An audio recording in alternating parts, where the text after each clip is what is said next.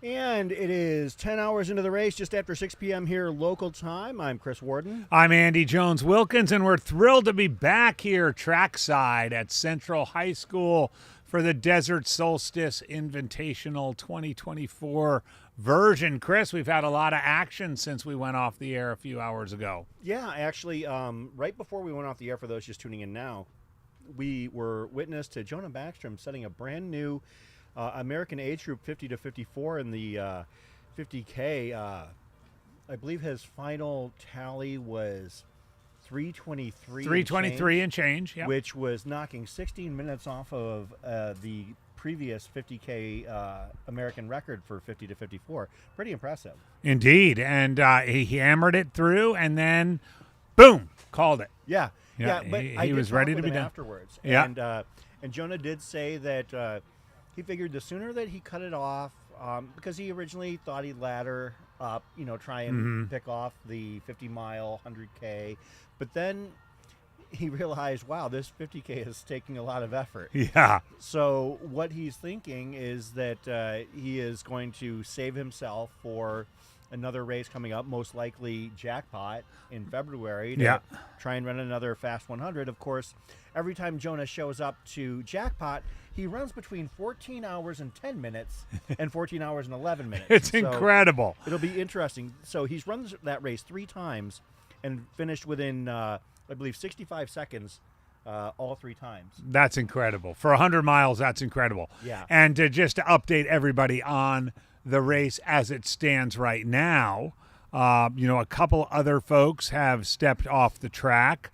Only one, actually. Mandy Holmes, a favorite of ours, stepped off the track after about 27 and a half miles, but she's hanging around, and we might be able to have her come on and chat with us. But at the front right now, our international contingent is leading the way. Yeah. Linnea Kaliskaner from Norway, currently at about 72 and a half miles, just over 10 hours in. And Stephanie Guiquel, who we talked about when we were on earlier, from France, around a mile behind Linnea. And then Scott Trayer, who we know is just kind of running on feel and seeing how his body adapts to the scenario right here, is right on lap for lap with Stephanie Guiquel. I've seen them running together, for the last hour or so, and then Don Reichelt right behind Scott. So you've got 2 women within about a mile of each other, 2 men within a mile of each other, and then a mile further back, Lauren Jones, who's been steady all day, rounding out the women's podium as it stands currently. And Chad Lassiter, a favorite of ours, been around a long time, comes out to these races a lot, is about a mile and a half behind Don.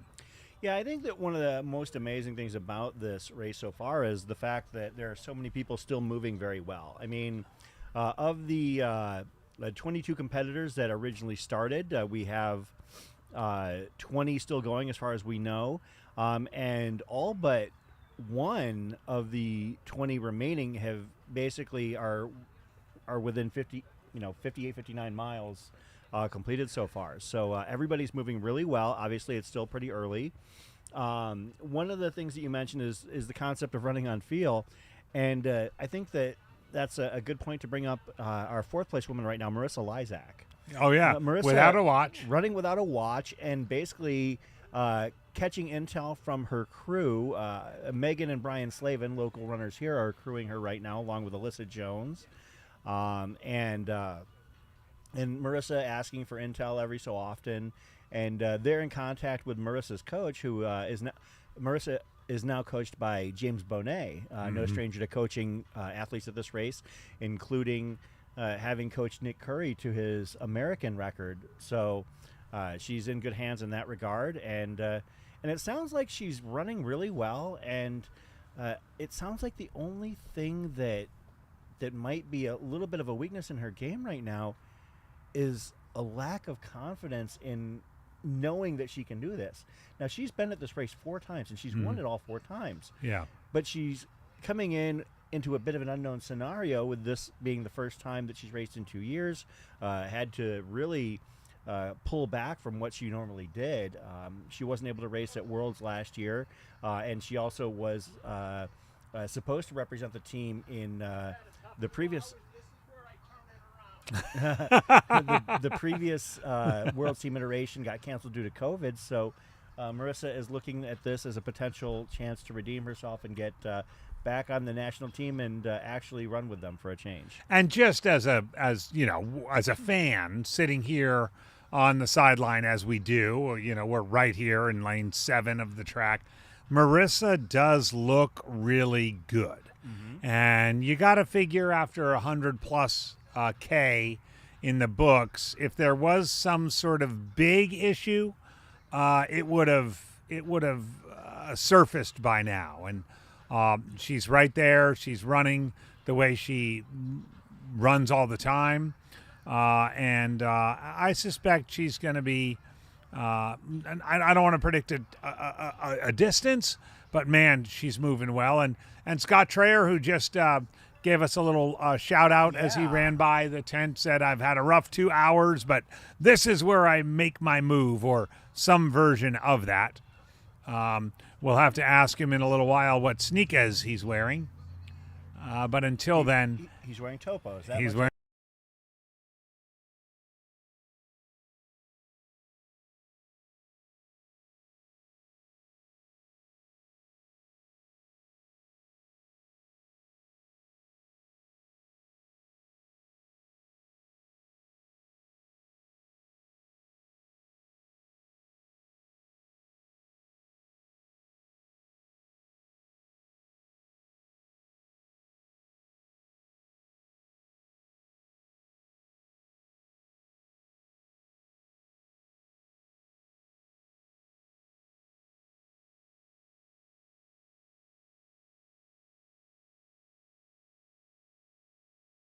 And has converted back to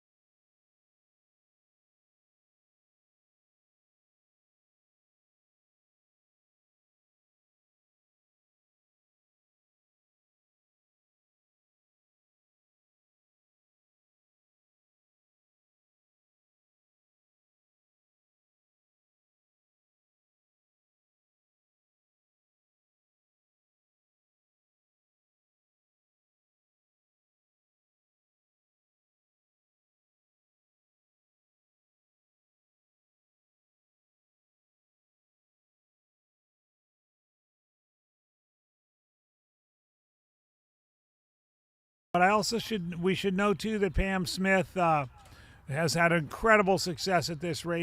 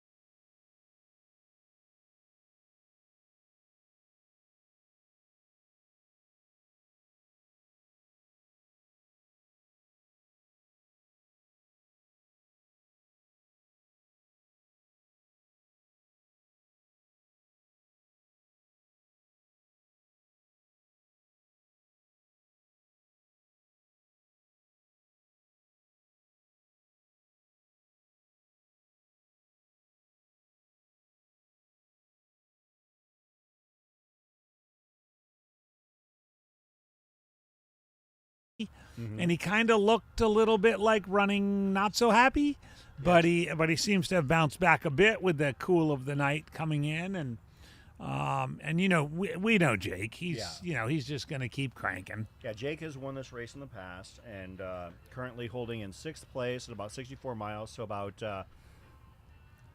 8 back of the lead, but we are not even halfway through. That's right. We haven't even hit the 12-hour mark. Yeah. And I will say, I mean, I'm impressed with our two European women. Linné, Kelly Sconner, and Stephanie Gikel. I mean, they've obviously come here to compete, come here to get spots on their various national teams, but also potentially set some marks. Both of them are prolific athletes in their own countries, and Linné especially, 52 years old. Yeah, 52 years old, basically keeping an 8:18 pace for the first 10 hours of this race. Yeah. that is staggering. Currently approaching the 74-mile mark. Stephanie Gikel running an 8:25 pace, approaching the 73-mile mark over the course of 10 hours. That's a mark of consistency for the two of them. And just steady laps. Yeah. Steady. On that 8:25. Linné doing about a 2:12 per lap right now, so about an 8:48, 8:50 mile pace as of this moment. Stephanie doing about a 2:12, 2:13, so maybe just a few clicks behind that. So you're talking, both of them still running sub 9-minute miles. And the key to getting to, those big numbers, those 160 plus, is staying within that 9-minute mile pace or a little bit underneath that. So, and as you mentioned when we first went on the air, Scott Traer was leaning towards just trying to kick into 8-minute pace and see how long he could hang on to it. He's right around 8:25 average overall right now, and just kind of steadily moving along. He knows we're not even halfway. He's at just about 73 miles, and I think whatever sort of niggles he might have had coming into the race, similar to Marissa Lysak, has probably kind of, it's either going to be, overblown by adrenaline, or it's not that big a deal, or whatever it is. I can't expect it to. I wouldn't expect it to flare up right now. Yeah. And Lauren Jones, full stride with the soup cup. That was a good look. Yeah, so basically there are a lot of runners here chasing 150, 160 miles. Just for frame of reference, 160 miles in 24 hours is exactly a 9-minute mile pace for the entirety of the race. 150 miles would be a 9:36 pace. Okay. So these runners over the course of 24 hours are going to want to keep themselves averaging under a 10-minute mile pace for the entirety of the race. Now, with a few exceptions, most of these runners are going to slow down in the second half. There are a couple people out here that might have designs on a negative split, but Nick Curry is not racing, so I don't know of anybody else that necessarily is looking to accomplish that. But if they are, based on the way that the field has moved so far, if anybody here negative splits, they're going to come down with some big numbers here. Yeah. This evening. Cooling down, the breeze has stayed down. There was a little bit of breeze mid-afternoon, but again, the flag is down at staff right now. Temperatures dropping quickly as they tend to do in December. Nobody stepping off the track to speak of. This is that time of the day where, there goes Pam chatting again. Jake's like, okay, well, there's Chatterbox Pam. I'm all joking aside. I've known Pam for about a dozen years, and she does like to talk, and frankly, so do I. I've been on some runs with Pam where neither of us could get in a word edgewise because we're competing with one another. But Jake does seem to be kind of regrouping. He seemed to have a little bit of a down spot 2-3 hours ago, but he's coming along steadily here, and I suspect we'll kind of continue to plod along through the night. Yeah, and with 20 runners still out there, some of the names that we're following. One runner that we weren't familiar with is Colleen Drawhost, bib number 1. Colleen moving pretty well at this point, about 61 miles in. So, pacing towards, 125 plus. Colleen here for the first time at Desert Solstice. Not familiar with her myself, but again, as we said earlier, you don't happen upon this race by accident because it's just too darn hard. But Colleen ran 130.67 at the Raven this year with a 100-mile split of 17:32, so definitely shows she belongs. And if she is able to improve to 140 plus and she's targeting a spot on the U.S. national team. As long as she holds strong, there's no reason that her paces right now can't get her there. Indeed. And Pat Hassler just went by us, moving along really well. Interesting to see, too, some athletes continuing with their kind of tank tops and short sleeve shirts as we get into the cool of the evening. Others, throwing on another layer. We saw Jimmy Strayhorn throw on a little thin top a few laps ago. So I'm grateful that Jimmy changed shirts a little while ago because after about the 6-hour mark, he had 2 red dots on the front of his shirt. Oh, And he did. I was thinking to myself, that is going to be really painful to run through for the next 18 hours. However, I did speak with his crew person, Pete Kostelnik, and Pete did say that he did get some duct tape slapped on Jimmy's, on his chest, and they changed his shirt, and he looks just fine now. Yeah, he's not dripping some nip blood at this point, so that's good. Because you don't want to do that. Of course, Jimmy has especially with all the cameras out here. And, yeah, you can't as hide. Jake Jackson says, nobody can hide on the track. Yeah, indeed. But Jimmy Strayhorn, shout out to his kids back in Oklahoma. It sounds like a lot of them are tuning in and following him. And Jimmy is just an overall joy to be around. I've gotten He really to know is, Jimmy over the last few years. He's always so upbeat and gregarious.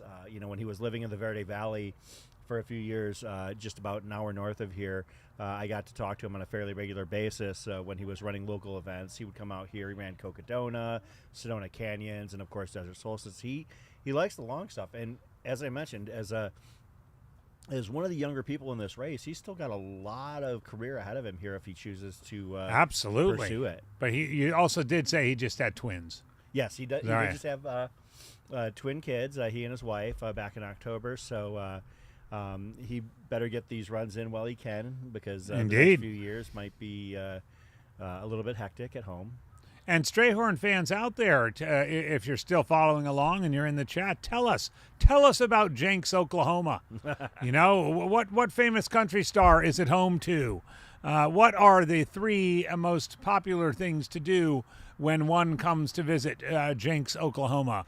We'd love to, aside from going to visit the Jimmy Strayhorn Memorial cross-country loop. But we'd love to hear a little bit more about Jenks, Oklahoma. And by the way, for those of you tuning in the chat, this is about that time of the evening. We'd love to hear where you're from, who you're cheering for here at the Desert Solstice Invitational 2024 edition, coming to you live from Central High School in Phoenix, Arizona. We love bringing this race to you each and every year. I've only done it 3 times. Chris has done it going all the way back to 2018, the very first Aravaipa running live stream was here in 2018. It's amazing how far we've come in 6 short years. We've got an exciting lineup. I don't know. Exciting might be the wrong word. We've got an exhausting lineup of live streams ahead in 2025. Yeah. We're going to continue with the Sonoran Desert Cup. Of course, Black Canyon. looks like we're going to be back out at Jackpot in Nevada, a great race that Chris and I love to live stream every year.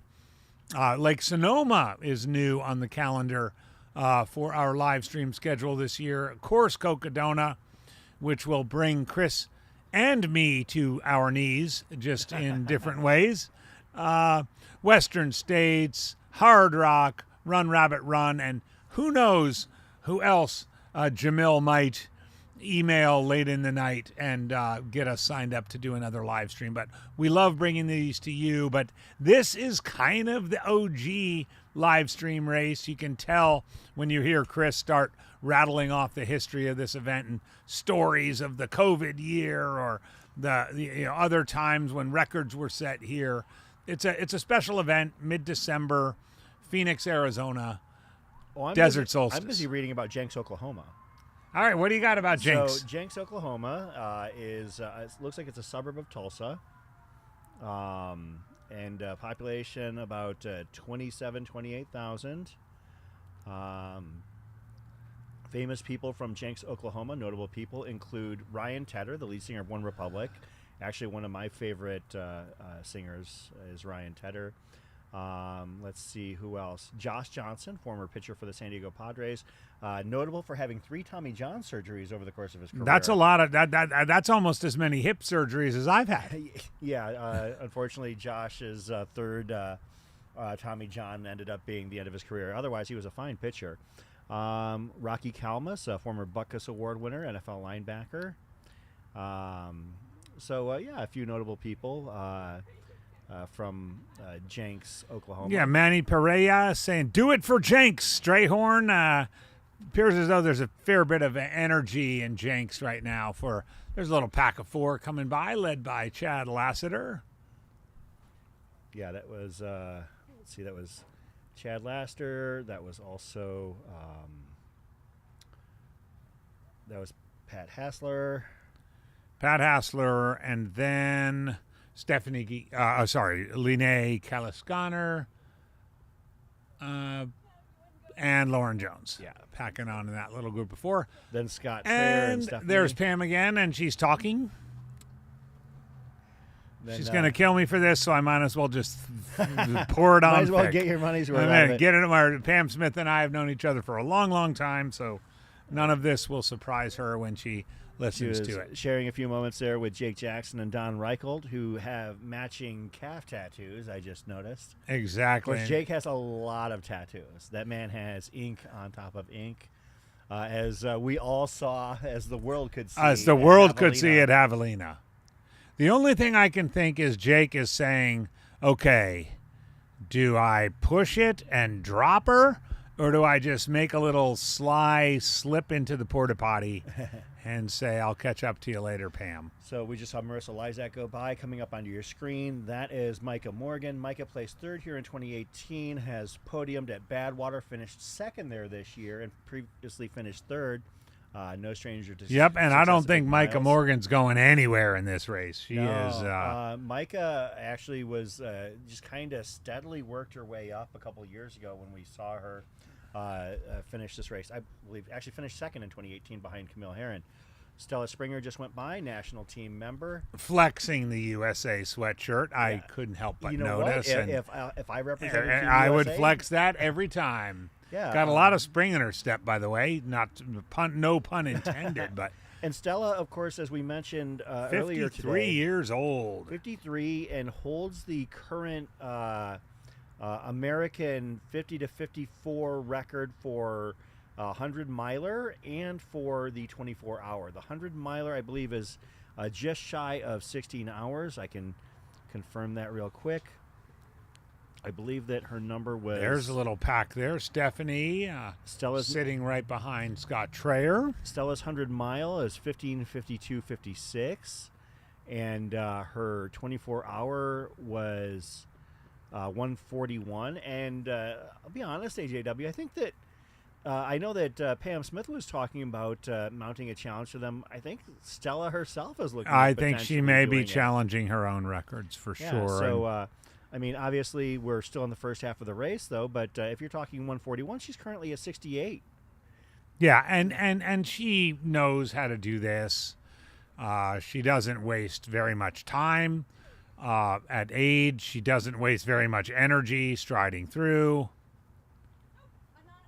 It's funny, every time Pam and Jake come by, Pam's talking and Jake is just there. There's a trend here. There's Marissa. Looks like she's got some food. Man, she just looks good. I know the first race in 2 years, a little bit concerned about injury, but just kind of unofficially my sort of eye test of the athletes that are out on the track. I mean, on the women's side, this is not to take away from Lene and Stephanie, but man, or Lauren, but Marissa and Stella, I mean, they just look good. I think that there's 7 women that all just look fantastic. I think that Lene, Stephanie, Lauren, Marissa, Megan, and Micah and Stella all look fantastic. I mean, this right may now. end up being the story. Yeah. I mean, this is a 7-deep women's field for 24 hours. Yeah. I don't anticipate. I know you did better research than me, but I don't anticipate any of them calling it a day at 100. Yeah. I mean, we don't know. They're still 25, 26, 27 miles away from that. But man, just look, here's that little pack again with Stephanie, Lauren, Lene. Peppered in there is Scott Traer and Jimmy Strayhorn. I mean, that's about half the field. I mean, as it stands, if Stella is able to maintain her, something close to the pace that she is running, she could be pacing for, I would say, okay, so her record for the 50 to 54 is 15, 52, 56. Her current pace right now would have her at about a 15:26, and that's with she didn't slow down at all. Now, I don't think it's unfair to say that she could potentially be slowing down a little bit here. She's been keeping her laps around a 2:17 to 2:19 when she originally started the day in the 2:13 to 2:14 range.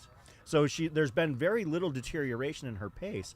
But I don't think it's unreasonable to think that she might come in at a 15:40, 15:45. I don't think so at all. And, Yeah. and I think we've seen at this race that Stella actually doesn't really slow down. No. I mean, she's sometimes slow. I think in 2022, she did slow down after the 100-mile. Yeah.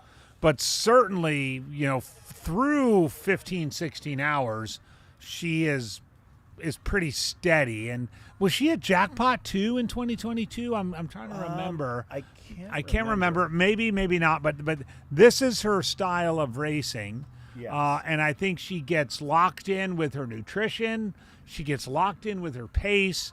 I think she gets a kind of a vibe with her crew, and it's kind of game on into the night and through the night. Now, we're seeing that with Marissa as well, and I don't think either Marissa or Stella have been in an event with Lene or Stephanie. Just kind of good dynamic stuff. There's again Lene and Stephanie within a few strides of one another. Lauren Jones hanging where she has all day. Well, I mean, there's 5, and then you throw in Megan Eckert and Micah Morgan. Wow. I mean, the Magnificent 7 for sure on the women's side. And Stella is, obviously a maestro on the track, but if you look at some of her trail results, no slouch there either. Multiple wins at the Leona Divide 100K, which is a Western States qualifier. So obviously going to get some respectable talent there. She finished 31st in the women's race in the 24-hour World Championships in 2023. Has a 12th place finish at Spartathlon that same year. Finishes in the top 5 at San Diego 100. Definitely capable. And San Diego 100 is a pretty rugged set of trails out there. So and usually hot. Yeah, big numbers at Nanny Goat. acquits herself very well at Sean O'Brien, finishing on the podium there. So, Stella definitely no stranger to doing it all. A lot of running out in California, obviously, but does come here and obviously seems to have an affinity for Desert Solstice because she does very well here. And to put it in perspective, there's 7 miles, which might sound like a lot, but 7 miles separates first place woman from 7th place woman. That's not a lot. And a pause at an aid station, a little sleepy time, a little, 5 seconds, 10 seconds, 15 seconds per mile faster, and you eat into that lead pretty quickly. See some love for Pat Hasler in the chat. Pat, having run this race before, coming back and looking pretty strong so far, I believe, on the fringes of the top 5, actually currently holding in 5th right now. Your top 5 on the men's side, Traer, Reichelt, Lassiter, Rogotsky, and Pat Hasler. Evan Rogotsky's come back to life. He was he looked kind of crappy, I will say, when I first arrived back at about 4:35, and he's moving well. And the only 20-something in the field, I believe, at the ripe old age of 23, which is pretty amazing for somebody that age to find this this type of discipline. This is something that people usually don't step into until they've lost their high-end speed. It's true. It's true. Maybe I'm sure that if you were to ask on a survey, a show of hands, how many people here have run an Olympic trials qualifier? And I would say 2/3 of the field would raise their hand. And then you ask them, how many of you run it in the last 5 years? Maybe 2 of them might raise their hand. So, but that's just kind of the progression of ultra running. I mean, we don't see a lot of younger runners in their 20s and even too many in their early 30s entering these types of races. So we get kind of excited when we see them here. Absolutely, right? Because of course we know the glamour is in the trails. There's a lot of coolness in the trails. There's a lot of fun in trails. But you know what? The trails aren't for everybody, and they don't. And the beauty of ultra running is it doesn't have to be. And I just love the fact. I mean, Aeroviper Running, along with Mount to Coast, is doing a series this year. I mean, the first race in the 4-race series of 100K races that are sort of road specific comes up at across the years 100K, and then at Jackpot, and then at Lake Warramug, which is a 70-mile race that's been around forever back in Massachusetts, and then finishing up at Fat Ox in November of 2025, kind of bringing attention and excitement to the road distance. There was a time in the sport, late 80s, early 90s, where the roads were where it was at, and races like the Ed Fitz 100K, and they were just the thing. And sure, we've got a home for everybody in trail and ultra running. But man, it's cool to see a company, especially a company like Mount to Coast, putting money and effort into an actual road series of 100K races, and it allows folks like this to to have their time in the sun. Yeah, Mount to Coast, definitely a new player on the scene, but getting pretty aggressive right off the bat. I know that we've gotten to know one of their athletes pretty well. Sierra DeGraaf runs for Mount to Coast. Mm-hmm. Actually, I believe is running the Tucson Marathon tomorrow, and I was speaking with somebody here, actually Nathaniel Chan, and he was joking that he texted Sierra asking, what the heck are you doing at a marathon? You should be here running 100 miles. But I think that Sierra got her fill of 100 miles just a few weeks ago at Javelina. And she's going to get her fill again in June, because she, along with you, found her way into that little race in California at the end of June. So very excited. My run today. Very excited for Sierra and for you, and for our good friend Gary Foreman, and for our good friend Jamil Curry, all of whom will be towing the line in Olympic Valley at the end of June. Yeah, you probably know 24 people running the race this year. I do. It's gonna be it's gonna be rough to to stay focused, to take care of all my usual assignments at Western States, because I think for the first time, maybe since I've stopped running the race, I probably know very well, probably 20 plus people have gained entry into the race. Stella bouncing by us again. Yep, Stella Springer coming in, followed by that was Colleen Dryhouse. And then 23-year-old Rogoski. And Micah Morgan coming by. Coming up now, our overall leader, Linnea Kalliskaner from Norway. Wow, she looks steady. She's worn tights all day, by the way. Yeah. It wasn't hot. I mean, there was a little spike. Maybe it got to 70, but maybe not. And to be honest, even then, the clouds came in. Yes. Yeah. Yeah, and I spoke with several people about that, and the notion that the clouds came in. Actually, one of the people I spoke with was Mandy Holmes, who had withdrawn at that point, but then she realized, oh no, now it feels really great outside. She looked out at the clouds and was like, oh, wow, this looks good. Yeah, so now, you know what, I'll probably just reach out to Mandy in a little bit and see if she wants to come over here and hang out, and we'll talk to her about her experiences, here at Desert Solstice. We'll talk about what perhaps went sideways for her in this instance and what's gone right for her in the past and her experiences at Worlds. She's definitely somebody who's done it all. She's run Western States multiple times. She's represented the U.S. on the national team in the 24-hour. She paces and crews people at every opportunity. Oh, yeah. I've seen her crewing and pacing Bree Grigsby, a friend of our Aravaipa community here in Arizona. I believe she crewed her at Black Canyon and at Cocodona a couple years ago when Bree ran it. As we mentioned, I guess I wish I could remember who it was. Megan Canfield jumping in the chat, thanking us for bringing some light to the road ultras. Megan Canfield, an absolute legend. Yeah. 13-time Western States finisher, a member of the USATF group that helps to select some of these runners for the world team. Good to see you, Megan. I know I'm going to see you in June, but thanks for chiming in. And I got to say, I don't know, Chris, but I think Strayhorn is like paying people to be in this chat. Yeah, absolutely. Our numbers in Oklahoma are fantastic. Yeah, right exactly. now. I mean, we should move Desert Solstice to Oklahoma. It's a nice little stroke of runners that we're seeing right there. Basically, a quarter of the field.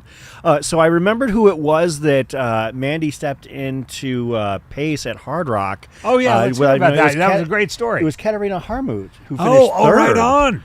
So Mandy just happened to be out at Cunningham Gulch, and Katerina Harmut, who an amazing runner, finishing second at UTMB in 2023 and finished third at Hard Rock in 2024, won Tour de Jante this year.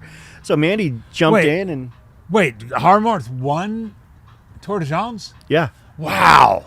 Finished. And I think got a Dale's pick at Hard Rock for 2025, if I'm not mistaken. Yep. Yeah.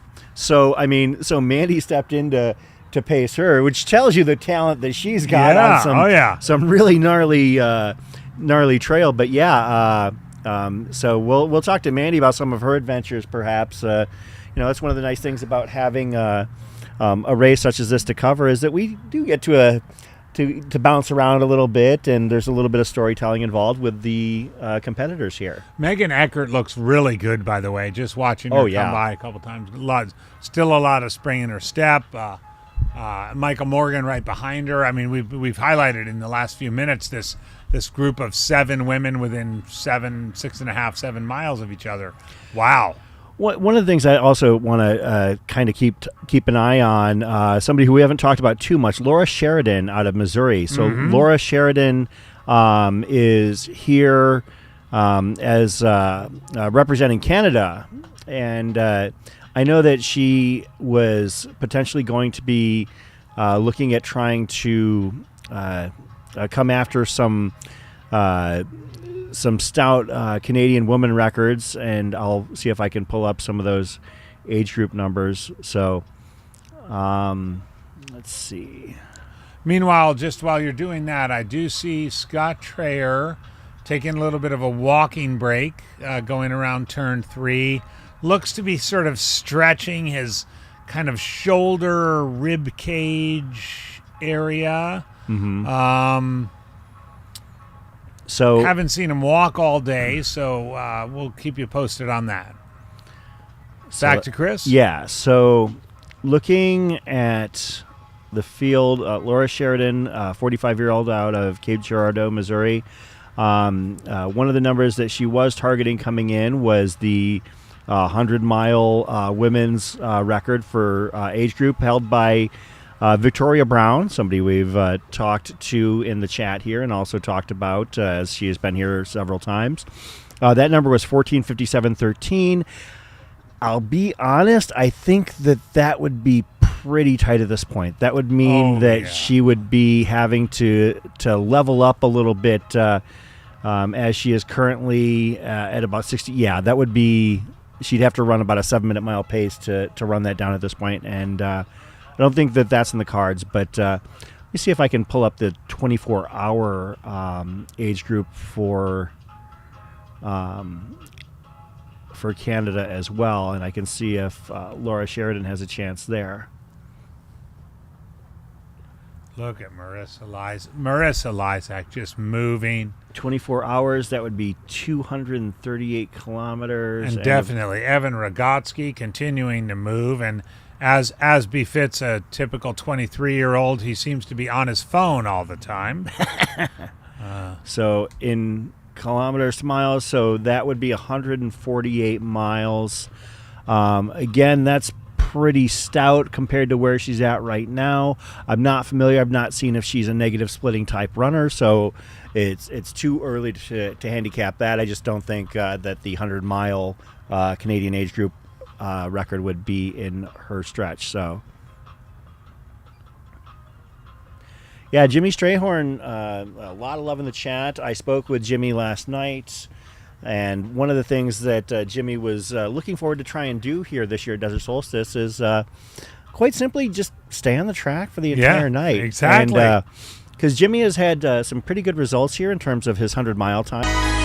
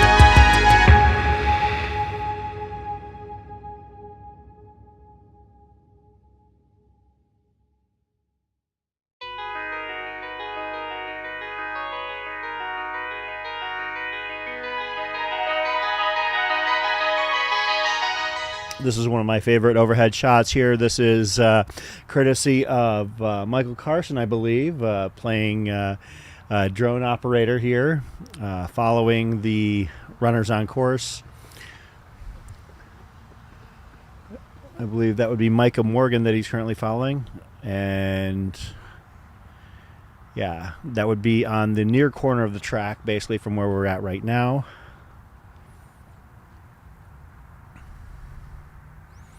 Of course, one of the things as the night turns back into day tomorrow morning, this race ends at 8 a.m., that by about 6 a.m. we're going to be kind of, realizing who is getting close to what marks in terms of maybe national records or age group records. And so these camera shots will definitely enable us to follow closely multiple runners at the same time. That is the far side of the course. I can see the drone basically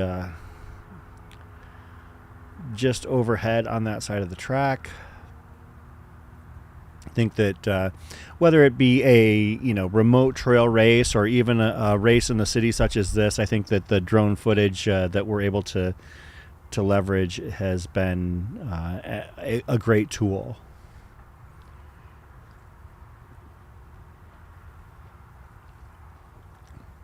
I am Chris Warden, and my co-host Andy Jones-Wilkins has stepped away for a moment, probably in the search of some coffee, knowing him. But AJW and I covering Desert Solstice together, I believe, for the third year. I have been out here covering this race in some form or fashion every year since our very first Aravaipa live stream in 2018.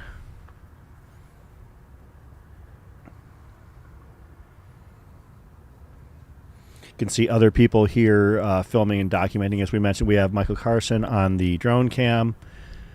As you can see, that is Jimmy Strayhorn, just went by. I do see that Dylan Harris is out here filming as well. Dylan, a filmmaker, created great films about several trail races and runs over the past few years. The inaugural year film about Cocodona, the top 2 film about Haviland 100. Always a pleasure to see Dylan out here filming. Can't wait to see what he does next.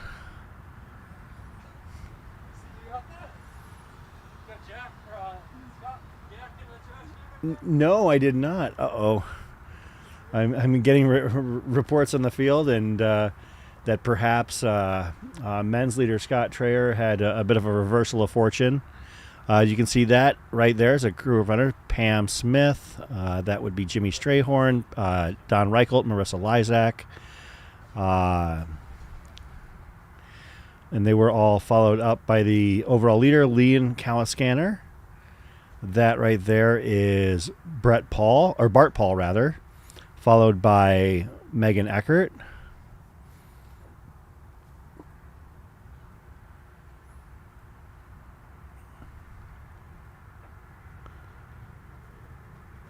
There's Chad Lassiter right there, followed by Stephanie Gikel, our second place woman right now. You can see Jake Jackson walking into pit row as well. Jake Jackson, having won this race in the men's race in 2018, also has represented the U.S. national team in the 24-hour distance multiple times. There is Stella Springer, followed by Pat Hassler.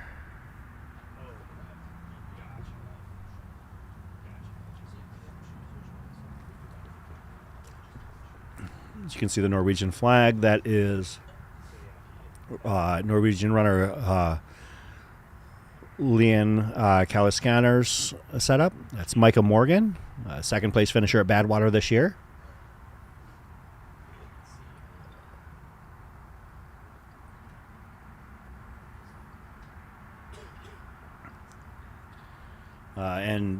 As we mentioned, 2018, the very first year that we did this race, and it was a pretty special year. We had some great performances. We had 5 runners top 150 miles, and Micah did not top 150, but she finished second in the women's race in the 24-hour. You can see Don Reichelt on your left, Jimmy Strayhorn in the black.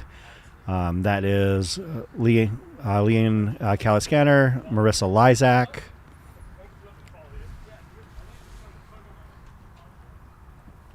Can we get a camera on Trayer puking? We did not get a camera on Trayer. No, it's right around the corner. It's a really good visual. You can see it right there. Oh, so that's still him at the... Oh, yeah. Oh. That tipped over garbage can? Right there. As you can see, Jeff Urbanski, Megan Scott's Eckert. getting his money's worth. Scott Trayer. I think he wants to put his head all the way into that. I was over at the aid station watching him, and he you could kind of tell he needed to Reset? get some fluids in so that he could get some other stuff out. There he's doing it again. He's a pro.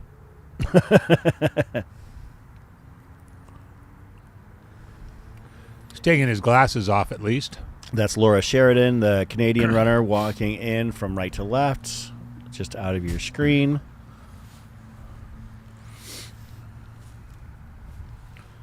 All right. Coming up, Pat Hasler and Stella Springer. Chris, we've hit the 11-hour mark. As amazing as it is, it happens each year. We're not even halfway through this race. Yeah, and we can even say it again. If you live in Los Angeles, if you live in Albuquerque, if you live in Las Vegas, Tucson, El Paso, you can still make it here to catch the end of this race.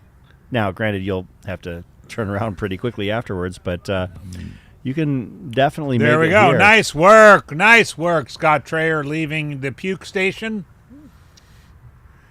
And now on the rally portion.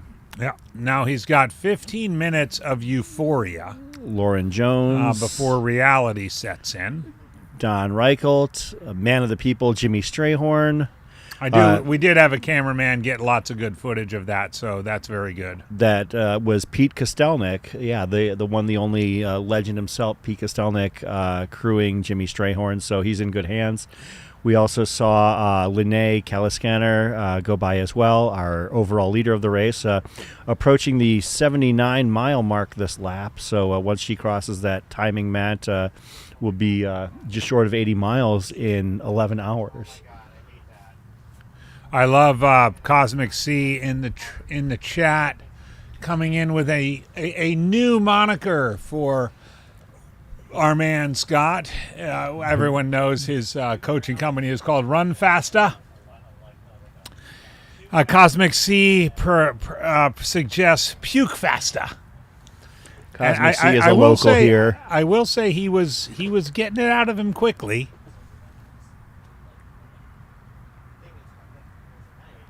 Yeah, Cosmic C is a very familiar to me local. Saw him out at Frenzy last week. Right you on. can see that was Chad Lassiter, followed by, I believe, Bart Paul. Yeah. Chad Lassiter in the orange, Bart Paul in the kind of light gray tank top, kind of running with a little bit of hitch in his gait, but still Chris, moving. do you remember? Do you remember the Facebook moniker? The Twitter moniker, Aid Station Garbage Can, from back in the day? No, I'm only familiar Might have been with, before your time. Yeah. You probably are familiar with Aid Station Fireball and how about Western State Sweatpants? No, not Western State Sweatpants. Hi, Pam. She's not talking. Pam Smith just walked by us, and she's not talking. It's because she's by herself right now. She's got no one to talk to. Well, now she's talking They've to all us. dropped her. They've all dropped her. Oh, my goodness. Mike coming by. Don Megan Reichelt. Eckert coming by. Megan Eckert is going to be somebody who I'm really curious to see how the day finishes out. Megan, of course, as we mentioned, the course record holder at the Mogollon Monsters, so knows the grind of the tough stuff, but also set the women's record for the most backyards, I believe, like with 360 miles in the backyard. and then also ran 520 something odd miles at 6 days in the Dome. Oh, So, my goodness, yeah. Like when you run 500 plus miles in a 6-day race, like that's tall timber. So back to aid station garbage cans. So you might remember the Goo would have these little cardboard garbage cans, and this was in an age of personified Twitter handles. An aid station garbage can would say things like, you would put a little random Twitter post up there like, I think Jeff Rose left his adrenal gland in me. And it would just sit there for a little while, and then people would sort of get it. So I think that we might have a reprisal of aid station garbage can there with Scott Traer giving a gift to the gods. An aid station garbage can. Aid station garbage can, if you're out there, God bless you. And I hope to see you at Western States. I didn't realize in a few short months. that Callie Vinson was in the chat and hearing through us that Scott had a bit of a reversal of fortune, and she said she's coming back. Oh, she shouldn't. She doesn't need to bother. I mean, he's back moving again. Yeah, he's moving again. He's, She knows the drill. She knows what it's like out here. It's not so bad. He'll run hard for 15 minutes, and then he'll do it again. Yeah, she's crewed Scott. She's crewed Pete Kostelnik out here as well in the past. So, and of course, Pete is out here crewing Jimmy Strayhorn. So there's a lot of connective tissue in this. And also, like, Jimmy having lived here, I mean, Jimmy, Scott, and Pete are no strangers to one another. So, and they all get along pretty well. And so, frankly, if you're trying to praise one by trashing the other when it comes to those three, you're really not, your heart's not in the right spot. Yeah, Maddox. and Callie, you can just get a few more hours sleep, really. We're taking care of Scott. He's going to be fine. There he is. He's now he has pants on. He's got his tunes going. He's got his hood over his head. He's got his hood over his head. He's going to be he's good for at least 15, 20 minutes before things happen badly again. So really, Callie, don't rush. Yeah, he's kind of going into the tank here, but Colleen Dreyhos just went by. Lauren Jones. This is the pit row here where all of the runners each have their own individual crew setups. Coming up here, that is Stephanie Gikel. Stephanie, who made the declaration before this race that she wants to shoot for that world record, wants that 168, potentially 168 miles in 24 hours. So, and we'll in see the if she's able to overall, do it. Don Reichelt continues to move his way up the field after Scott took a little break to clear out his loins.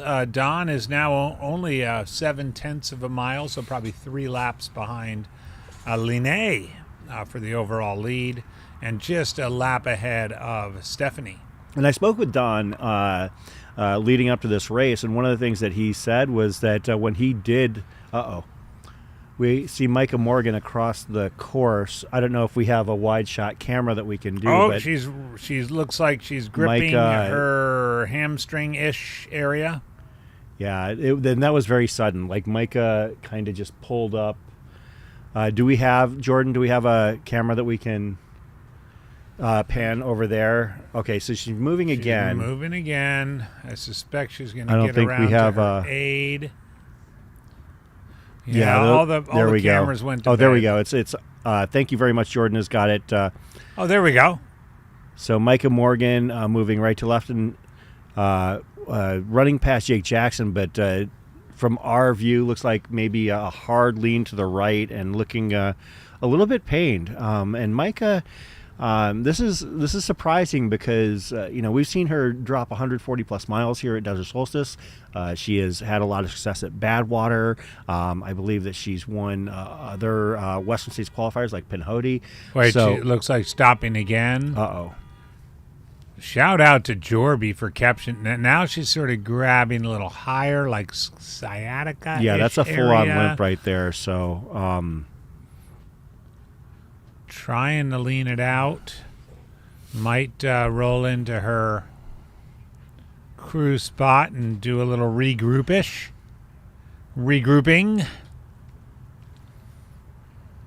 But that is Micah, who's currently sitting in 7th place in the women's race. Yeah, Micah Micah has Morgan. had a hell of a run over the last 12, 13 months, having finished second at Badwater and Stroll and Gym and finishing first at Tunnel Hill last year. So we'll keep close tabs on Micah. And we do have a guest joining us in the studio. Is there a microphone over there for you? Or? Right down there. Oh, it's okay. That's why we're glad to have you in here. This is somebody who is no stranger to this race. Obviously, you didn't have the day that you'd hoped for, but you know as well as anybody that there are many days to come. Mandy Holmes. Mandy, thanks for joining us here in the studio. Good to be here, sort of, maybe. No, definitely good to be. I don't know. No, It's kind of amazing that you're still here. Yeah. I made a promise to some of my 24-hour world championship teammates that I'd be here for 24, so I'm going to be here for 24. Of course, you and Stella both ran on the 24-hour national team together in Taipei last year. And this was one of the efforts that you were going to make to try and make your way back onto the team. What's it like to be a part of this, I guess you could call it a circuit, where you tend to run into the same people over and over again? Like, you have a lot of your teammates here, both on the men's and women's side here. So there's been a lot of trauma bonding. So yeah, it feels like family, to be honest. Which is why I wanted to come back here specifically to Desert Solstice, just between you folks here and Howie on the camera and the folks in the aid station and obviously my teammates out there. Yeah, it feels like home in a way. Well, you make everything home, let's be honest, because if we don't see you out here at Desert Solstice, we see you at Black Canyon, we see you at Javelina, we see you at Hard Rock, we see you at Western States, we see you everywhere. And that was one of the stories that actually I wanted to share earlier, talking about how basically at Hard Rock, you were just out there, hanging out, and then all of a sudden you just drop in and pace. Who was it you paced for 10 miles? Katarina Harmuth, yes. Yeah. And helped pace her to a podium finish just, at the drop of a hat. She came into the aid station. She was going blind. I know what that feels like, obviously. That's happened a lot. That's happened here. And I don't know. You do what you got to do for your runner. Yeah, that's true. Did you guys have a little language barrier? No. Oh.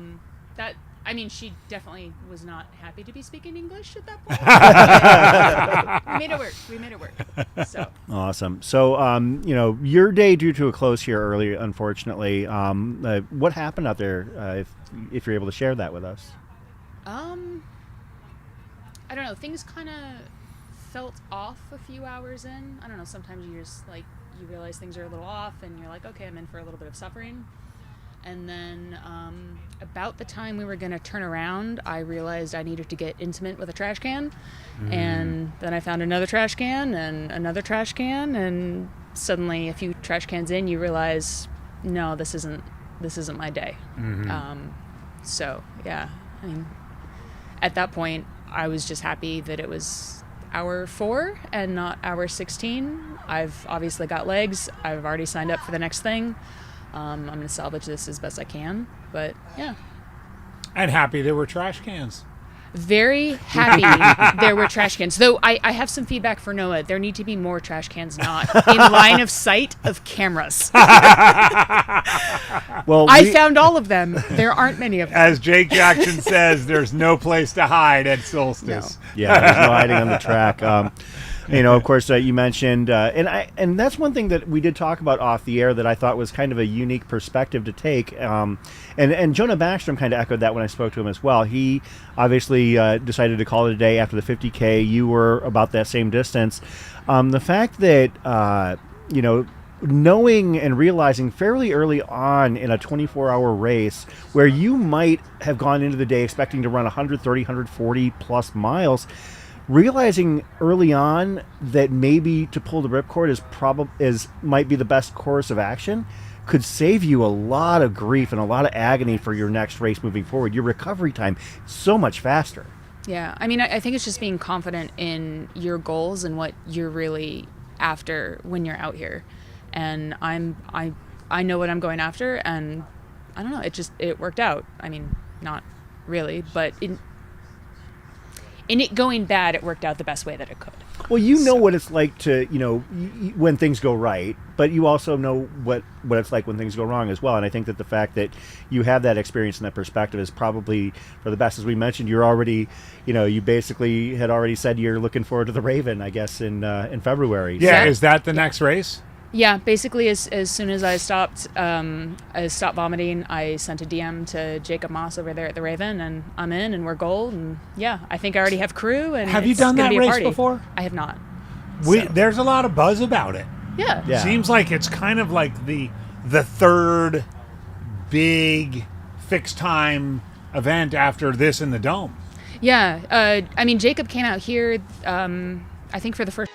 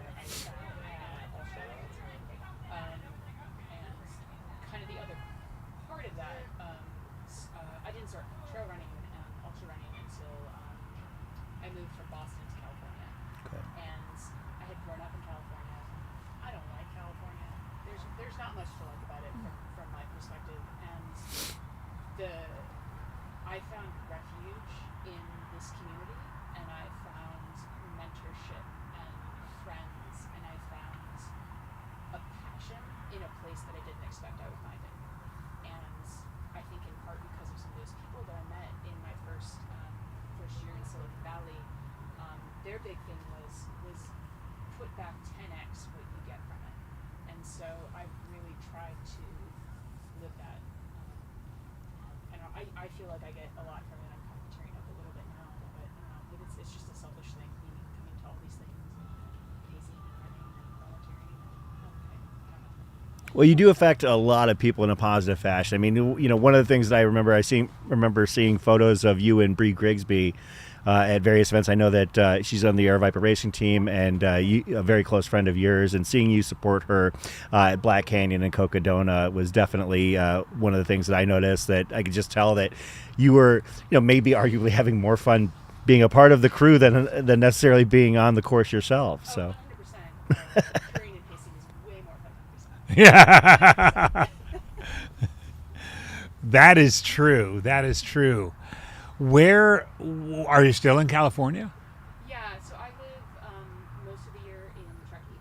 Huh. Oh. I fell in love with Little Race up there, and decided I needed to move to the start line of that race.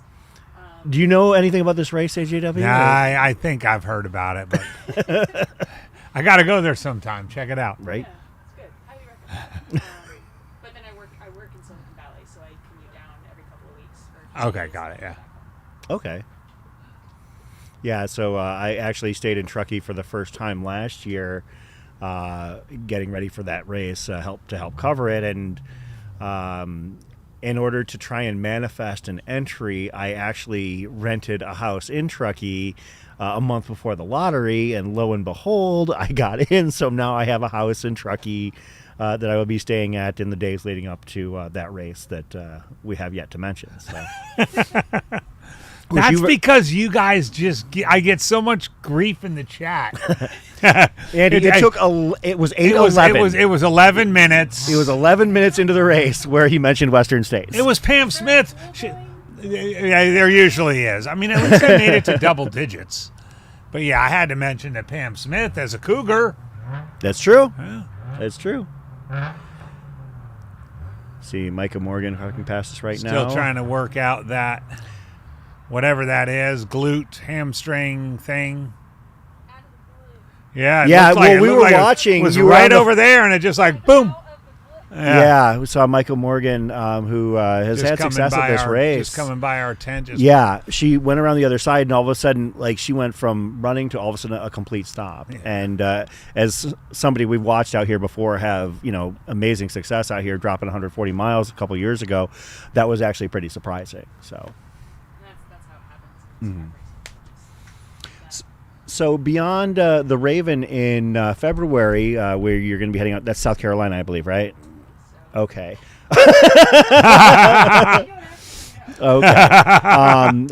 Is there anything else that you have on the horizon potentially for 2025? Oh my gosh, I have so many things. Are you talking about careening and pacing or racing? Either or. What is Mandy's 2025? Other than the fact that you'll be at everything. I will be at everything. I'll be out here for Black Canyon, which is the week before the Raven. I'm stoked to face Jake at Cocodona. That's going to be a ton of fun. Jake Jackson? Yes. Oh, nice. Yeah. Again, it's a teammate. Yeah. it's not enough. Are you going to run Cocodona eventually yourself? I don't know.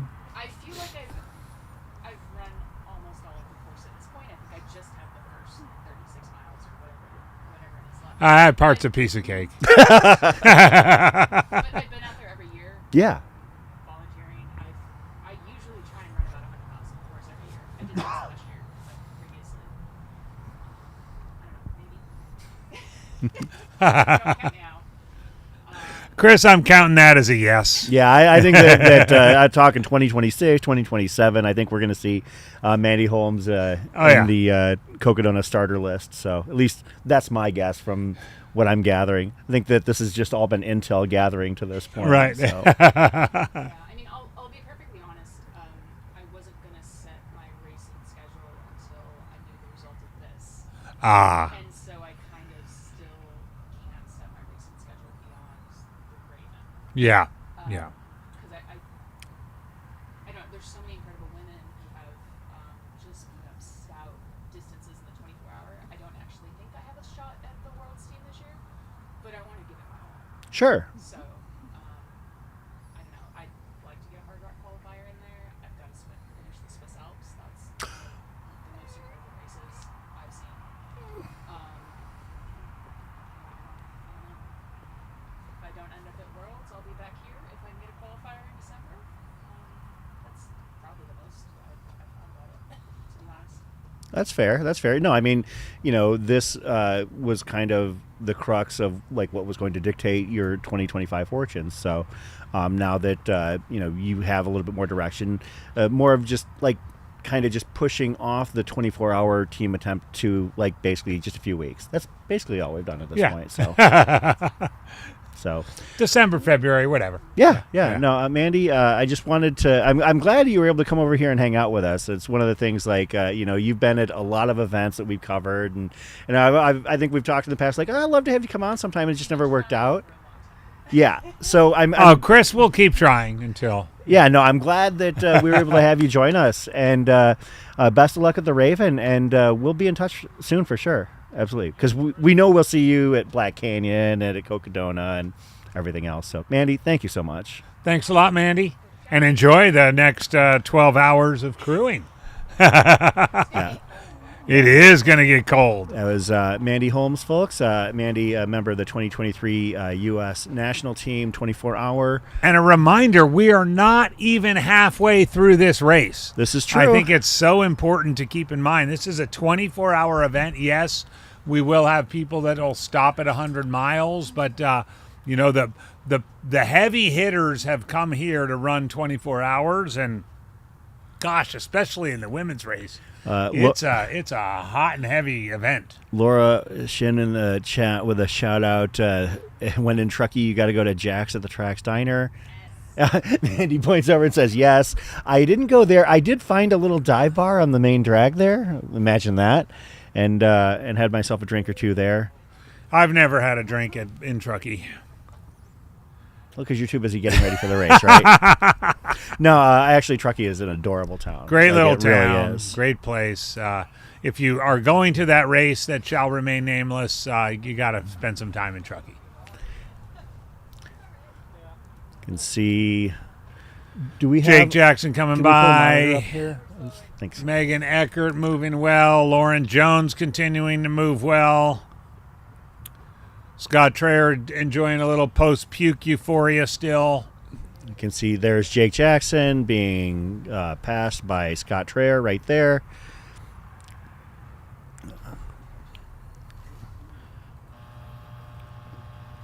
You can see Pat Hasler just went by, as well as Stephanie Gikel, Don Reichelt.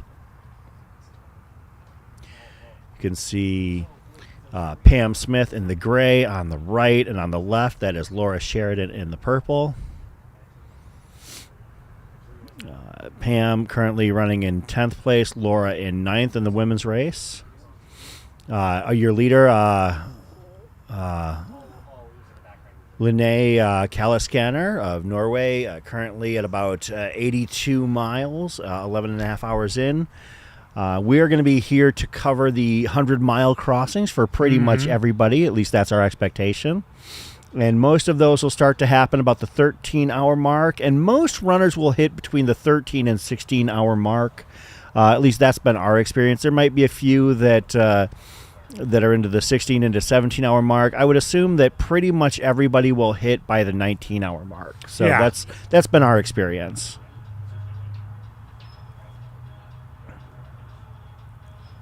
And yeah, so our two front runners, and gosh, they're really close, Linné and Stephanie. They're now half a mile apart, so basically 2 laps. I'd call it 2.5 laps based on where they hit the mat. But they're at around 82.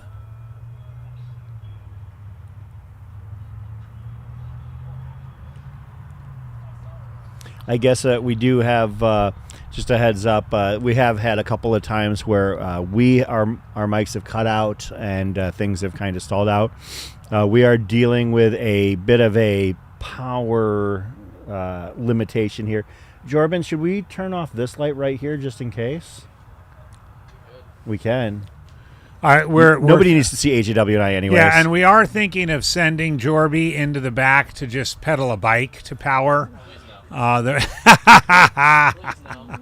can see Jordan Schmidt. By the way, let's take a moment to shout out Jordan Schmidt, our producer on a whole bunch of podcasts, live streams. As he said to me when we were packing up from our last one, if there's a live stream, I'm probably going to be there. This is true. And, He has been at all of them. Does an amazing job. I mean, it's hard to believe we first met Jordan at Run Rabbit Run in September last year. It was only 15 months ago, and I feel like Jordan, or as we call him, Jorbin.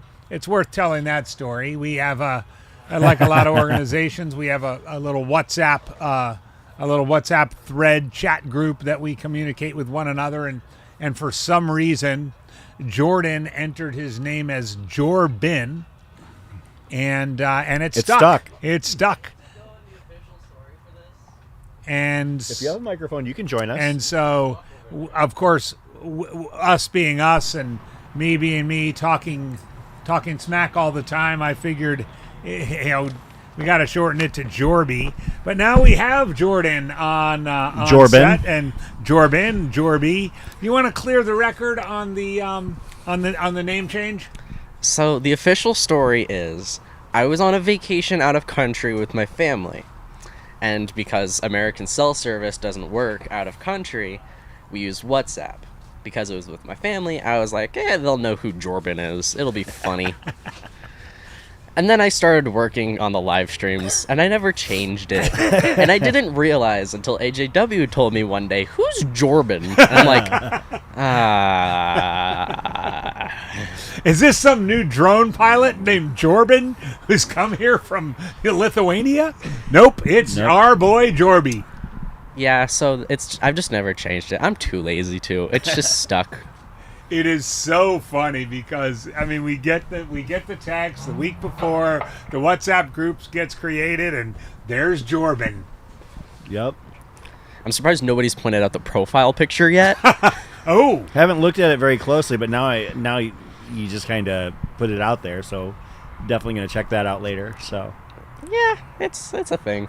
all right. but man, Jordan, in all seriousness, we are so grateful to have you. I mean, we obviously have had a big 2024 in live streams. We're going to have an even bigger 2025 if Jamil has his way. Yeah, and he usually does have his way. He usually does have his way. So thank you, Jordan, Jorbin, Jorby, for all that you do. Chad Lassiter coming by the we timing super mat. appreciate it.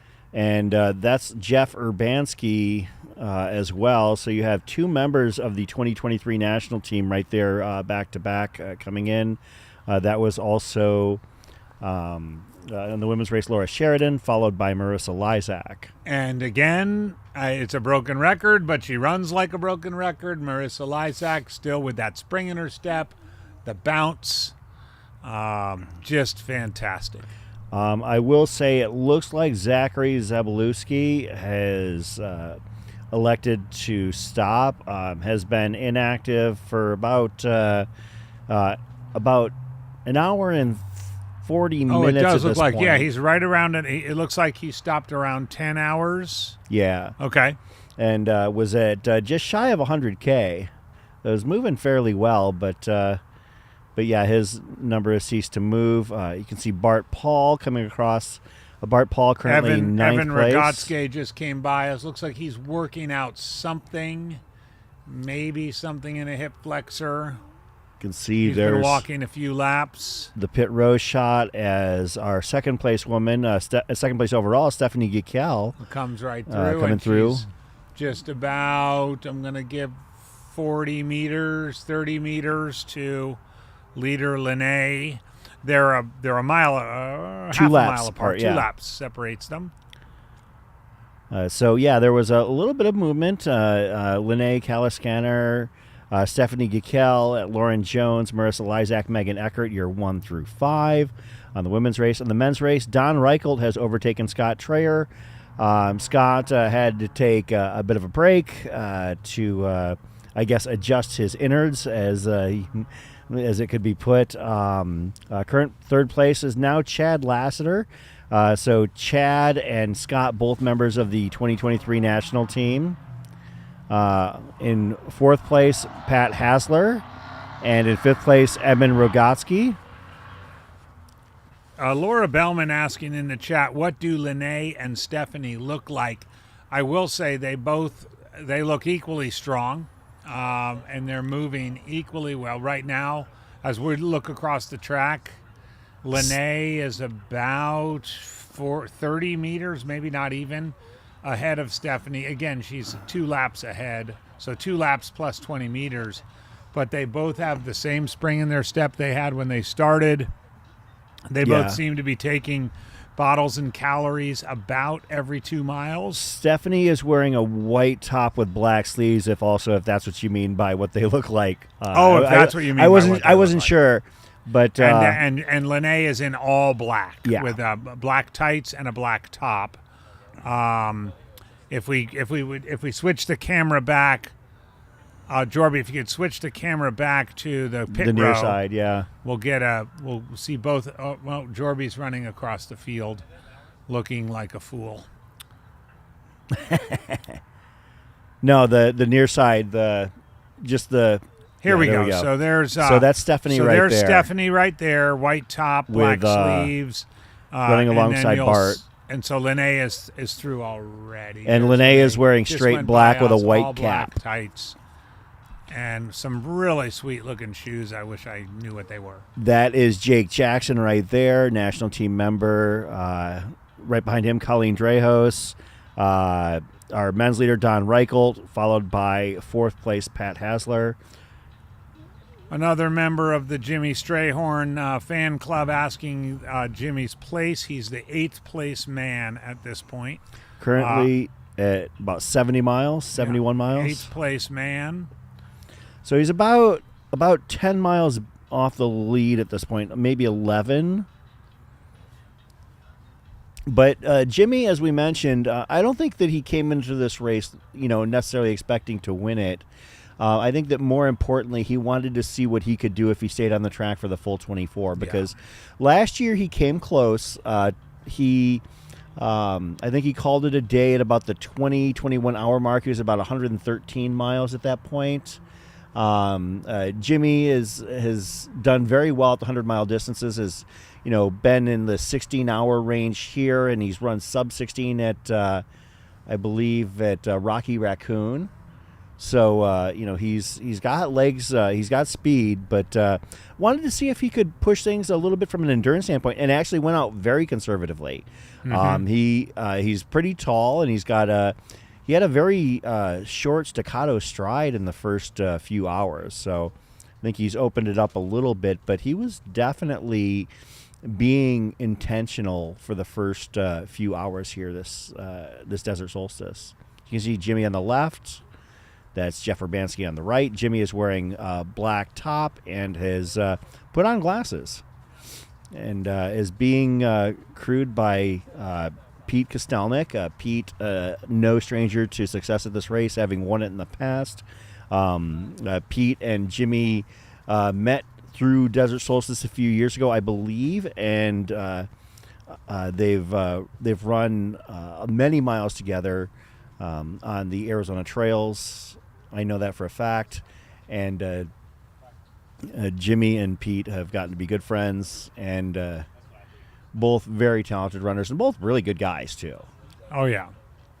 Just a quick little back of the envelope. I mean, Marissa Lysak's lap splits are about 10 to 15 seconds faster than all 3 women, plus or minus about 5 seconds, all 3 women in front of her. She appears to be sort of doing her classic kind of starting to ratchet it down. She's nearing the 12-hour mark. She's not there yet. But, she's averaging 212, 213, 214-ish, depending on there she goes by the crew row again. And that group of Lene, Stephanie, and Lauren are all kind of averaging 216, 217, 218-ish. I will say that having spoken with Marissa's crew, I guess that her coach is paying attention to what's going on, obviously, James Bonet.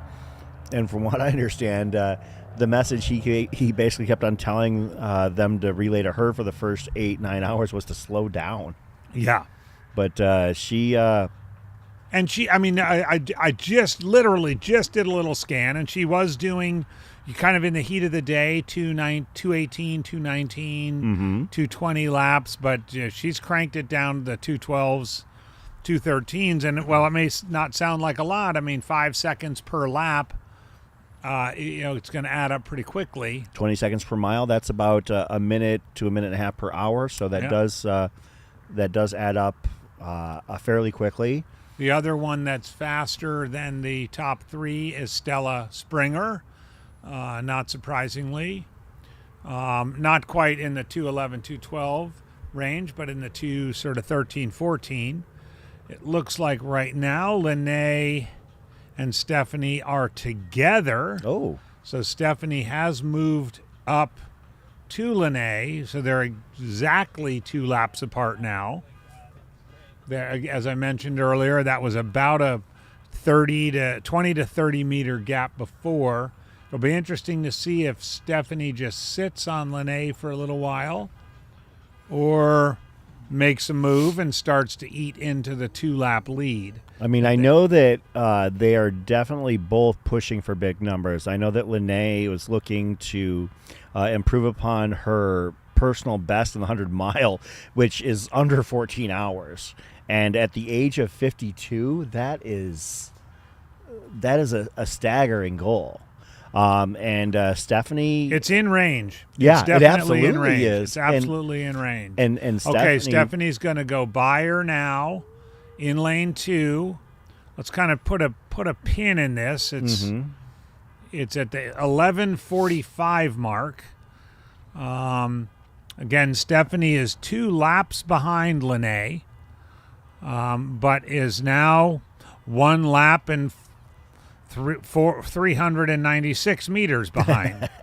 At the risk of being, but kind of interesting. They hit the last time they hit the mat, they hit it at the exact same time and were basically 2 laps apart. So it'll be interesting to see how Stephanie chooses to chew into this lead and how Lene responds.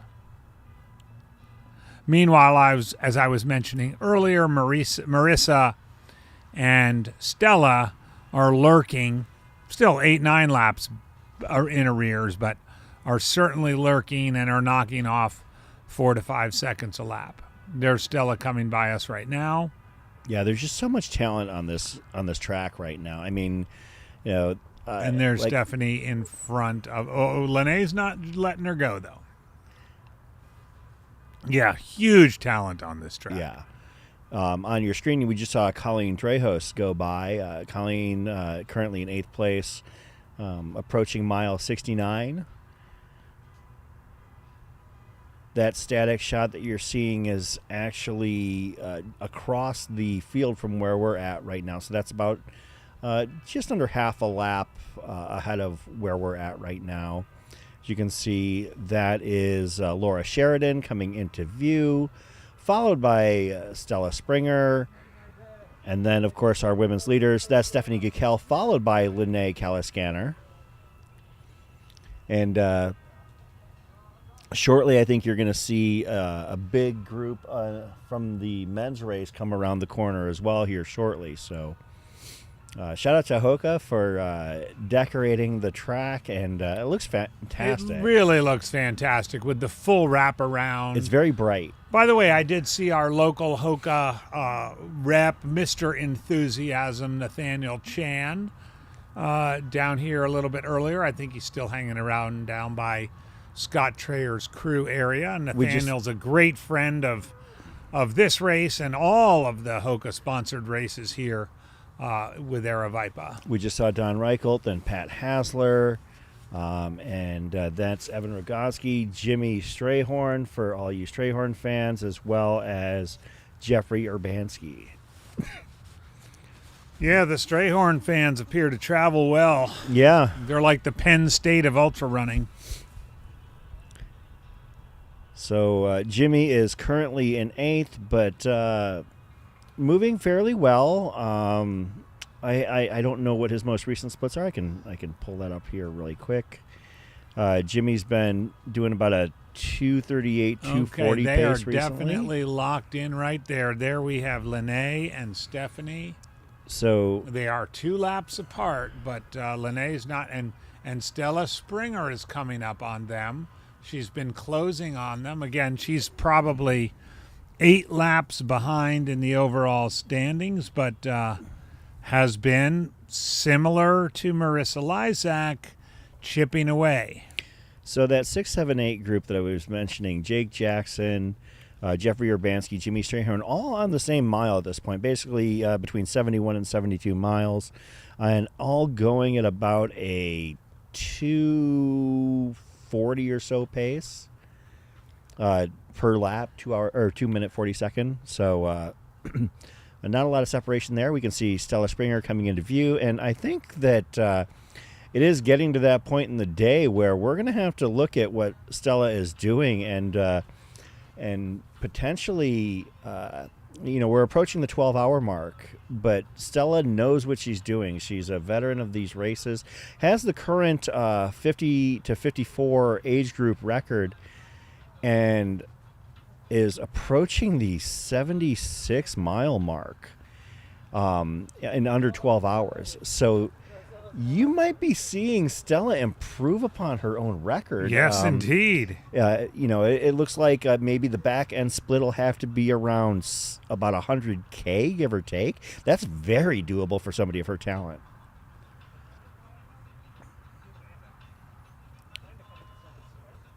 I think it'll be pretty exciting to see if she is able to improve upon her American record at this point. You can see Evan Rogotsky coming into view. Evan Rogotsky, the youngest person in this field by a significant margin at the age of 23, being followed by Megan Eckert. Megan is no stranger to doing hard things. Jimmy Strayhorn, Marissa Lysak coming by. Lauren Jones coming up here as well, followed by Jeffrey Urbanski, another member of that 2023 U.S. national team in the orange. A lot of members of that 2023 team, and they want to get back. Coming up, Chad Lassiter, another member of that team, running alongside Bart Paul. Bart Paul looking to perhaps make his way onto that team, but Chad Lassiter on the team, and I believe he's actually in a driver's spot. Yeah, he's currently number 2 on the qualifier list on the men's side with about 156 miles. Which he ran at Worlds last year. So I would say Scott Traer is a lock at this point at 161.5, and Chad is in good shape at 155 I think he is. Change. So, obviously things can change, but I do believe that last time around the standard was around 150. So I think 155 will get it done. But then again, the prior cycle, or actually the 2018 cycle, you needed 155. So you just never know. I think Don will be, obviously a lot of racing left to go, but Don could improve his position. Absolutely. And Jeff Urbanski could join his brother Matt. Yeah. Of course, Jeff, having been on the 2023 team, Matt already basically sitting in I would say at this point, kind of iffy spot at 152.26. It's funny to think that 152 is an iffy spot, but it really is. What happens if it comes down to Jeff and Matt for the final spot on that team? They run together, and they get along very well. It turns out Matt has actually moved to Portugal, lives just outside of Lisbon. That's what Jeff told me, but I would think that they would love to both be on the team, but at the same time, when it comes down to once again, this is about 4 laps now, where after Stephanie made the pass, Lene locked onto her heels. Yeah. I didn't completely, when we had Nick on earlier in the broadcast, I didn't completely understand the part about pacing, and you can only do it when you're on the lap together. I wouldn't necessarily call that pacing. They just happen to be running together, but it's funny because you've got Stephanie, who's 2 laps behind in the standings, and Lene, who's in the lead, just right on her heels. Yeah, that is interesting. You can see Jake Jackson coming into your screen. Jake, former winner of this event. Laura Sheridan from Missouri, representing Canada out here, ran with the national team back in 2023 for Canada, trying to make her way back onto that national team as well. Pat Hasler right there, currently running in fourth. Megan Eckert, as well as Colleen Drejos. Megan Eckert, truly an amazing runner to follow. We mentioned the Haveling 100, or not Haveling 100, Mogollon Monster 100 course record She's holder. got tremendous versatility. Yeah. Also ran 526 miles at 6 days in the Dome earlier this year. Also ran over 360 miles at the Big's Backyard, setting a women's world record in that discipline. So, as I mentioned, she also ran Run Rabbit Run, and I'll admit I was a little bit surprised that she didn't finish. She was my pick to win it. Yeah. And I believe she finished on the cusp of the top 10, which is very admirable, but I was actually quite surprised to see that she didn't finish higher. That's Chad Lassiter right there, and of course the two There women they that are, we mentioned leading. Stephanie and Lene. Once again, that's 5 laps in a row since Stephanie made that pass that Lene's just locked onto her. Yeah, and it's fascinating race within a race. I mean, obviously way too early. We have not even, we're about 5 minutes away from the halfway mark, which is just wild. And thanks to those of you that are tuning in, Desert Solstice, the fixed time track racing definitely takes a certain type of audience, and I know I'm definitely part of that audience, but I feel like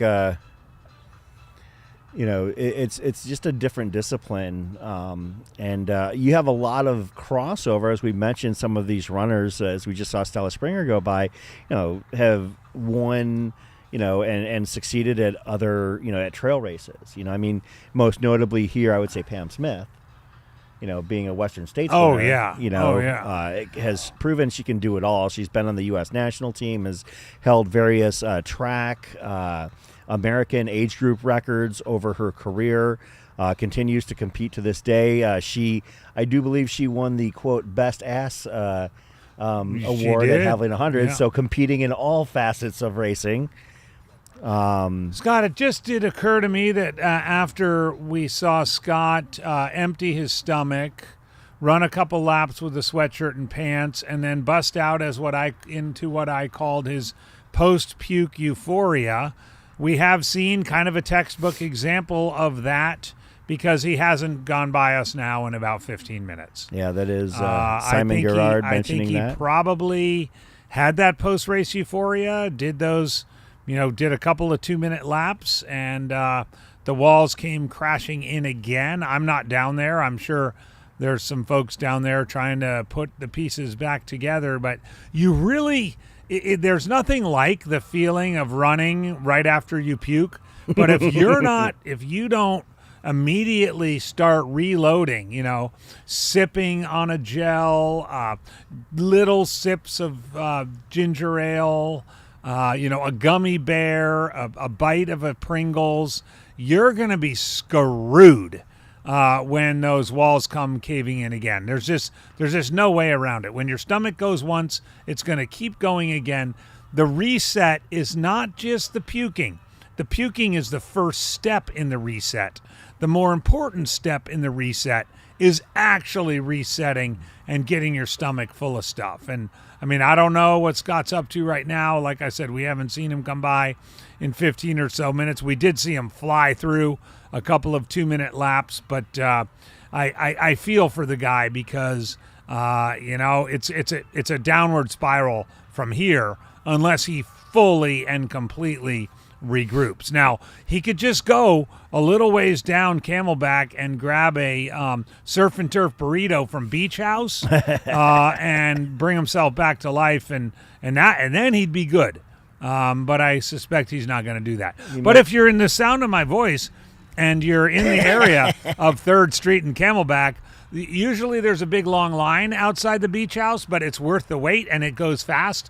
just tell him Andy needs a surf and turf burrito and bring it here to the west side of the track at Central High School, and I will shake your hand and thank you, because I love a good surf and turf burrito from Beach House. But I think that's what's happened with Scott. We'll have to confirm a little bit later. I did note that the chain coffee shop across the way is no longer open 24 hours as it used to be, so we need to make a note of that for our Oh own my personal goodness, devices. that coffee shop is not open 24 hours. Usually there's a line going Yeah, down it the used to be street. open 24 hours. Because I ask me how I know that. Yeah. Okay, I see Scott Trayer once again now. Yeah, Scott Back walking in with the Callie. purple hoodie and the pants. We'll have to see what's going on with him. Hopefully he's going to continue. I mean, he's still, like, if he's There able he is. to rally. There he is. I think so. He puked, he rallied, and so he's gonna have to completely regroup, or else he's totally screwed. And he may be totally screwed anyway. Come over here and have a seat and tell us what's going on here. We'll have to Special see. guest in the studio. Special guest in the studio, Jorby. We need some light. We have a good-looking guest now. There we go. Hello. How are you, Callie Vincent? I'm doing pretty good. It's a little chilly out here, but Yeah, and it's, look at us. It's only Very- 8 a.m. or 8 p.m. and I'm just expecting Yeah, it's getting what it's going to feel like early to be later. this chilly. So the world wants to know what happened with Scott and how is he doing? He's had some better days. Here he coming is around the coming by us right now. We're in Is the he dying, direction. or- No, We're in the direction not- switch. Oh, Direction Yeah, we're switch, doing the- Oh, I almost Yeah, had yeah. a panic. Yeah, no, we're Yeah, in the direction he's switch. coming back, folks, but yeah, he's just heading the other direction. Yeah, we think that there was just, he got a little behind on fluids, electrolytes pretty early, and, once that happens, it's hard to come back around because you're just constantly digging a hole no matter how well you're doing. So, yeah, I think that got the best of him starting about 8 hours in, and now he's just trying to fight it, and it's just fighting back a little stronger right now. Good. I mean, it did look like he had his little rejection event over here about 45 minutes ago. He kind of jogged a couple laps with his sweatshirt and his pants, then was running. Yeah, he And said he did some sub-twos for a He minute did some there. sub-twos, and then, kind of taking advantage of the post-puke euphoria, but then it kind of... Yeah. Fizzled. And you were off premises for a little while. Yeah, I had to go take care of our senior dog. Yeah, he's home by himself right now, so I just tucked him in for the night. So But we saw that you heard what we were talking about, and you're like, I'll be right back. yeah, so I was supposed to get here a little later. Yeah, I saw the chat things happening. Puke and rally was in the beginning, so yeah, I quickly packed my car and I made my way back. He's ready to sort of get through the night. And He's hoping so, but he's only hoping so if he can still keep like a B or C goal, which A goal I think is out the window, but B or C maybe. I don't know what it's in his head right now. yeah. Yeah, it's also got to feel kind of, reassuring to also know he's in his back pocket. He's already basically set with a national team berth as of right now, unless something crazy happens. Yeah, he's So- got that lead spot as of right now. Yeah, but and obviously he still wants to compete and do his best. Yeah. Otherwise, he wouldn't be out here. Totally. I know that originally, let's be honest. Like, one of his goals leading up to this race was to potentially take a shot at the American standard, 173, held by Nick Curry. But I know that he was dealing with a little bit of T-band. injury or some pain Yeah. leading up. So the likelihood of that became lesser and lesser. But obviously he still wanted to have a good showing out here. Yeah. And even with everything that he's encountered to this point, we know that he's still on pace for 145, 150 plus, which is a damn fine day. Yeah. So- He's still chugging. I see him right now on the opposite side of the track, just shuffling along. It doesn't look like the most graceful shuffle, but he's moving. Yeah, his gait has changed. That's, It's a that little is for sure. stiffer, but when you sit down for a minute and puke for a while, Sure.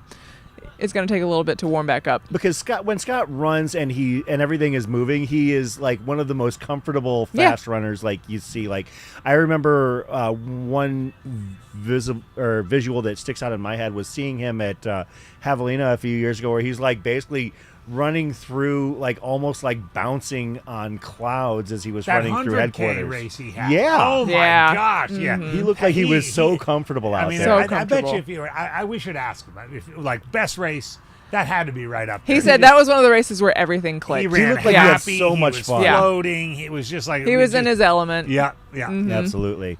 Well, we just wanted to, Callie, like touch Yeah. base and see how Scott was going. And frankly, like you probably are one of the best in this field at like learning how to, or at triage when it comes to your runners, because you've crewed Scott, you've crewed Pete out here. You're no stranger to these events. Oh yeah, I mean There he is. Yeah.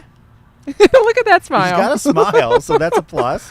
Yeah, every runner is different, but they're all kind of the same too. Yeah. Yeah. As far as the things you say to them, how do you motivate them, following their outline of their nutrition strategy, if they're staying on pace or not. And I mean, Desert Solstice is one of those races where it's a little bit easier to crew. But it can also be tricky because you can crew them too much, and that can Yeah. also be a down. That You can can be kinda a someone's overcrew. downfall. Yeah. Yep, Yeah. 100%. So you have to dial that in beforehand, and he's really good about that. So, crewing him is effortless these days. Well, as long as you keep a steady Well, stream you of never croissants know. You and might candy, be in then for a you're- long night you're in good here. shape. Just some fewer stops. Right. Well, Callie, thanks for joining us here. Yeah. We appreciate it. Thanks Totally. for the heads up. We love when we can get that insider info on what's going on with these runners. And I will say, from experience, and you've been out at this race for several years, it's gotten a lot easier the more people have gotten to trust us. Yeah. Yeah. Yeah, totally. Initially, it was like, I don't know you. I don't know if I'm gonna Yeah. what's going on. Like, how's your runner? Oh, they're fine. Really? Because they're writhing in pain on the infield here. Like, oh, they're fine. No, nowadays, like, and we're grateful that you and Scott and most of the rest of the field have come around to understand that we're just trying to give a lot of our audience a reason to cheer for Totally. Scott and all the other runners. So thank you so much. Yeah, totally. Thanks a lot. It's fun to be here. And Have a good, one of these fun years, night. you're going to be on the microphone for us. yeah, I can't wait to be soon. Hopefully, Absolutely. we just keep doing the races. Yeah. That's all. Callie, Thank you, Thanks, guys. Callie Vinson, joining us. Scott Trayer's crew. friend of the Mountain Outpost team. Absolutely. Definitely.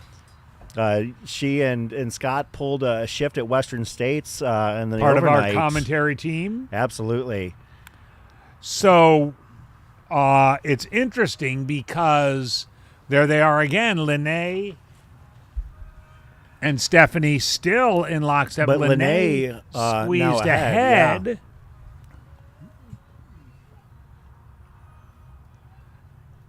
So that's an interesting kind of race within a race.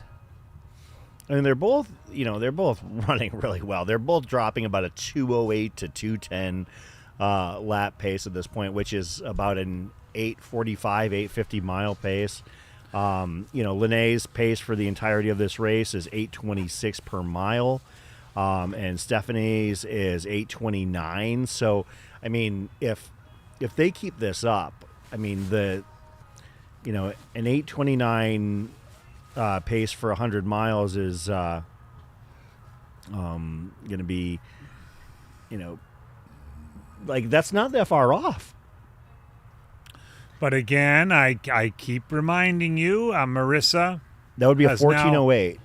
Marissa has now jumped ahead of Megan Eckert Oh, into fourth place woman, and as is her custom, I'm just going to do a quick scroll, has, in the last half an hour, been 2:14, 2:15, 2:15, 2:12, 2:17, 2:16, 2:13, 2:18, 2:14, 2:14. You get the idea. yeah. Marissa Lysak is locked in, and you get the feeling that she could run 2:15 laps pretty much all night, which those keeping score at home is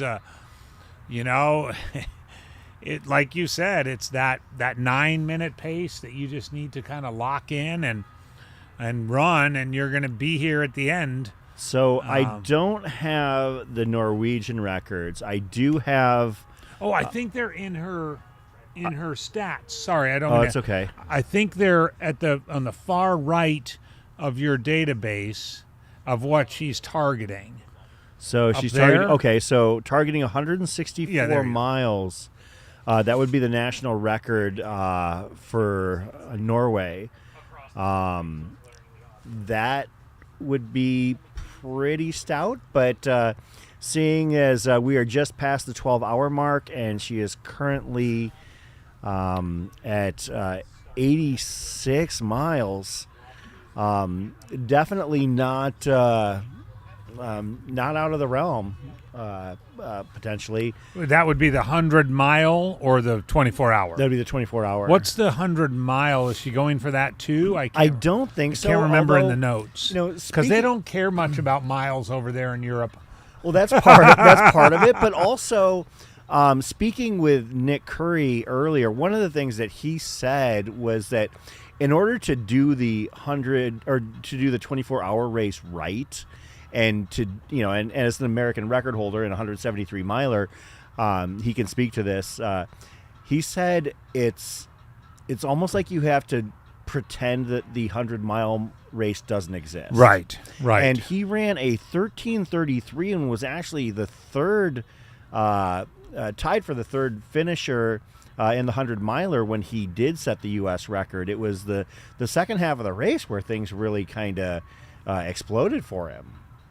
By the way, we're getting some help in the chat. Norwegian record, and of course it's all in kilometers, is 261 kilometers. Kimabo, thank you for that. It's held by Teresa Falk. Manny Pereira is asking what our favorite vegetables are. Mine are onion rings. So my favorite vegetable. Pizza? No, I would say that. I mean, I've been eating a lot of cauliflower lately. Cauliflower is good stuff. Just the flexibility of it. I do like artichokes, zucchini, basically anything that I can throw into a stir fry. I'll have a lot of fun with. So. All right, on the screen. Sorry, there's Stella going by, but there's Scott at his crew table. It looks like he's taking another kind of pause. doing the lean over the table thing, which is usually indicative of something not good.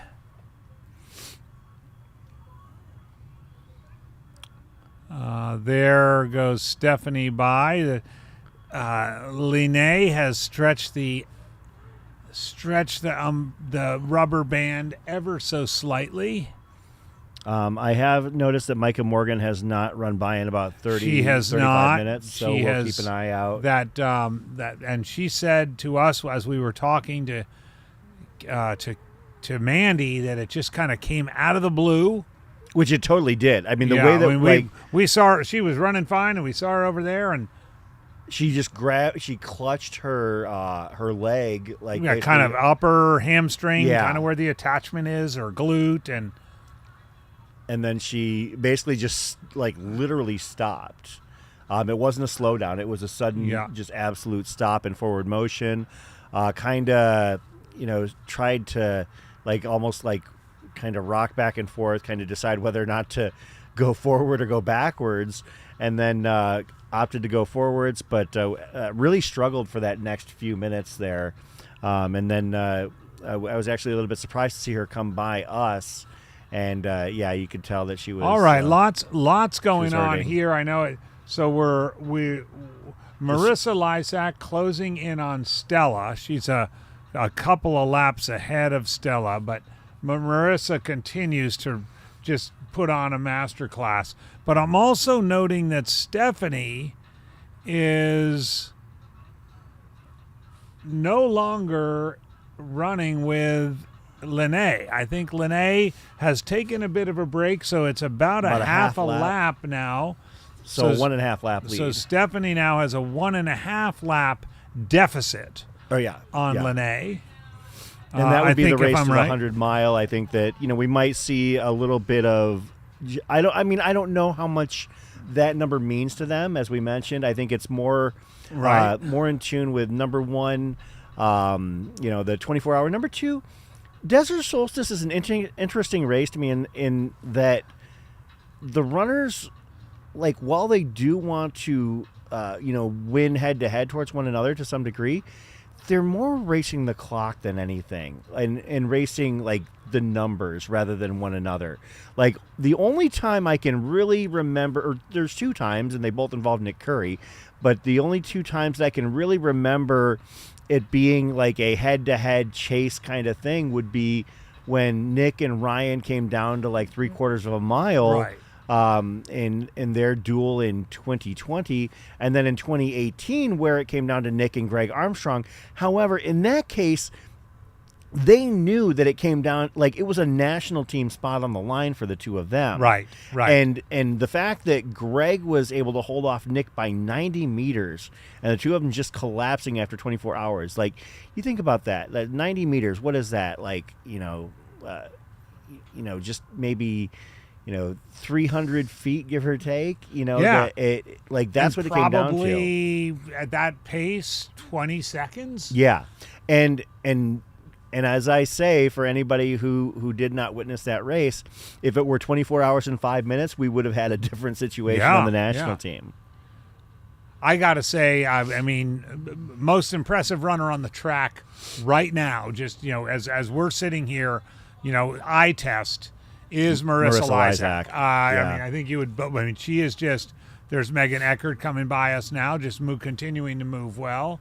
But Smile I do think on her face, but look at Marissa, just moving, and I think our top 4 women are all moving extremely well. Like, I mean, between Lene, Stephanie, Lauren, and Marissa, they're extremely strong right now. It's about a lap and a half, and Megan and Stella, Megan and Stella. I mean, it's really, I think we did see Micah has gone off the back a bit, but that group of 6 and let. They're all they're within 8 miles of each other, which is, as you mentioned, we're only halfway. We just hit halfway. I'm going to 15 minutes ago. Call it right now. I think that of the and the women's field, I think you're going to see 5 of them top 140.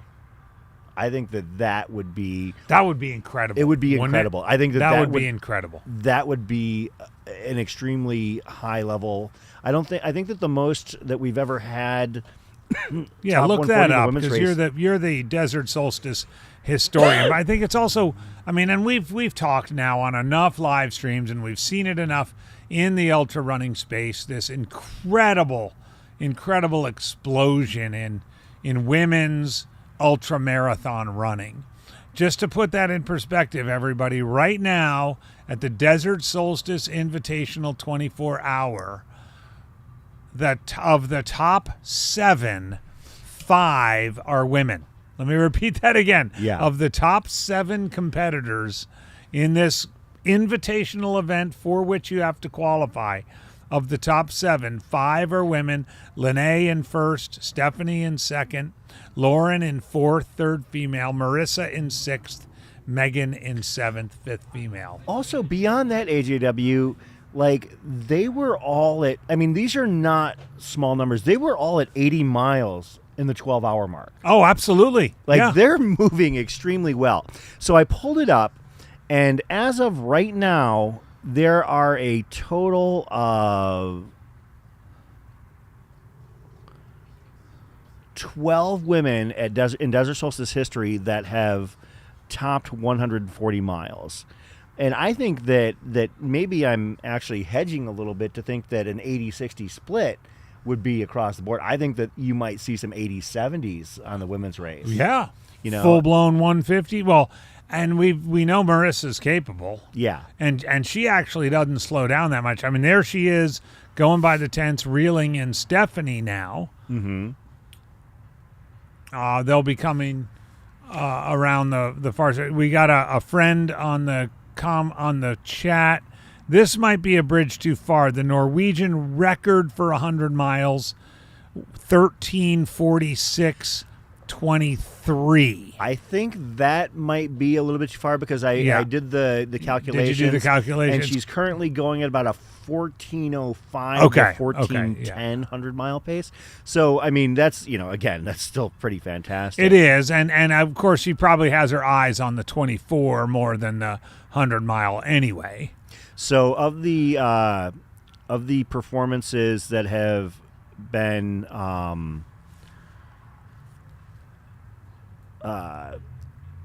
let's see. Okay, so I stand corrected. There were 11 performances of 140 miles or more. The interesting thing is that more than half of those performances, the people who did them are here. Is that right? Yeah. So this tells you how strong the field is.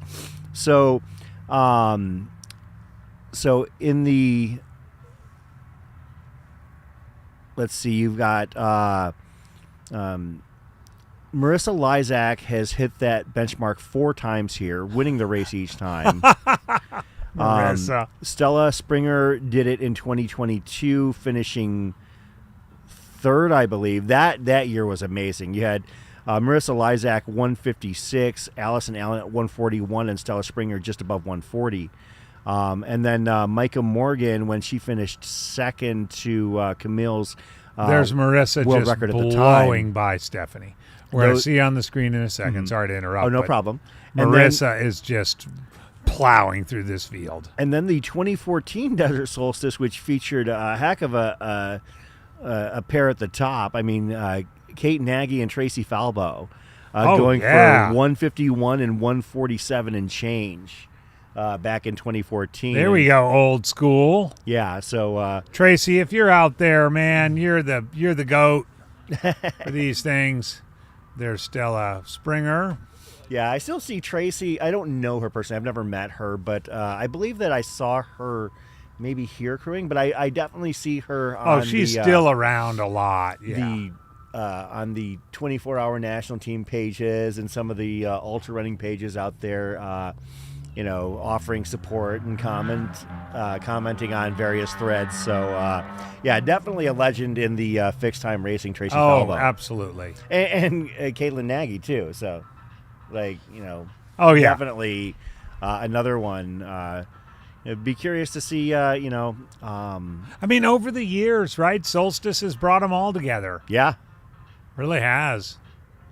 Just as it's done today, and I mean, not to throw water on the men's race, but man, what a women's race this is shaping up to be 12 hours in. Absolutely, and it goes back and forth. Some years the men's race is captivating, and other years the women's race is more captivating. I think that this is a year where the women's race seems to have a little bit more intrigue. So, that's just kind of how I'm seeing it right now. But there have been other years where I believe 2021 was one of those years. Maybe not so much the intrigue, but watching Nick Curry set the American record was a lot of fun. And also, that field was great. You had both Urbanski brothers. You had Jake Jackson, Scott Traer, Arlen Glick. You had Pete Kostelnik, David Laney.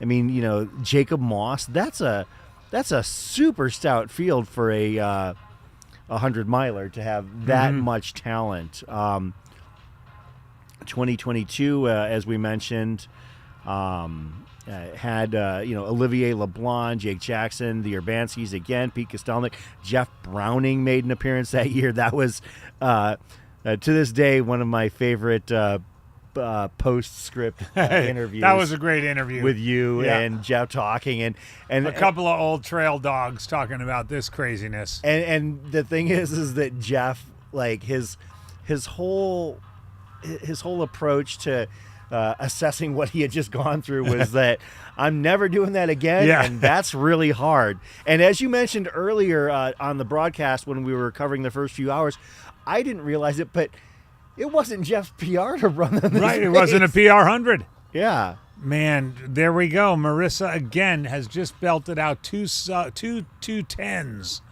Loco, plowing through this field again. Loco, not only is this still going on, it's still going on for another 11 and a half hours and change to go Absolutely. here. So, Absolutely. We're just getting started. Manny asking a question, how would one prepare mentally for a race like this? I feel like you would get bored of the track before getting tired. Yeah, that's something we do hear from these runners.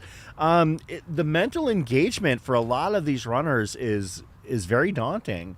I know that, the physical aspects of it, some people think, oh, it's flat, so it's easier. It changes the pain and how quickly you hit certain thresholds of pain. I mean, when you're on a hard 100, if you're talking hard rock or, Western States even, or something like that, where, you've got some undulation and some variance in your steps, you can approach things a little bit differently. Here, if you're running efficiently, every damn step is the same. And it's the same. Yeah. And some people respond to that really well, and some people don't. Yeah, so... And Browning, that was a great example. I mean, he came in here and he sat down and he was like, my hip flexors are killing me. I see Scott Trayer out on the other side of the track, so back out moving again, and actually moving at a pretty good clip. He just a few lengths ahead of Marissa Lysak. Yeah, he's running kind of on that pace, which would be 210, 212-ish. Yeah. Marissa is closing in on Lene to bring another lap down on her. Talking with some people, in some cases, whether they're listening to music or, they do have music playing overhead, or trying to, I know that Nick was singing Christmas songs in his head when he set the 24-hour record.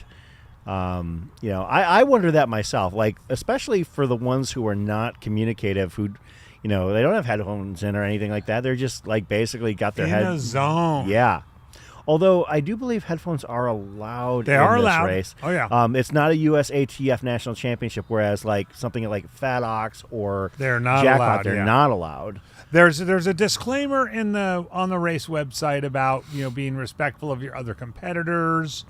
Consider just having them in one ear, things like that, but no sort of tried and true role. And it was interesting because I noticed at the start, way back at 8:00 this morning, for about those first couple of hours, there were pretty much no headphones, and then you sort of started seeing them as people took their jackets off. They put their headphones in, and we still have a few. I mean, Megan Eckert just went by with some headphones in, but there's. Crowd favorite Jimmy Strayhorn got his headphones in. Unless I miss my guess, has her Stephanie headphones in, is yeah. now on the same lap as Lene. Oh no, maybe. She Wow, that would just crossed be. She just crossed the timing mat. I don't know where. Yeah, Lene's over there. So Lene, it might be. Could be Might a be lag. half a lap, I would think. I mean, unless they did a correction, I was thinking they were still 1.5.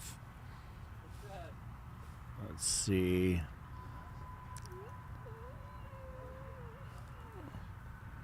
Marissa. Okay, so it's still showing. Yeah, okay, so it's still showing as a whole lap, but I'm sure Chad Lassiter has seen this movie before, but next on Marissa's hit list is Chad.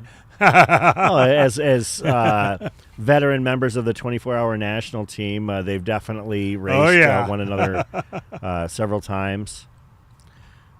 So there's Lene. Lene just hit the mat.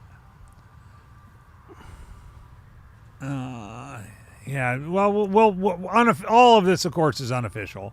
Yeah. But we're looking at we're just looking at a close women's race. Yeah. And only going to be closer with these two who just went by us, Stella Springer and Marissa Lysak, as well as Lauren Jones, who is just continuing to forge on. There she is right running there. alongside men's race leader Don Reichelt. Don is looking fantastic. Don looks too. great.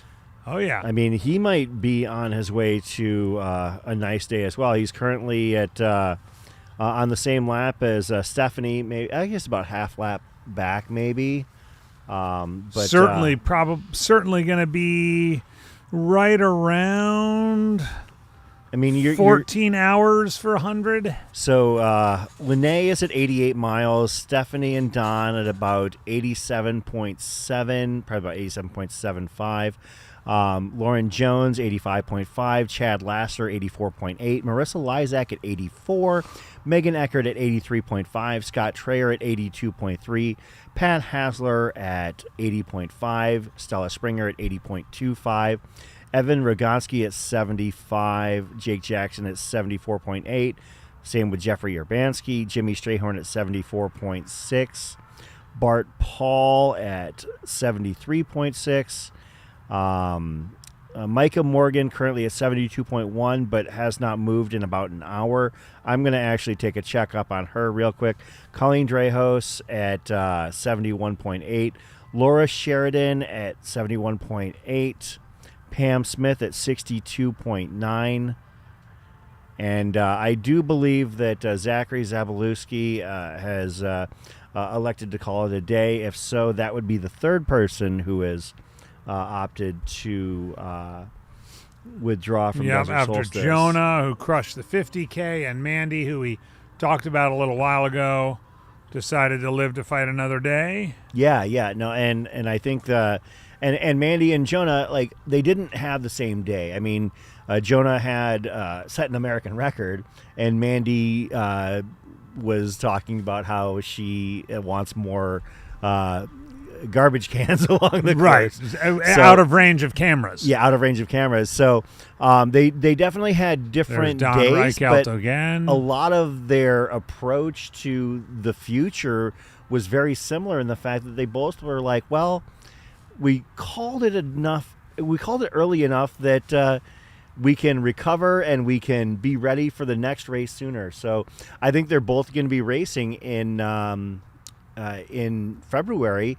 I know that Mandy did tell us that she is going to be running the Raven in South Carolina. Jacob Moss's race over there, along with it's going to be a stout field for sure. Dude, now it is. This is confirmed now. Stephanie has reeled in and passed Lene again. So right now They're on the same lap. they are.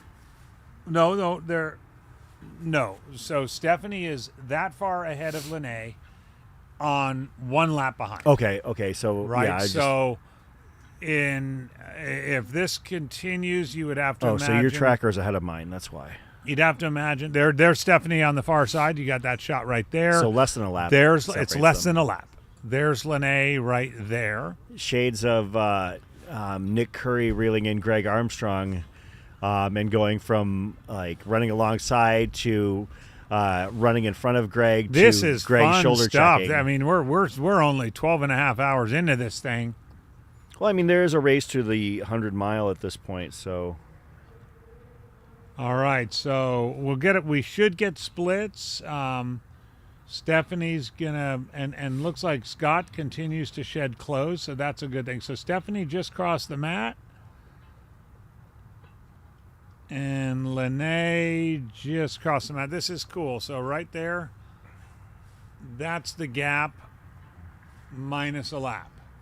I think, I mean, I've been watching Stephanie race all day, and she seems like she's just been running, like, so hard. Like She really has. She really very has. aggressive gait and pace out here today, and moving very quickly for most of the day. Pretty steady.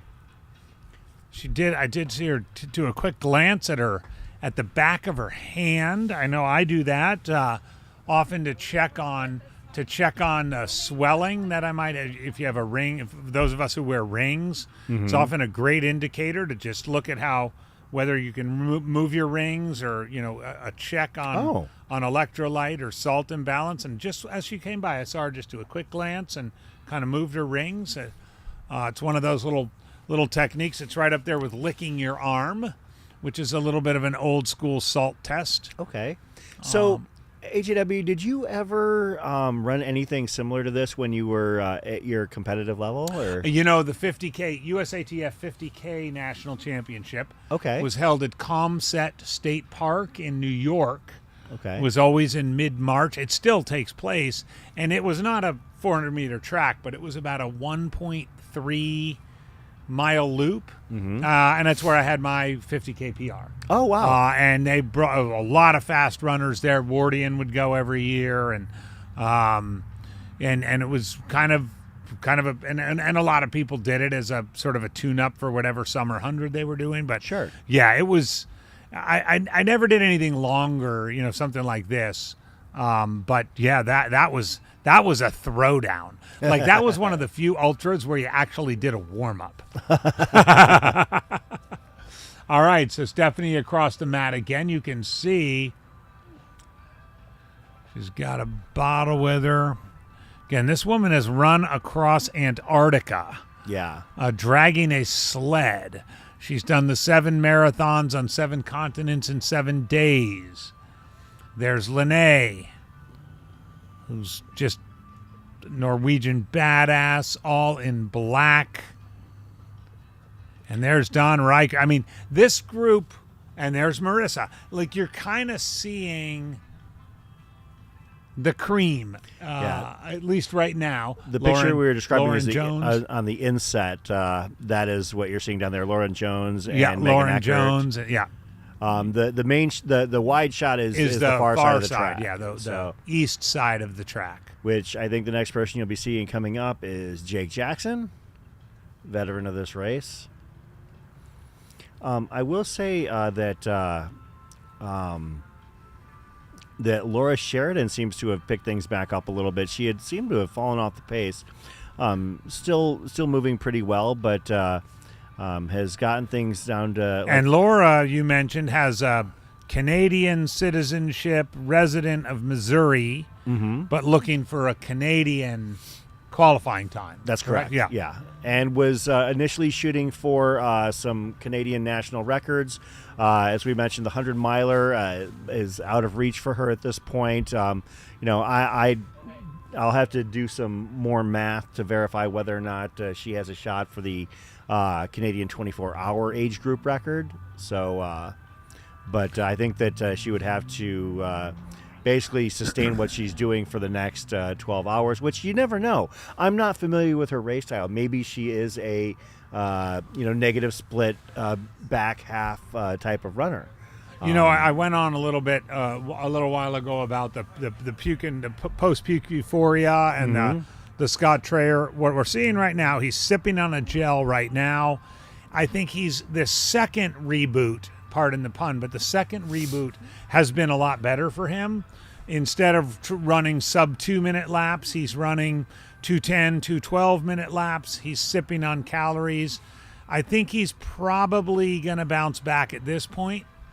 We did see him on the screen hanging in his aid station for a fair bit. He even hugged Callie.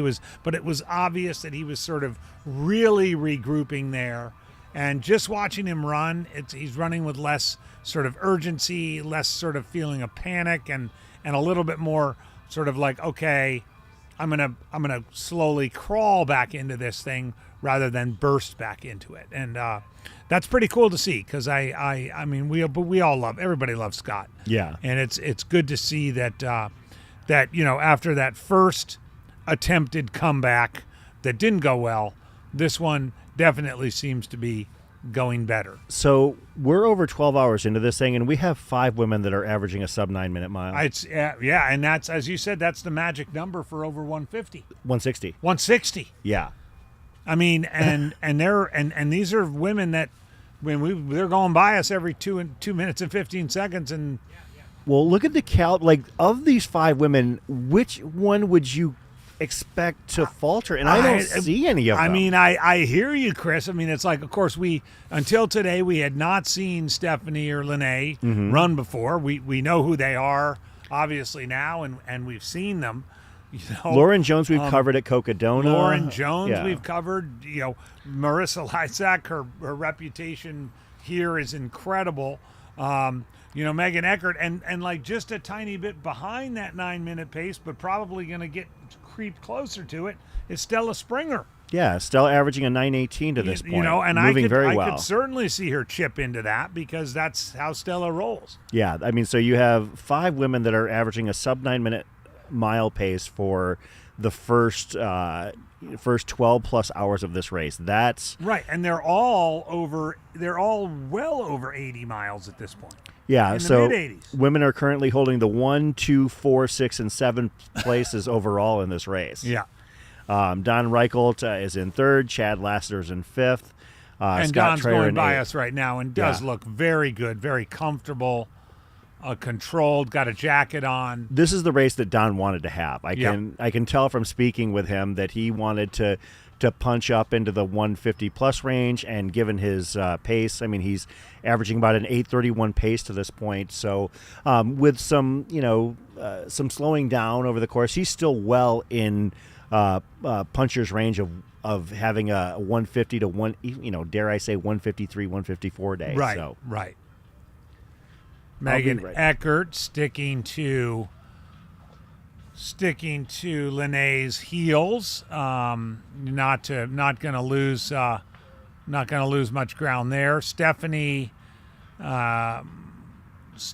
Geekel now, I want to say she probably has 100 meters on Lene, which in real time would put her 300 meters in arrears.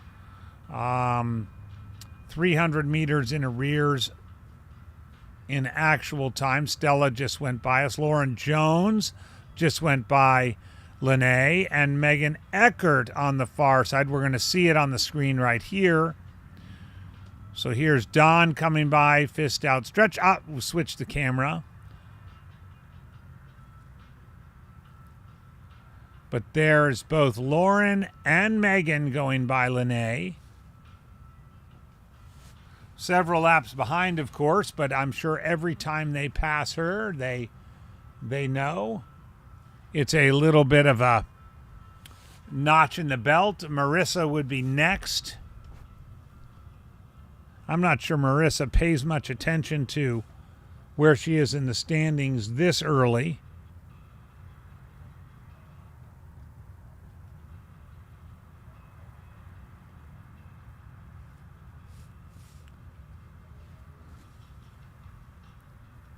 There's Don rolling by us again, moving well.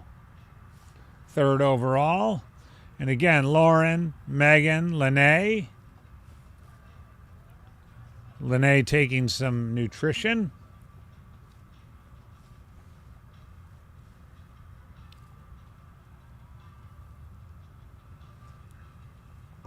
Metronome Marissa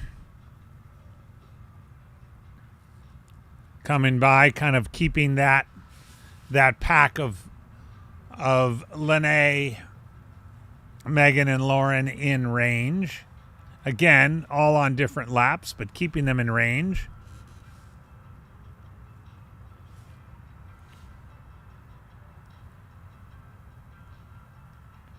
I would expect to see Stephanie pass. I would expect to see Stephanie pass Lene or reach Lene by about the 95-mile mark, I would guess, given their current pacing. We'll see. Trayer is continuing to resurrect himself.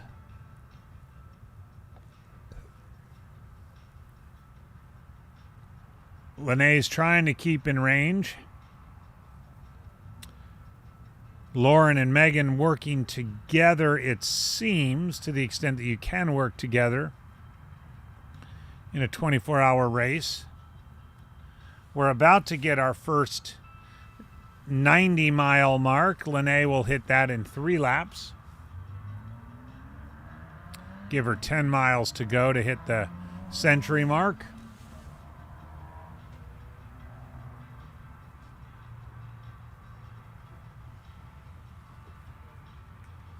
There's Stephanie coming by our tent again. Just looking very comfortable. Good arm swing. Relaxed head. Lauren and Megan keeping her in sight. I will say Lauren has seemed to have picked up her pace. And Lene actually closed a bit on that lap. So Lene is definitely paying attention. Maybe that bottle she had a bottle for about 2 laps. Maybe she was letting that sink in. I would guess that she was. Metronome Marissa coming by again. This this camera angle on the big screen is the turn right before the timing mat, obviously, just immediately to the south of us. And we are in that red mountain outpost double tent there. Jorby told me there would be heaters, but there are not. Not surprisingly, Jorby offered and didn't deliver. But he's going to go try and find some in the truck, the mysterious truck with the heaters. Yeah. Jamil brought all the heaters down the Tucson. Gosh darn it.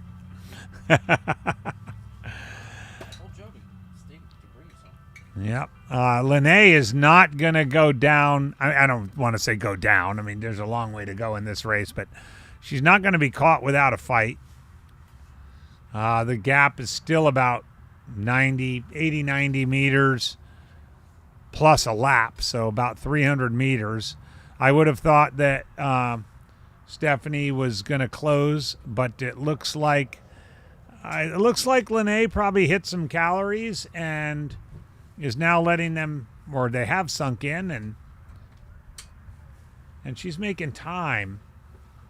I'll try to get just a ballpark idea as Stephanie just went by us, followed by Lauren, followed by Dawn, followed by Megan, followed by Pam, who's run out of people to talk to, followed by Lene. Pam Smith is one of the all-time greats in the sport. I just love to talk crap with her. She knows it. But if you do not know Pam Smith, she is one of not only all-time greats in running, but all-time great people, a medical doctor, a fantastic writer, just a person who gives of herself in so many ways. It's so much fun to see her out here continuing to compete at the age of 50. Pam Smith, former Western States winner.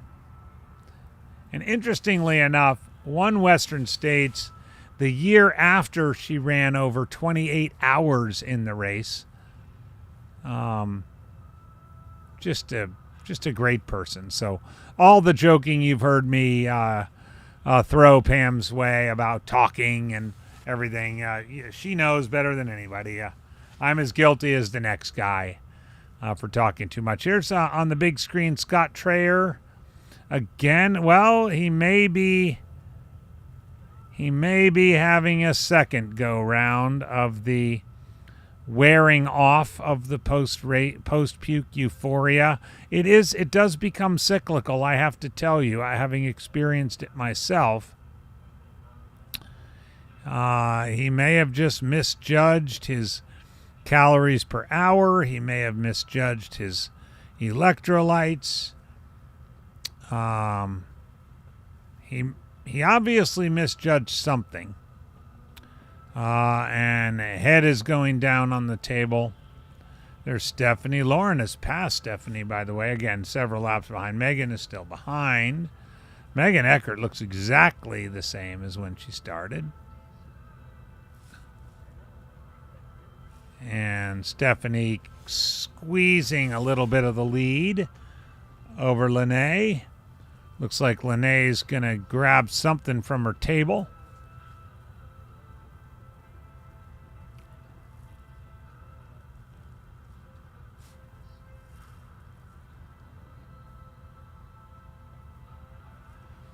And now Scott is going to sit down.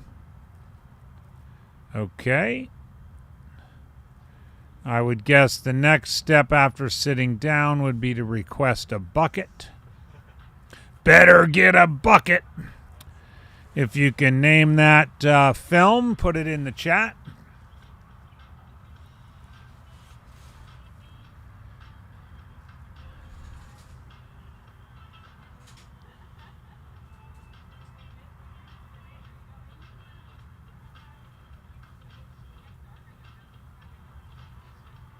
Thank you, Megan, pointing out that Pam, in addition to all the awesome stuff she does, is the team leader for the 24-hour team. Megan, I wish you were here, by the way. Pam and I have been talking smack all afternoon, as you might expect. But Pam is a great person.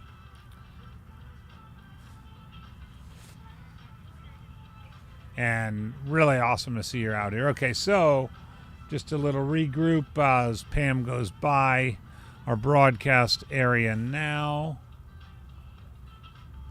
It looks like Lauren Jones has definitely picked up her pace a little bit. She's now got about 15 meters on Stephanie. Again, several laps behind. So Stephanie's going by us right now. Lene's still holding on at about that 120 meters back / 280 meters ahead. Megan Eckert's taking a walking break around the far side. Marissa Lissack is not taking a walking break. On the big screen, there's Stephanie going by right now. On the big screen, you can see there's Callie Vinson, who we just spoke to. There's Scott Traer. There's Stella Springer coming by. Blue USA jacket.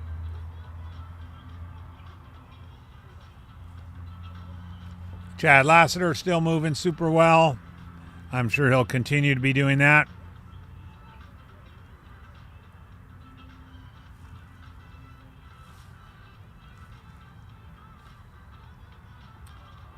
Next year, Megan, next year, come on down to the desert. We'll have you on the live stream. Megan Canfield, 13-time Western States finisher, many of which, maybe all of which, are in the top 10. Bunch of age group records. And most notably, in 2011 at Western States, finished a mere 6 minutes behind the famous Doug Latimer 50 years and over course record, which stood for years and years and years, 1843. Megan ran at 1849. That record has since been broken by Stephen Moore of Texas in a dare I say wussy year at Western States, where it barely got over 90 degrees. Shouldn't even count. They should add a couple hours to any time it doesn't go over 90 degrees, but they don't do that. But Megan ran an amazing race that year, and as a 50-plus year old runner in 1849. And just like that, wow, Stephanie goes right up to shoulder to Lauren Jones and puts another 10 or 15 meters on Lene.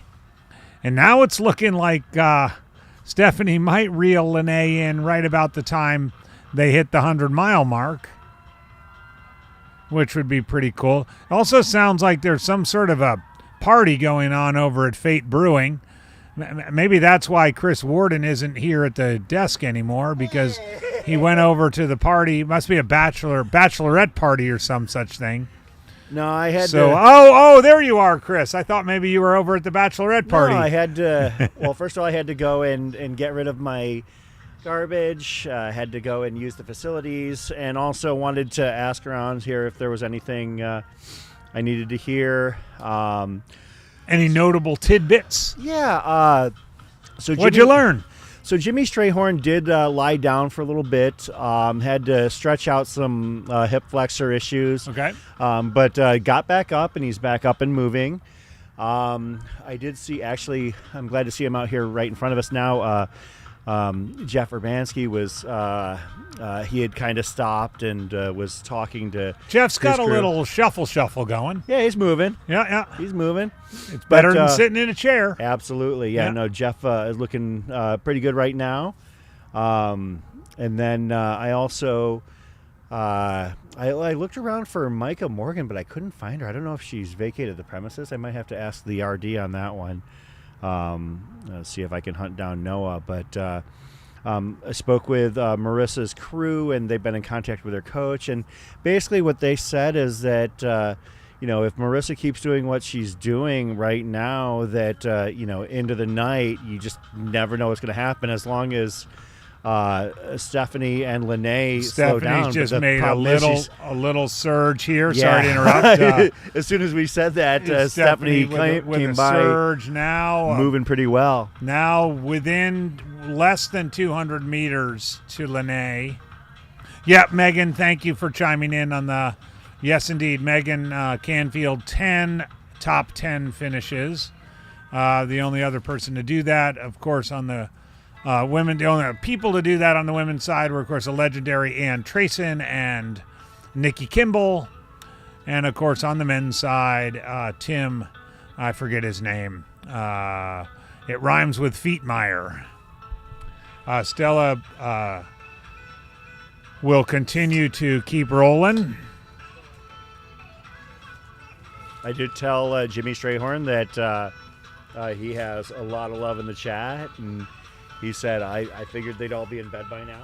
But Yeah, they're not. I said, wait, don't you coach high school kids? Right. Like, are you kidding? They're getting ready to go out right now. Yeah.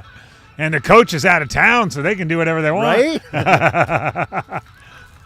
Thank you. We got some toe warmers delivered right about the same time that Noah went sprinting by again. You know that when Noah does that, it kind of brings me back to like are we in a David Lynch movie?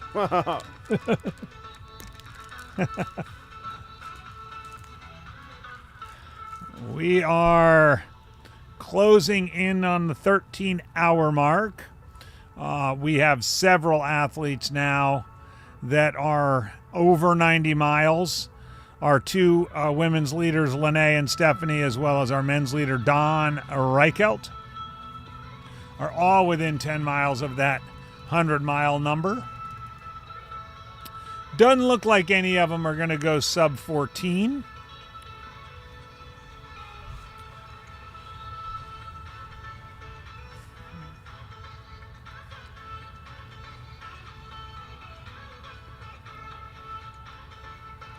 Although Stephanie's going to continue to move extremely well, and she's now probably got 150 meters to go to move into a tie for the lead or potentially take the lead over Lene Kaliskaner from Norway. We've got on the leaderboard France, Norway, 1 and 2.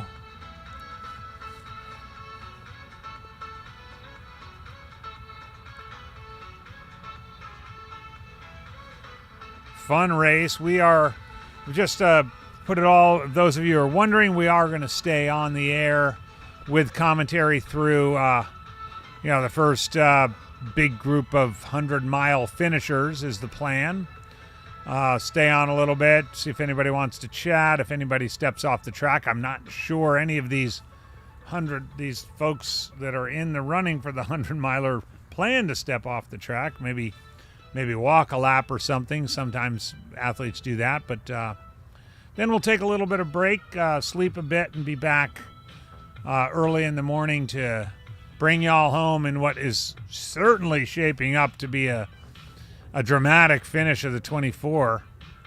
And Chris, of course, will keep you all up to date on all the stats, what it means for the various qualifying teams for the United States and Canada, and of course the records that Stephanie and Lene are after for their home countries of France and Norway, respectively, as well as age group awards that may be, or age group marks that may be taken down today. I think it's safe to say that there's no track race, perhaps other than 6 Days in the Dome, that has been home to more age group records than this one. Yeah, over 100 American age group records and American records in general. In all the distances. Yep. Yeah.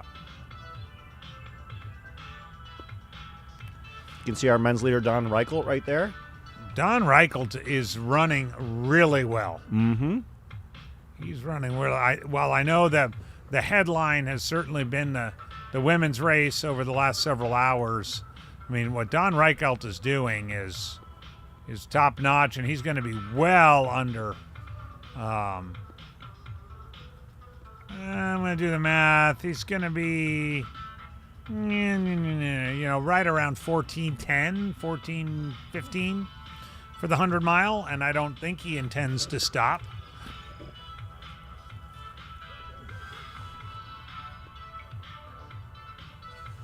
Nearing the 13-hour mark. Desert Solstice 2024 edition. We had I want to just say a smaller than average edition last year just due to scheduling with where the World 100K World 24-hour championship was on the calendar. This year, not the case, and we're back to a full field. This year, an international field. It's right about a 200-meter lead now that Lene has. Just ballpark, maybe 240. Marissa, metronome Lysak, as I like to call her, continuing to reel folks in. As I talked about, she probably has Chad Lassiter in her sights.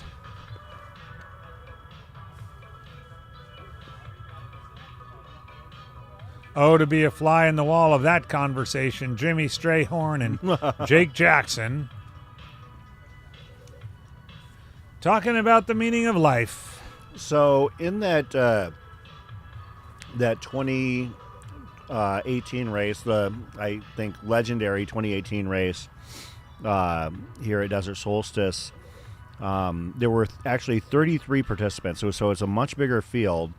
And of those 33, 21 reached the 100-mile mark, and 7 reached the 140-mile mark. And when I read off some of the names that were in that field, so this was which year? 2018. 2018. Yeah. Camille Herron, Jake Jackson, Nick Curry, Bob Hearn, Micah Morgan, Oswaldo Lopez, Pat Reagan, Mike McKnight, Zach Bitter, Maggie Gutierrez.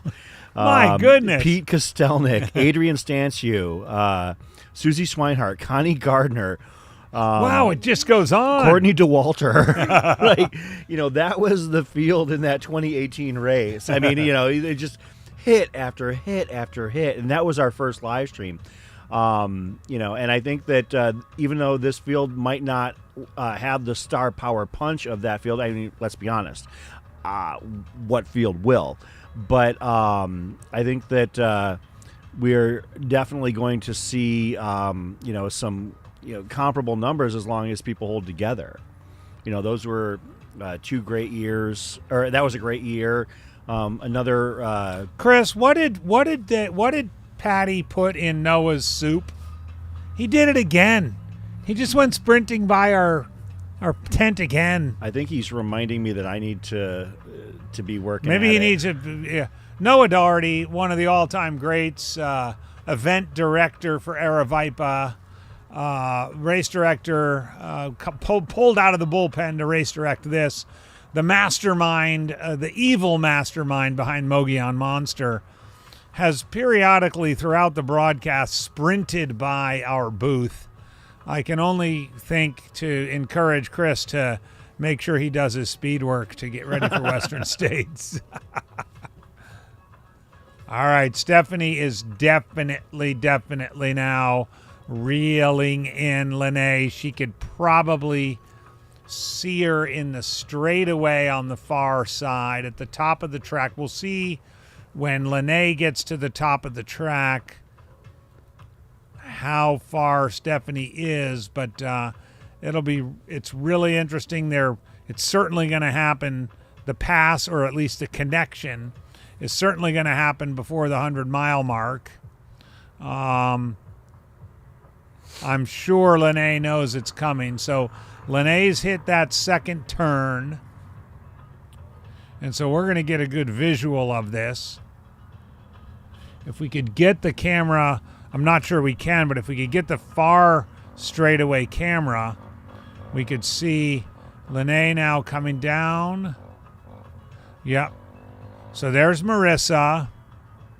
Thank you very much, Michael. There's Lene in the all black.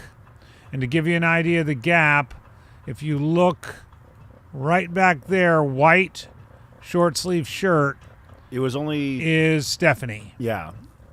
It was about 20 seconds the last time they crossed, but Thank you very much. Stephanie- That's great. So we'll see him come by here. There's Stephanie right there with the neon shoes. looks like about 80 meters back, maybe 60. Yeah. Hard It's to tell just on been that a curve. gradual reeling in.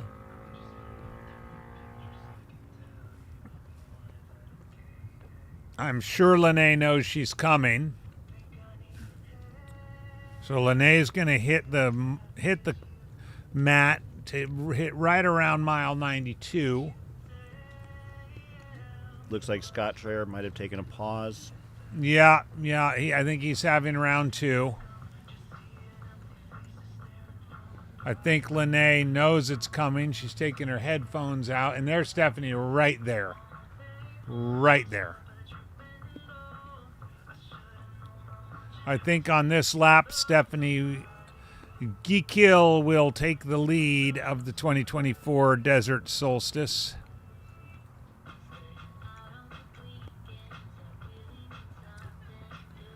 Yep, you're right, Kimabo. I do not think the Norwegian record is going down.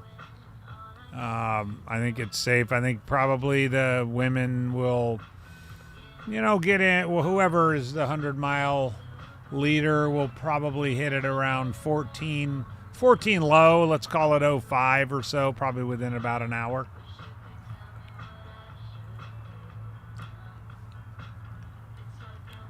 We'll see if oh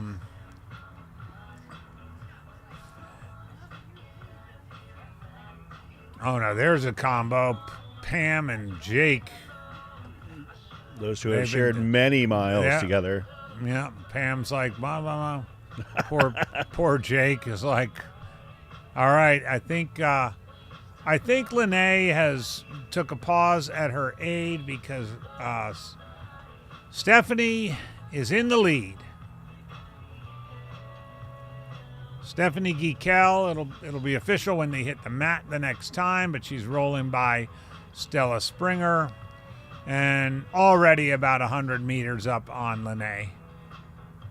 And Lene seems to be favoring. No, that's not Lene. That's Strayhorn. Strayhorn's got something going on that far straightaway.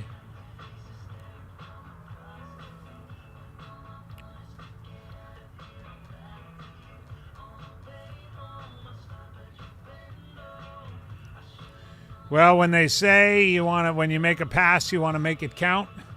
Stephanie's done that. Here she goes. Coming by us in the lead. The tracker should update. Stephanie Geekel, we talked about her at the outset. Incredible resume of adventures and sort of out there things. Kind of a legend in French ultra running.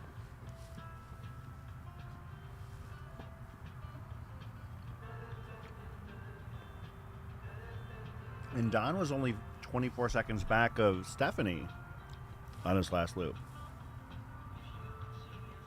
Are they on the same loop? Yeah. Yeah, they are. So, yeah, Don could end up taking the overall lead. Lene is now back out there. And Don has moved up to number 2. Yeah. Mine's not updating, but we've seen it with our own 2 eyes.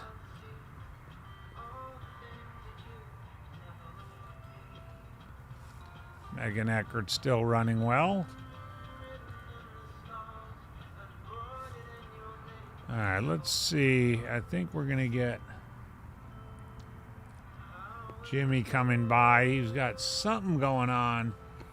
He was favoring something. Look like he had some hip issues. Looks like he's working it out.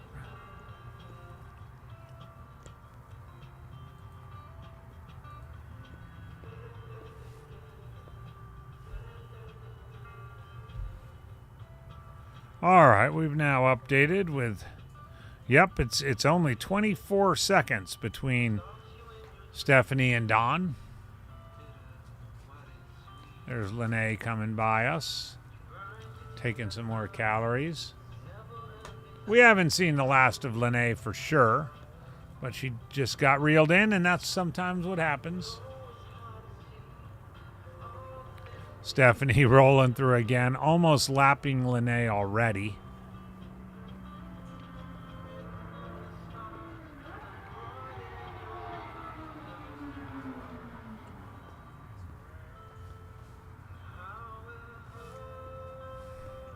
So this is the gap. Stephanie just went by us, and Chris, here comes Dawn. So I'm probably still around that 24-second mark. But I could see him taking the lead. He's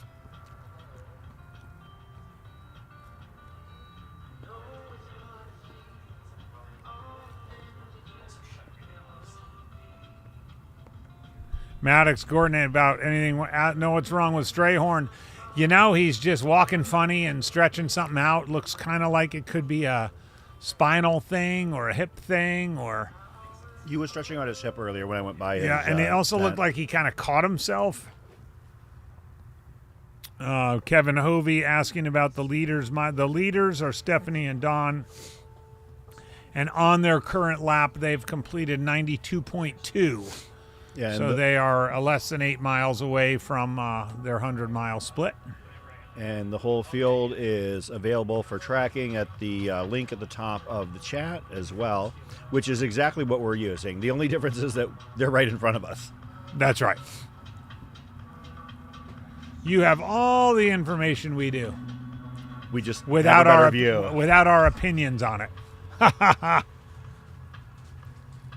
Wonder how many people watch this race on mute at this point. Oh, I'm sure most people. As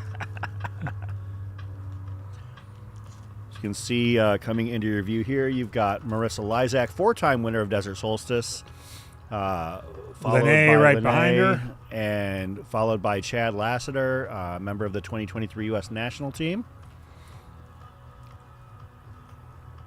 And then Stephanie coming up right behind. So Stephanie actually almost putting a lap Putting a lap on Lene that quickly. Now she hasn't stopped kind of hardly at all, I want to say. No. Don should be closing here, so that gap seems to be stable right now. There's Don coming right behind Jake. And Stella. You know, this race does have a way, Chris, of kind of separating the wheat from the chaff, if you will. And not that the chaff is very chaffy, but if you know what I mean, it's an elite race.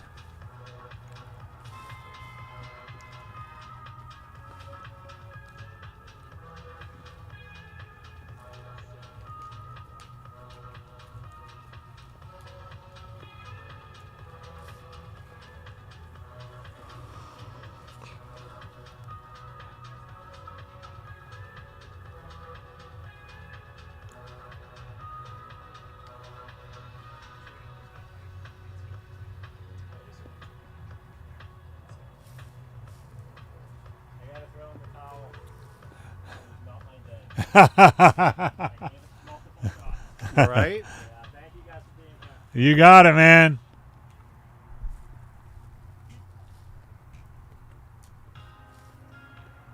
Looks like Scott Trayer's going to call it a day. Not surprisingly, stomach seemed to get the best of him out there, and he's going to live to fight another day. As you probably heard in our conversation with Callie, his spot on the 24-hour team is pretty solid. Yeah. Unless 6 other individuals drop 161 plus miles in the next 6 months. There's no reason for him to take any big risks. And you could kind of see the writing on the wall there in those last couple of hours. Yeah, he gave it a go though. I'll have to see if Scott is feeling up to swinging by here and perhaps joining us here. So I will jaunt down there in just a moment, just see let him know that whenever he feels like swinging by, he's more than welcome to. So.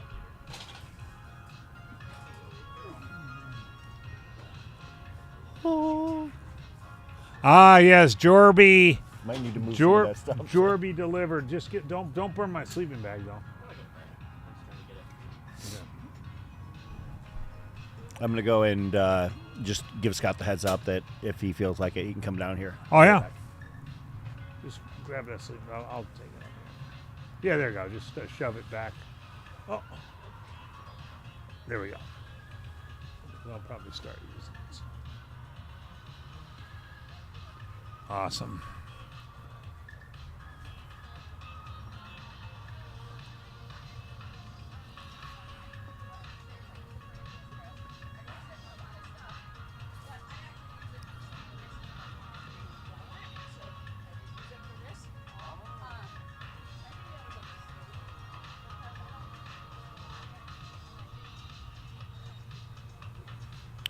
Yeah, Aid Station Fireball talking about Stephanie Geekel's Wikipedia page. We looked that up earlier today to learn that she's, run across Antarctica and done the 7 marathons and 7 continents thing and been the subject of sort of feature films in France and stuff like that. Pretty incredible stuff.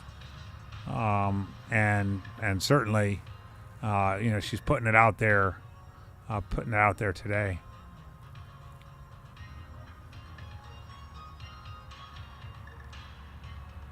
Tracy pointing out that Stephanie's French record in 24 is 157.56.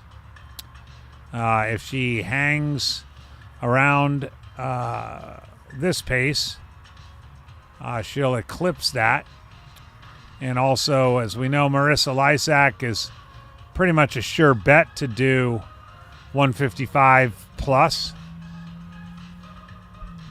At the risk of jinxing her, pretty safe bet that we'll get at least those two up north of 155 today. So we mentioned 9-minute pace will get you 160.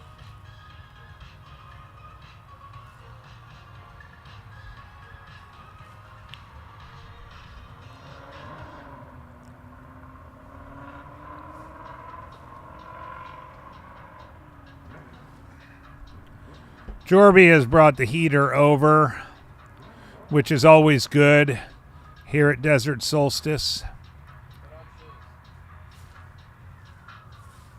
Do you have one on your side too? No. He's taking one for the team. Thank you, Jorby.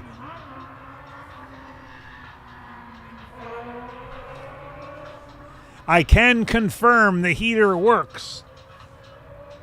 These babies really came in handy at the Fat Ox 24-hour USATF championship a couple of weeks ago out at the frigid Estrella Mountain Regional Park, about 20 miles west of where I'm sitting right now. Jorby and I spent a long night there. We seem to be making a habit of this. Not a bad habit, but a habit nonetheless.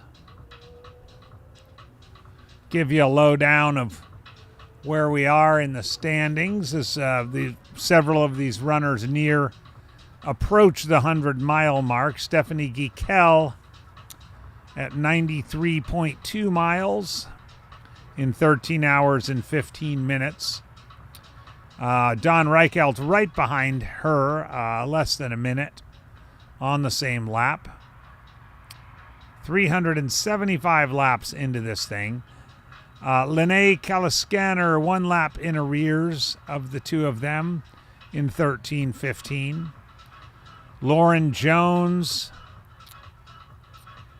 8 laps behind Lene with 91 miles.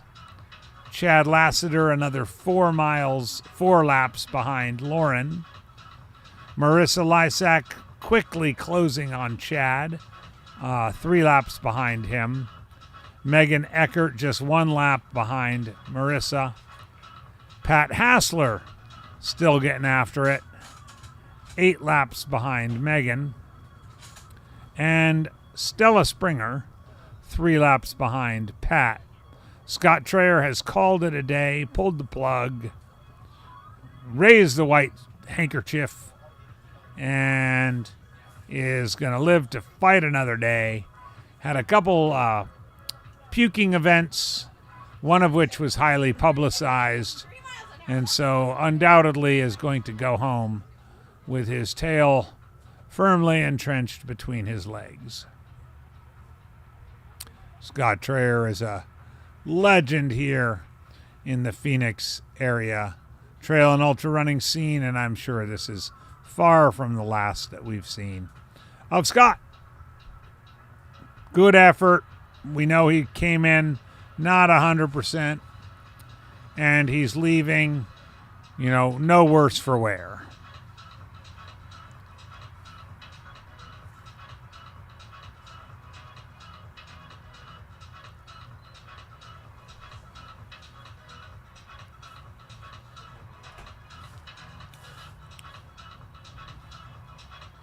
I also can confirm that Pam Smith is still running and still talking.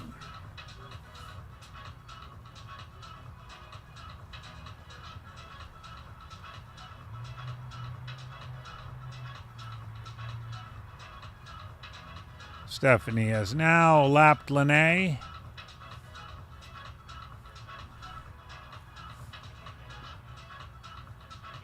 And put some distance on Don, who looks like he may have stopped to regroup a bit. So Stephanie's now about 300 meters ahead of Don. It was about 40 meters just a couple of laps ago.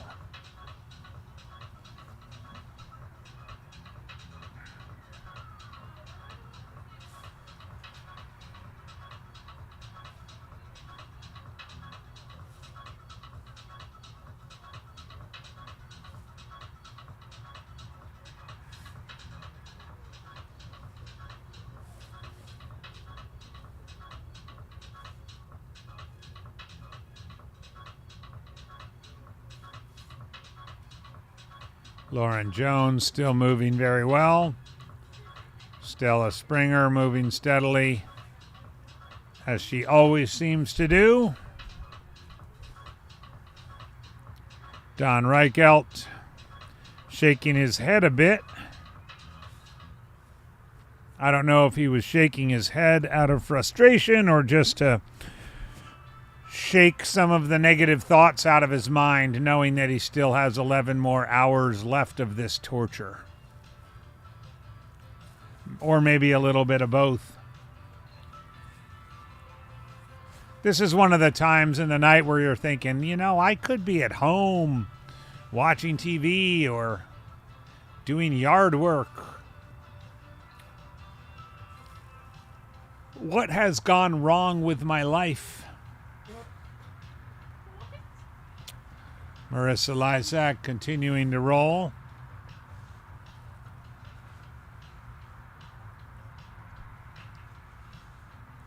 Chad Lassiter.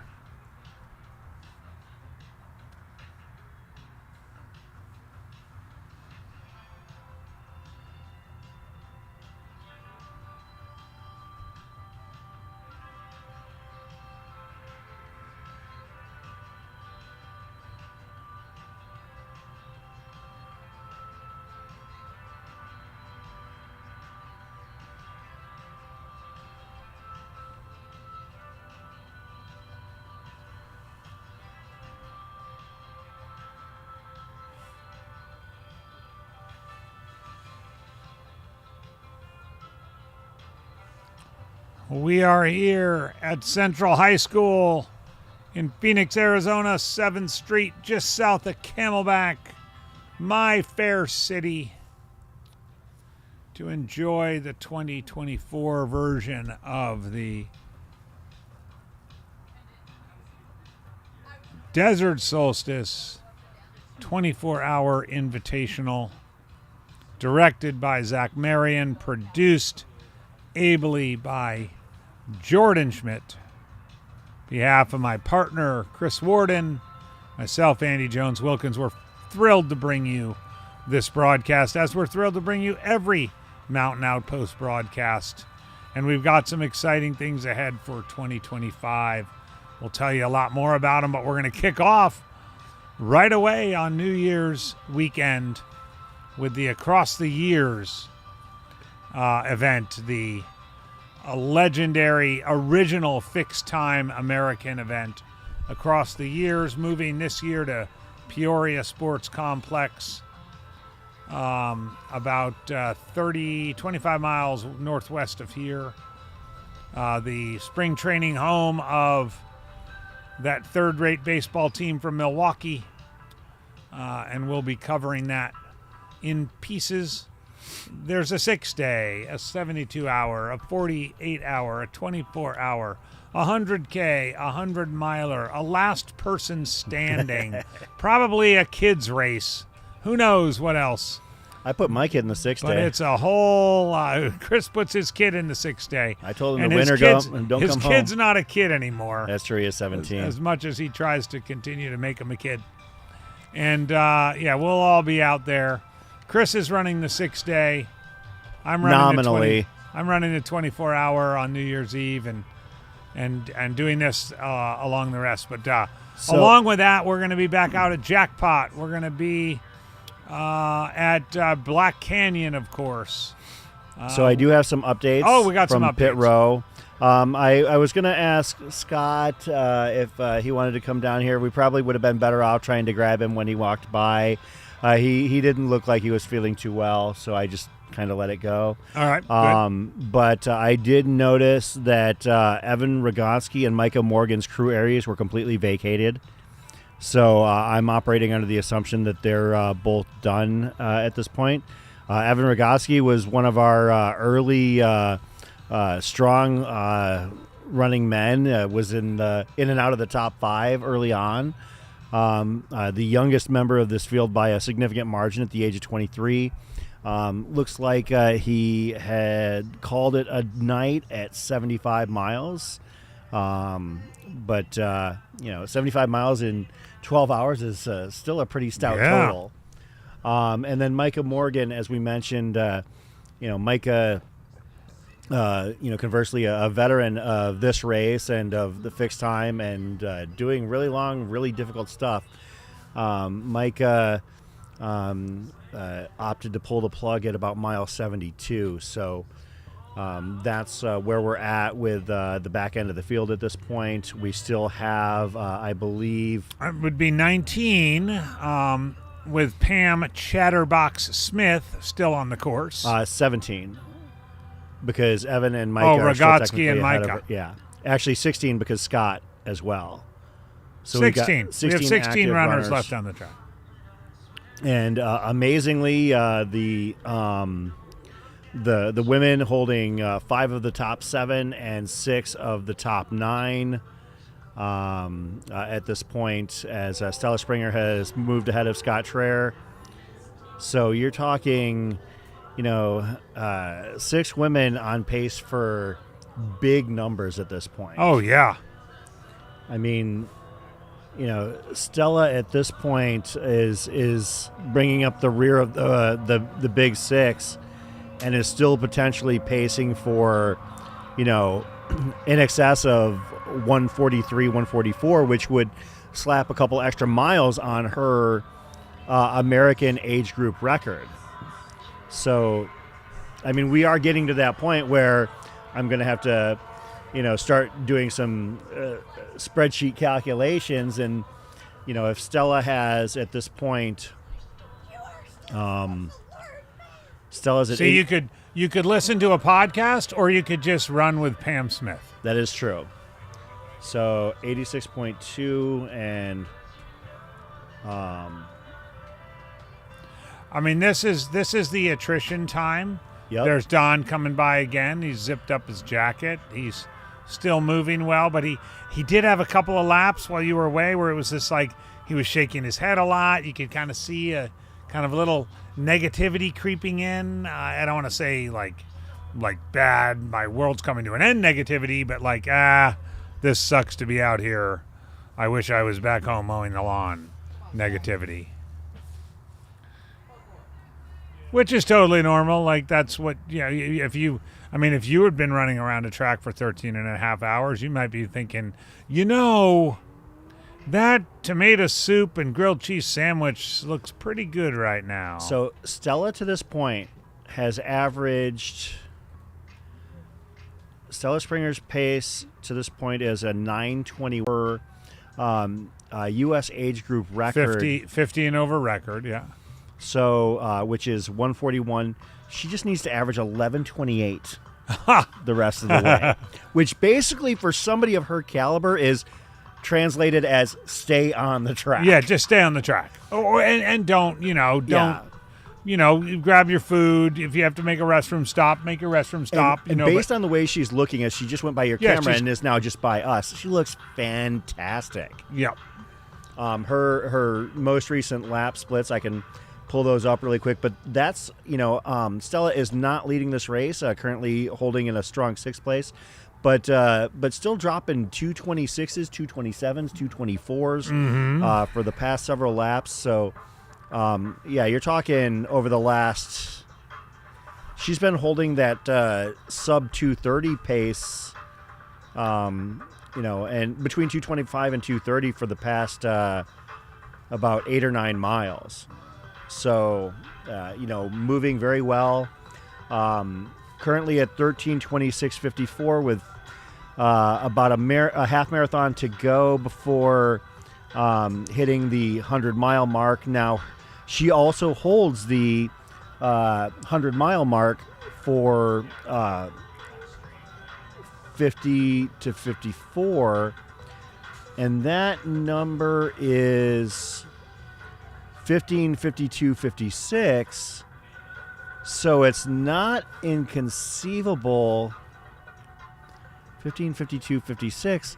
So she's got to go basically 13 and a half miles in 2 hours and 22 minutes. Oh, she's going to totally do that. So again, Stella Springer, maybe not at the top of the leaderboard, but having herself an historic day. Well, I'll take your Stella and raise it a Marissa. Last 4 miles, quarter mile splits, 2:15, 2:17, 2:15, 2:18, 2:15, 2:17, 2:17, 2:15, 2:19, 2:15, 2:17. You get the idea. Yeah.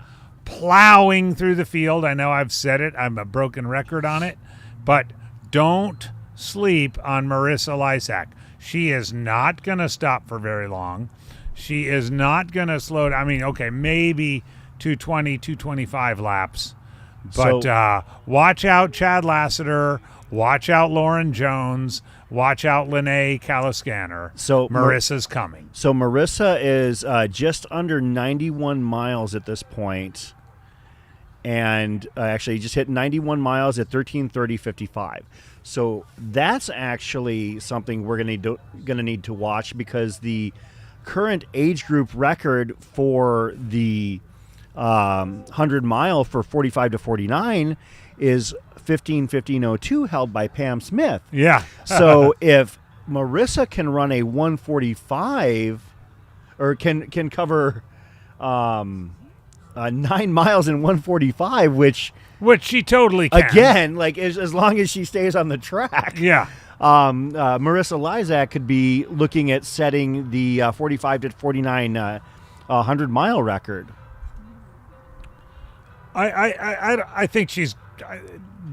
I mean, I've seen her run enough. She's going to set it. Yeah. Actually, I'm gonna actually check something here, because we didn't really take time to audit the 12-hour splits. It's kind of a discipline that gets a little bit, I guess, overlooked at times. But let me see what. Unless you're us and that's all you run. Meters to miles. So 84.21 was Pam Smith's 12 hour. What was Marissa at in this race when she hit the 12 hour mark? I'd be curious.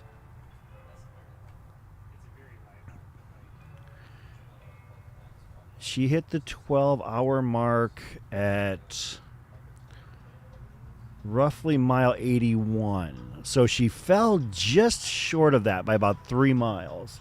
But she is moving much stronger than Pam did after the 12 hour mark. So usually, interestingly, like the age groups for the 100 mile and the 12 hour tend to go hand in hand. Simply because these runners don't take much longer than 12 hours to get there. Yeah. But in this case, I guess about 3 hours separating the 12 hour and the 100 mile. So it looks like there might be a little bit of separation there. So looks like Stella put a little vest on. Mm-hmm. But man, consistent, steady gait. She's coming up on Lene. Here comes Dawn.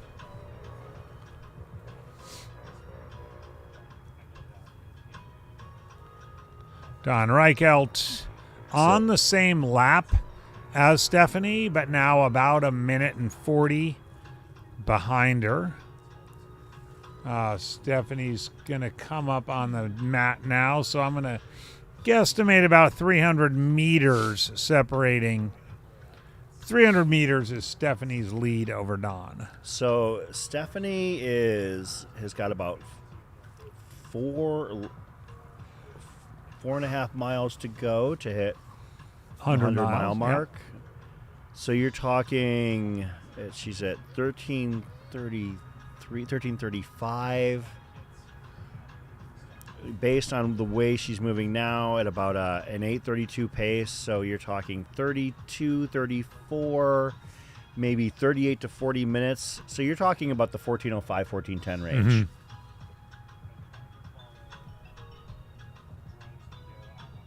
That's a sweet 100 miler. Yeah.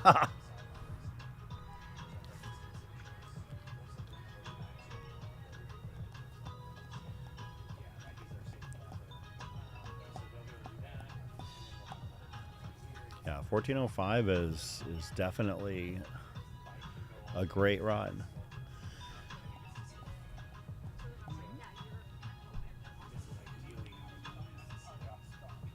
And in the case of course, Stephanie is 42 years of age. Lene is 52 and basically probably going to be hitting it in the 14:15 range, 14:20 range. Yeah. Which won't even be a PR for her because she ran a 13:53. And I had to admit, I had to double and triple check that because I wanted to make sure I wasn't misspeaking. 13:53. 53. Wow. At the Berlin Wall 100 mile, which just seems incredible. Stella Springer looking really good. Mm-hmm. See Pat Hasler on your screen, followed by Jimmy Strayhorn, the man of the people, Oklahoma's finest. Yeah, just kind of walking a bit.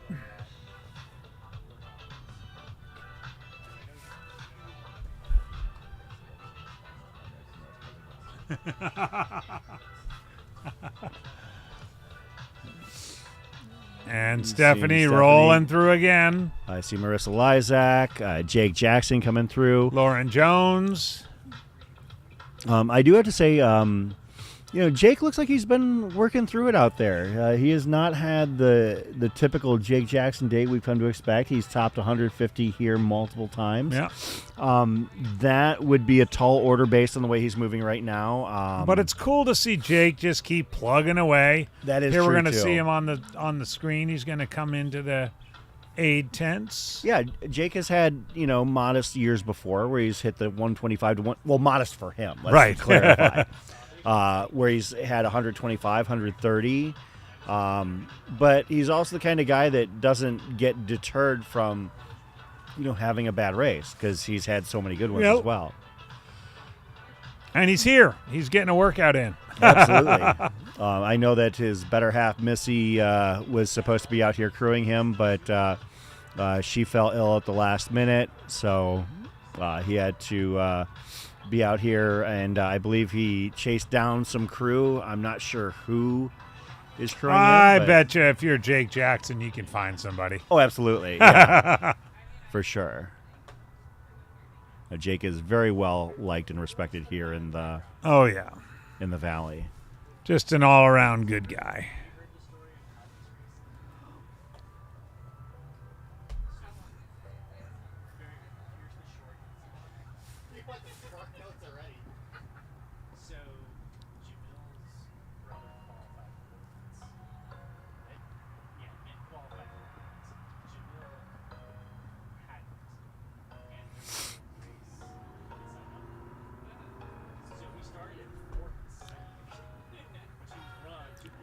You can see runners hitting through. That is Bart Paul. Bart is a guy who we haven't really talked too much about, but kudos to Bart because a few hours ago he was in 9th on the men's race and now is currently sitting in 5th. Yeah. and sometimes that's just the way it goes, is that and Bart is eventually going to so Bart actually passed Jimmy Strayhorn, Jeff Urbanski, Jake Jackson, and is going to be passing Scott Traer by the virtue of him stopping. So he's going to have pulled himself from, and he passed Evan Rogoski as well. So he has pulled himself from 9th into 4th, into eventually 4th here. Just by virtue of continuing to stay on the track. Yeah, and he's keeping it about a 10:08 pace, which is pretty solid at this point, but not. And I'll be honest, I thought he was looking like he was kind of struggling a little bit earlier, but apparently he wasn't struggling that bad because he's still moving and still moving well. Missy is in on the chat because he's not allowed to drop. Oh, Jake isn't allowed to drop. That makes sense. I've seen Jake take a nap during the race before, or like bundle up. I mean, I don't think I've ever seen Jake drop a race, though. No, I haven't about either. it. I mean, I've seen him definitely like downshift. Oh yeah, Yeah, absolutely. but not drop. I think that it was 2020 Desert Solstice where he did have a rough day, and he finished, like I said, as I mentioned, modest for him, 125 miles, Right. in 24 hours or something like that. But so Tracy Outlaw, shout out to Tracy, being a true fan and Tracy's friend of the awesome. sport. Yeah. Missy is the reason Jake will stay for 24 hours. Yeah. Yeah, he wouldn't be able to go home.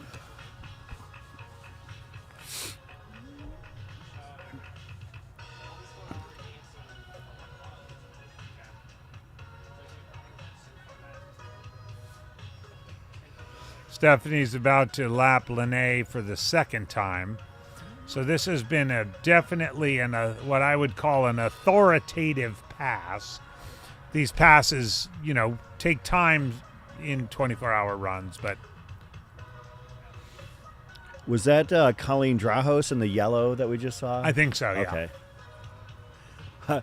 Complete change in gear sometimes throws us for a loop. Colleen was wearing something that was gray and green earlier and now wearing a bright yellow top. So we are... Whereas Jimmy's rocking the all-black Bandito suit. Yep. with his the white mounted coast. With the white mounted coasts. You can see Pat Hasler as well coming in. Right now, actually, that is Lauren Jones on your screen.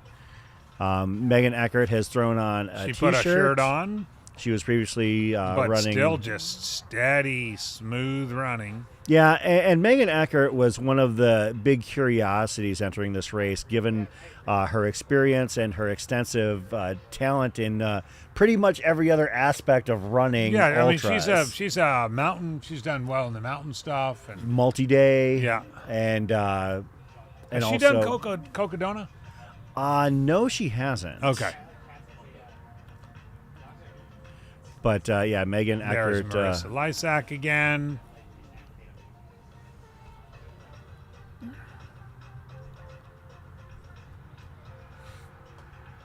Yeah, Megan finishing with 362.5 miles at the Big's backyard this year. Yeah, okay. Winning Angeles Crest earlier this year. Oh, that's a mountainous race. Running 526 miles at 6 days in the Dome. Finishing fourth at Jackpot earlier this year. Winning the Mogollon Monster with a course record last year. She has done it all and continues to do it very well. So, Megan has she's finished in the on the very short list of I think she finished in the top 5 at High Lonesome one year as well. So it's not often that you see somebody who goes and crushes races like Angeles Crest and Mogollon Monster, and then also Jackpot. And then Jackpot or 6 days in the Dome. Yeah, yeah. Like, that's a completely different skill set. I'm trying to think Shows of versatility. like who of like the 6-day crushers like that, like those who genuinely who we've seen throw like a 500 plus mile number, who of that set has like gone out into the mountains and run the hard rock qualifier type of stuff. Because when you look at the list of people who have hit 500 miles at 6 days in the Dome, you're talking Joe Fegis, BB, Bajargal Biamba, who comes out to Across the Years a lot, Bob Hearn, David Johnston, and who is that last one? That's Johnny Hallenby. Like, I mean, I guess in like at least if you look back at 2024, maybe Leah Yingling. I think she did 400 miles at the 6 day Lululemon run, and of course second at Run Rabbit, and maybe she would be kind of the closest. Yeah, but I also think that the Lululemon run was her first time really like in that sort of format at all. So I don't know. It's a challenging thing. Yeah, so like I'm trying to think if anybody else has run, because Fegis never did the mountains. Giannis never did the mountains. No, Fegis never did the mountain. Giannis barely broke 24 at Western States.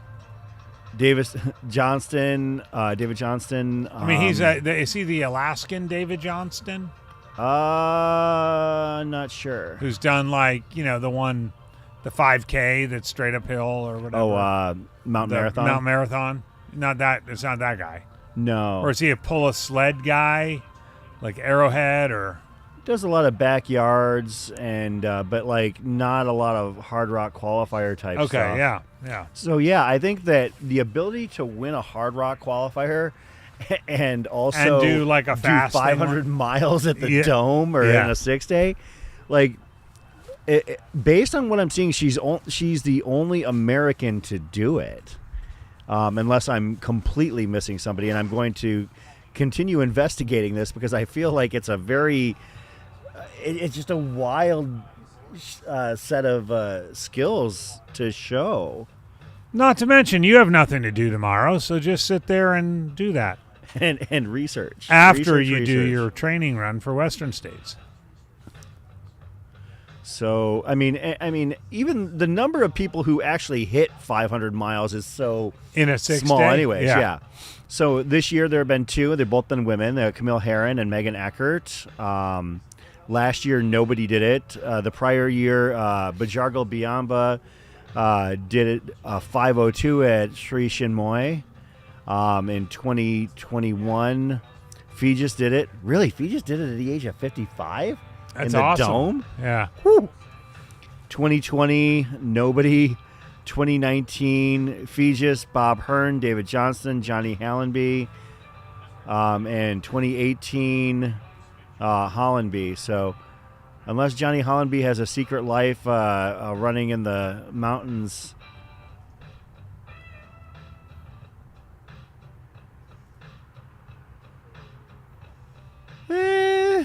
Okay. He's run in the mountains, but an 1100th place finish at Grand Raid is not the same as what Megan Eckert has been doing. Right. So yeah, I think Megan Eckert, like in terms of just unbelievable versatility, I can't think of anybody, man or woman, that has the wildly varied resume Yeah, that she I can't does. either. I can't either. I mean, you're talking somebody who could probably acquit themselves very well at a faster 100 miler, like Western States are having 100 based on what we've seen. Yeah. And also can run the tough stuff. Winning Angeles Crest. I mean, Angeles Crest has some runnable. Yeah, but that's sections to it. hard. I mean, it's harder than Western States for sure. Yeah, absolutely. But also crushing it on the track and at the backyard and in the dome. So, and a jackpot. It's an absolutely unmatched, varied skill set. Yeah. And just ran by us just now, just has a nice classic ultra runner stride. Yep. Quick cadence, short strides, doesn't lift her legs up that much. Really upright trunk, like the whole package. Mm-hmm. How old is she? Got to be not that old even. No. She's Megan Eckert, 30, 38. So, yeah. No, okay, not young. One of the younger people in this field. Well, yeah. Yeah. I mean, Stephanie's 42. Don, I believe, is 39. Lene is 52. Lauren is 42. Marissa's 45. Okay. And Megan, 38. Pat Hasler, 35. Stella, 53. And Scott, 43. And Bart Paul, 44. Jake Jackson, 47 or 48. Jake? He acts like he's not a day over 18. Like he's 12. But Laura Sheridan, 45. Although, you know what? I haven't seen Laura in a bit. I will have to keep an eye out for her, make sure that she's How still old's moving. Dawn? Dawn is 39. Okay. So, yeah. So, she is on the lower end of the runners in the field right now still. So, definitely, got prime years in this discipline if she elects to pursue it further. See Pam Smith getting Oh, some good. giddy She up has back no up. one left to talk to. She's talked them all out. I love the fact that you two have that kind of relationship where you can joke like that. Yeah. Although I mean, Pam maybe has a hell of a sense of humor. I learned at Javelina. maybe if we can get Pam to, before we go off the air, if there's one person I'd love to talk to, it'd be Pam. But we'll see. Somebody was asking about Megan setting the women's record in the backyard. I believe that she finished. No, I don't think it was close to Courtney's or. Oh yeah, no, she passed Courtney's. I thought Courtney did. She did pass Courtney's. She did 68 yards, which. What is 68 times 4.12? So that's 280. So yeah, so she went way past what Courtney had done. To be honest, I don't keep much track of that stuff, but I know a lot of people do. Yeah. So okay. So I can pull it up. Yeah, so she set a new record for women in backyard ultras. So, She broke the previous record by 51 miles, so 13 hours. Yeah, so she has that down. She has one of the greatest. That 5:20:60 she ran in the dome has got to be one of the best all time. 526 miles in 6 days. Yeah, for women, It's got to be. I mean, Camille set the record at 5:60 also this year, and so I mean, you're talking, like rarefied air, like Camille and Steen being like the only women I can think of that, off the top of my head, that have numbers higher than 5:20. Like that's so that's one of the best of all time in that discipline. And as we mentioned, multiple wins, and including a course record at a race that's near and dear to us, the Mogollon Monster. That oh boy, that's a grind. So I wonder if Megan's just like biding her time here, and she's gotta going to wonder. make a move. Or maybe this race is just too short for her. Yeah. She used to being out on the trail for 3.5 days. Yeah.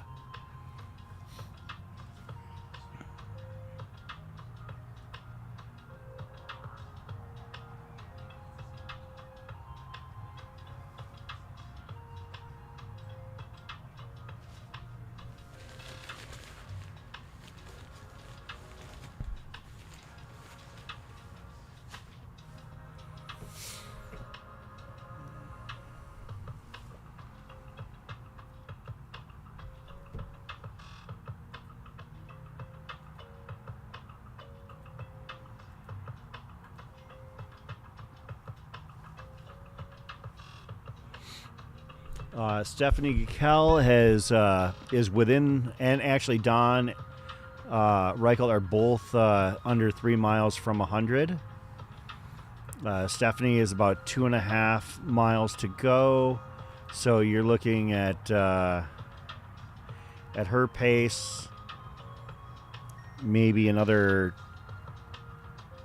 20 minutes, give or take. So you're talking, maybe about 14:15. So originally I thought 14:05 to 14:10, so maybe a few minutes longer than that.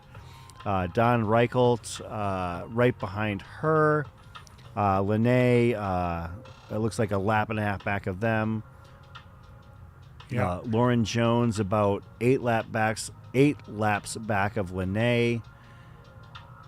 Chad Lassiter sitting about 3/4 of a mile back from Lauren, so about 3 loops back. Marissa Lysak, Megan Eckert.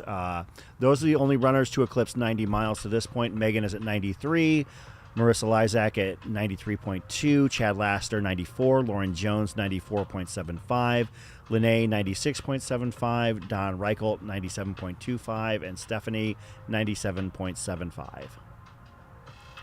And poor Strayhorn. Now Pam's caught up to him. Oh, boy. It might even make him start running again.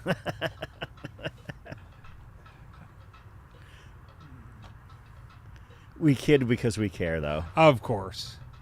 Lene looks so steady. We know she has slowed, but she definitely looks steady.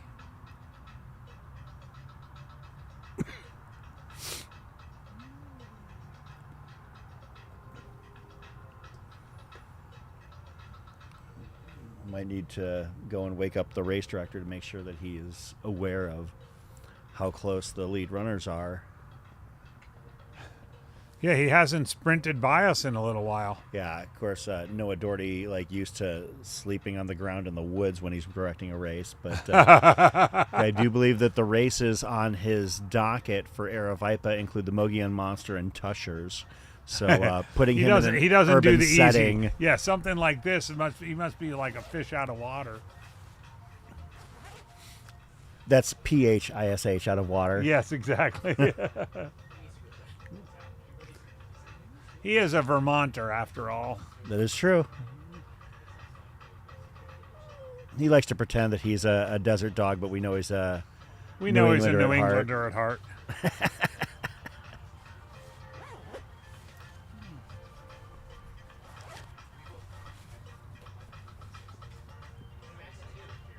We desert dogs know them when we see them.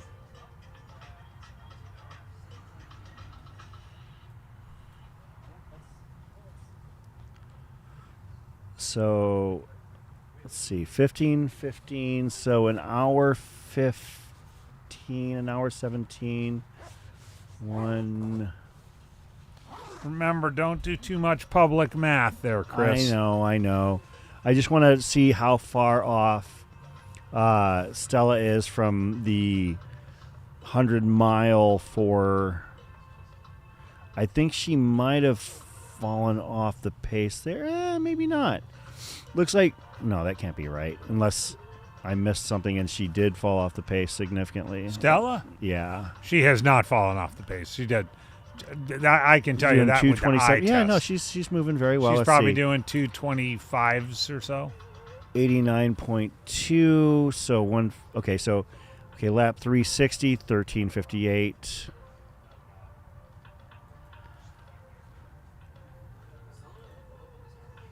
$89.2.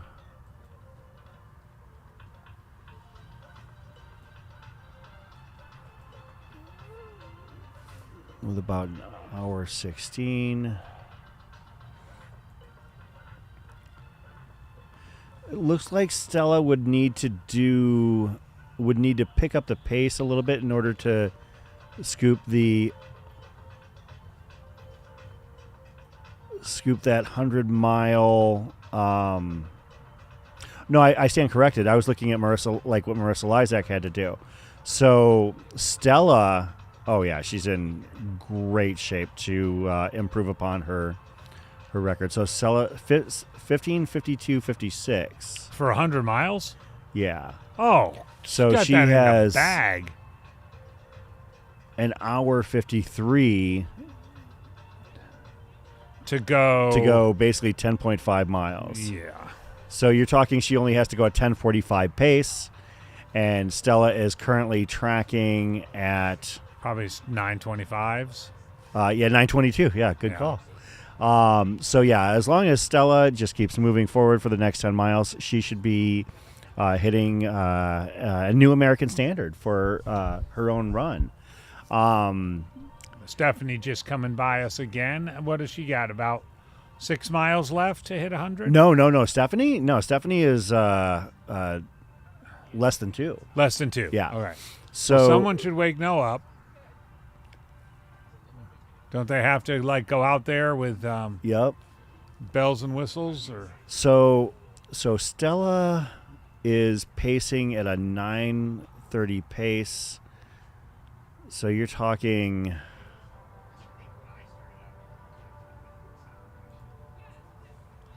Probably 15-ish. Yeah. Yeah. You're talking probably about 15:20 maybe.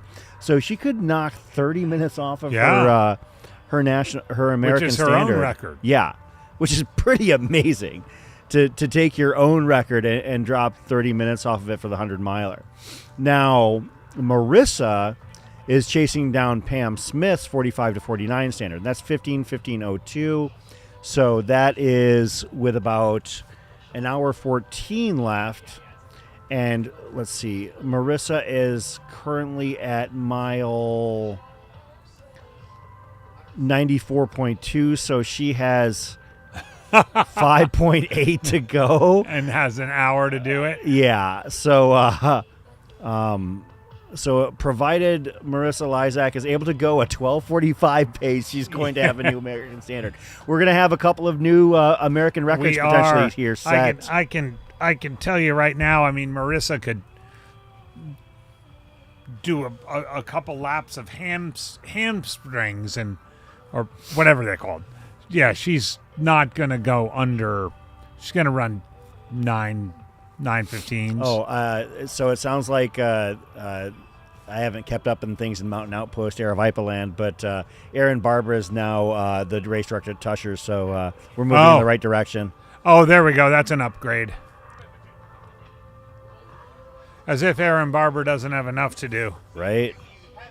Okay, so I'm going to assume that that race director Noah is fully aware that he needs to get over to the other end of the track, but I'm going to go and like wave frantically at him really quick. I mean, he's standing there like he knows what's going on, but that doesn't mean anything.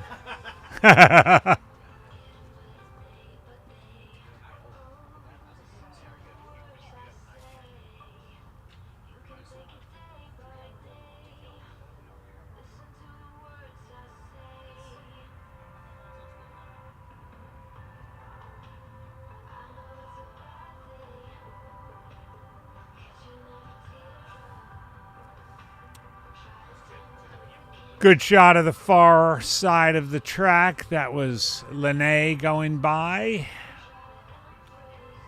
We've hit 14 hours. We're not going to have any sub 14 100-milers today. We're certainly going to have some sub 15s. And a couple of American records, probably Marissa Lysak and Stella Springer. Lauren Jones still running well. Megan Ecker taking a little bit of a walking break, but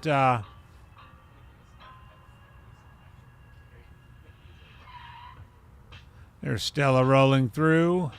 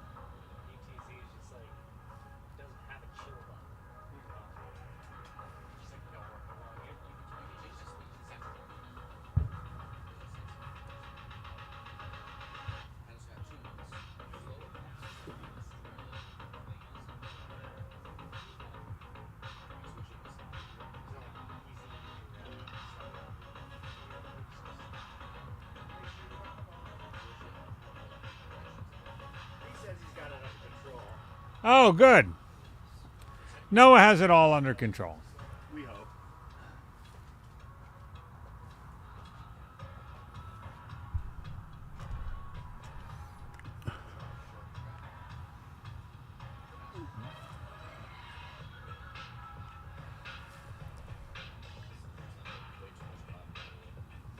Getting a little chilly here. Is that thing electric or gas? I assume it's gas or battery because. It looks like it's electric because it's plugged in. Oh, well, we were having electrical issues earlier, so I didn't know. Like, I thought that might be asking a lot to have a. Jorby brought it over, so if Jorby did it, it must be okay. I figure. We have a heater. Marissa rolling Well, by more again. accurately, AJW has a heater. Lord, yeah. That reminds me. Let me move it a little closer. the heater's on the other. Like, rather than like put it between us in a nice democratized fashion, you basically just put it over on AJW side. Well, he's the one not wearing shoes. I just made it. Well, I could put He's them not on. wearing shoes by choice. I just made it go out. Jorby. I guess you got it. Here, I'm giving you both the heater. Yeah, give us both the heater. And turn it up to high. Oh, hey.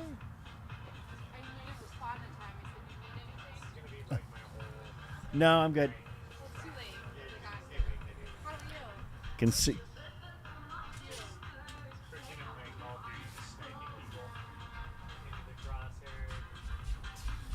Oh, we're doing it that way? Wow. That's fair. Well, no, I mean, we could move the table up like a foot and then just slide it in behind us. Just let Jorby do his thing, man. Okay. I'm trying to make it easier on him. So Have we ever done that before? that's true. It's a good point. So Our job is not to make Jorby's life easier. if you're following on the His tracker, job is to make our job easier. So if following on the tracker, our lead runner, Stephanie Gickel, is currently at 397 laps. It's actually a 402 lap total for the 100-miler for these runners because it is slightly more than 1,600 meters for a mile. At least that's what I'm told. What? Yeah, I don't. Am I good? Okay, because it seems to be catching on something. It's on the back, but I have it set up for that. Oh, I see what you're saying. Yeah. Oh, wow. We've got enough to do without having to do math. Come on now. We don't want to do math right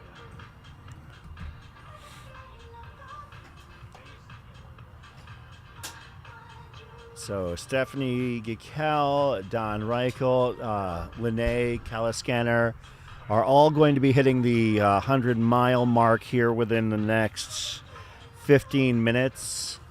Yeah, we are going to have our first 100-mile finishers, and I don't think, Chris, any of them are sort of here just for the 100-miler. I agree, and that's one of the things that's kind of fun about this race. Like when you get to the 100-mile mark, it's kind of like a will they or won't they? Right. Because sometimes you're surprised by somebody deciding to call it a day at that point, and there are other times where you're like, oh, they're still going to go. Yeah. And then there are other times where you'll say, oh, they're still going to go, and then after about 5 more miles, they're like, yeah, this isn't fun anymore. I'm so I could get back to my hotel in a nice warm bed, and yeah.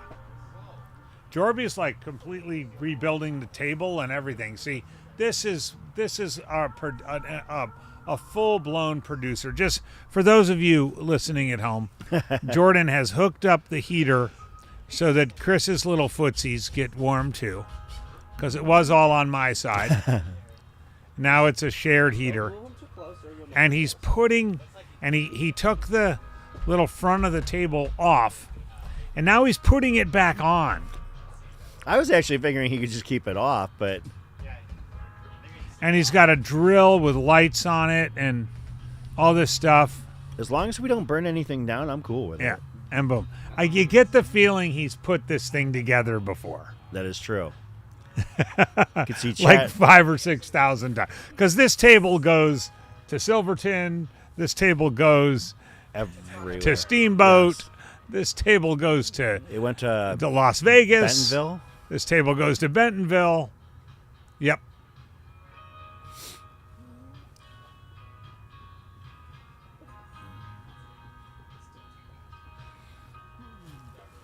Marissa Lysak by our tent again, moving really well. Her coach is now here. James Bonet has entered the crew zone to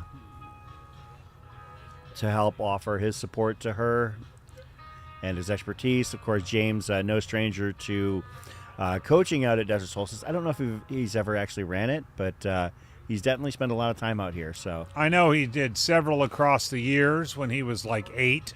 yeah, he I believe that he got to 1,000 miles across the years at the age of 18, and Yeah. then basically said he was done with it, which I get. His father Paul still runs out there Yeah, from it's- time to time. It's kind of funny to think of somebody who's like whatever in his mid-40s and is like a legend in Arizona Mid-30s. trail running, but James isn't even 40 Bonet yet, is yeah. definitely that guy. He also has like 6,500 kids. Yes, he and Aaron keep themselves busy Yes, indeed. with their ever-growing family. Yeah. Lene is walking a bit. It's one of the very few times we've seen that. Yeah. Stephanie's going to roll up on her again. Lene might be downshifting at this point, getting close to that 100-mile mark. I'm not necessarily suggesting she's going to call it a day at 100 miles, but Stephanie is going to hit the 100-mile mark in just a handful more laps at this point. yeah, it looked like Noah was getting a cup of coffee, so maybe he's preparing to ask somebody to do some work for him. Speaking of, I'll be getting us an order of coffee here shortly as well.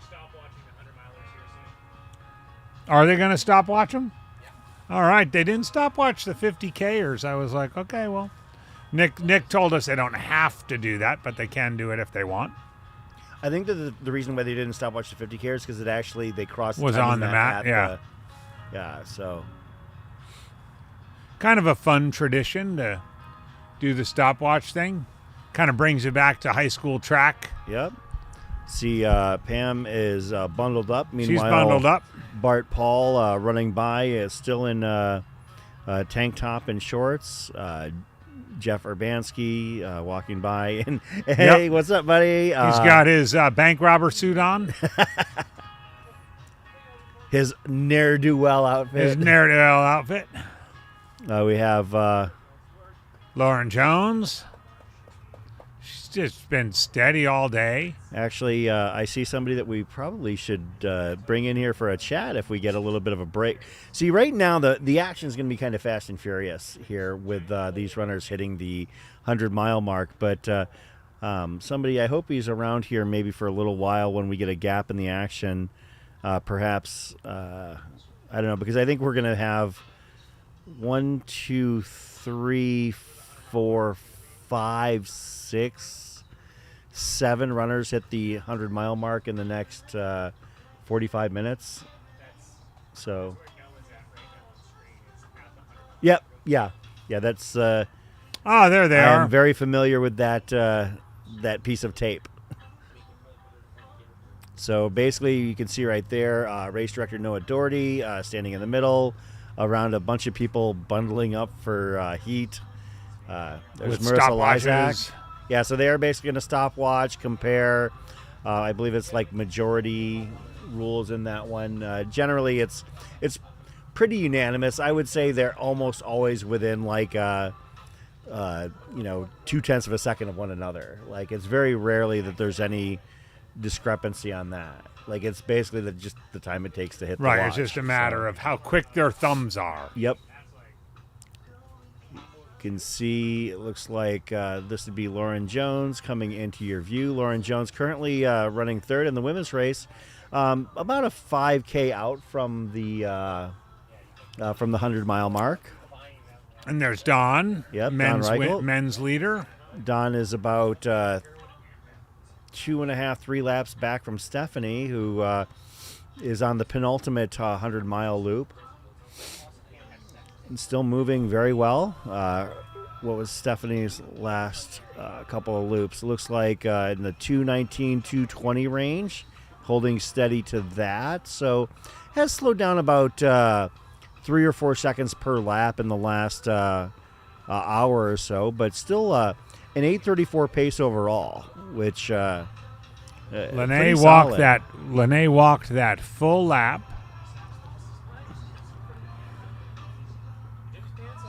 Be interesting to see what Lene ends up doing here as the field rapidly closes on her. Lauren, Megan, Marissa, Stella. That's kind of our pack at this point.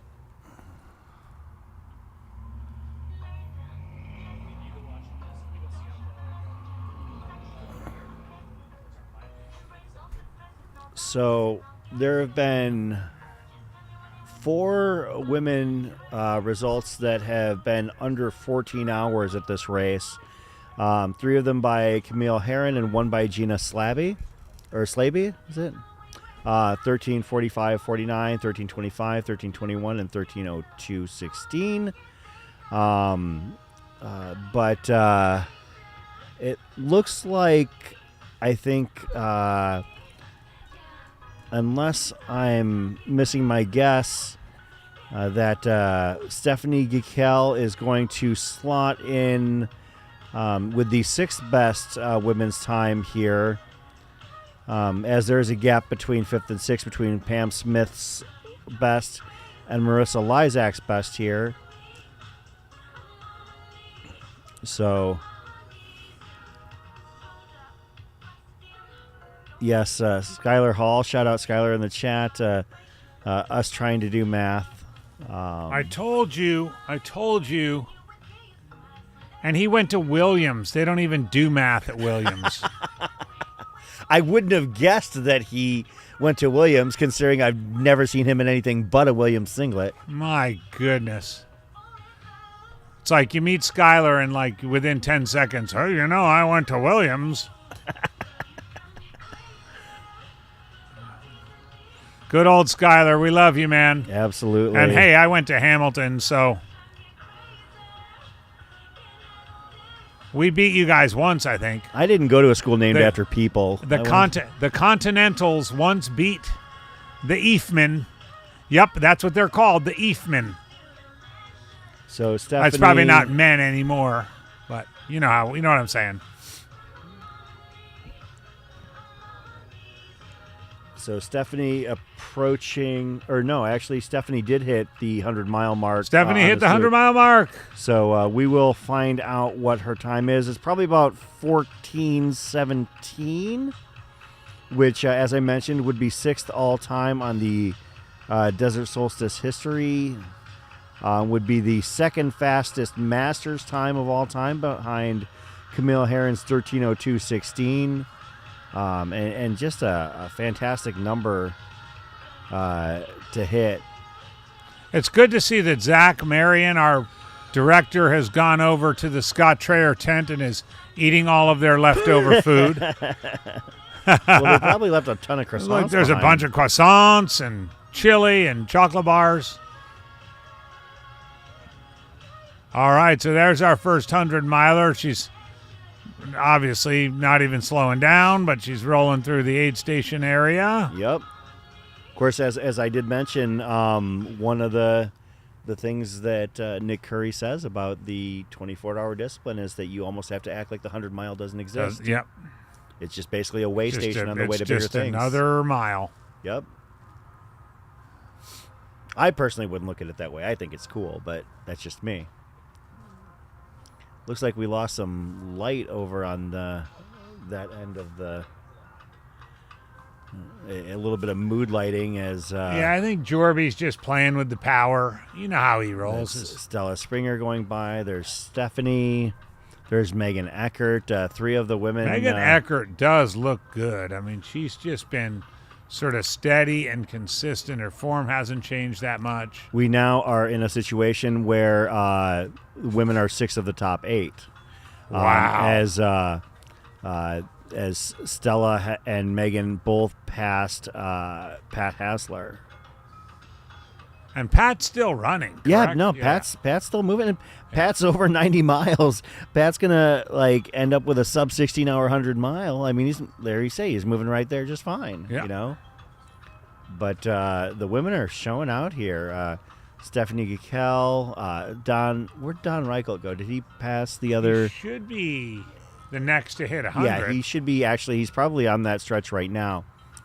This makes me want to go and like when I used to film this race rather than be in the commentator booth, I would basically grab a gimbal and kind of follow the runners as right till they hit it, and then I would switch my camera to the filmers and not the filmers but the timers, and they just kind of sit there in a circle and just kind of look at each other for a second. It was always a great moment. There we go. We can see the shot of the what is.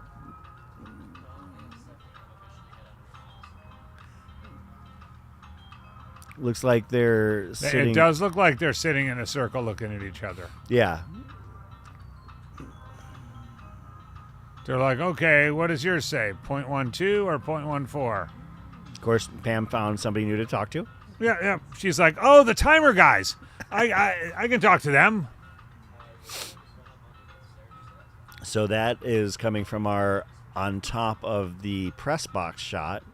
There's Marissa Lysak right there. Going to be one of the next people to hit that 100-mile mark. She's about 3.5 miles out from that. Our next expected 100-miler is going to be second-place woman Lene Kaliskaner.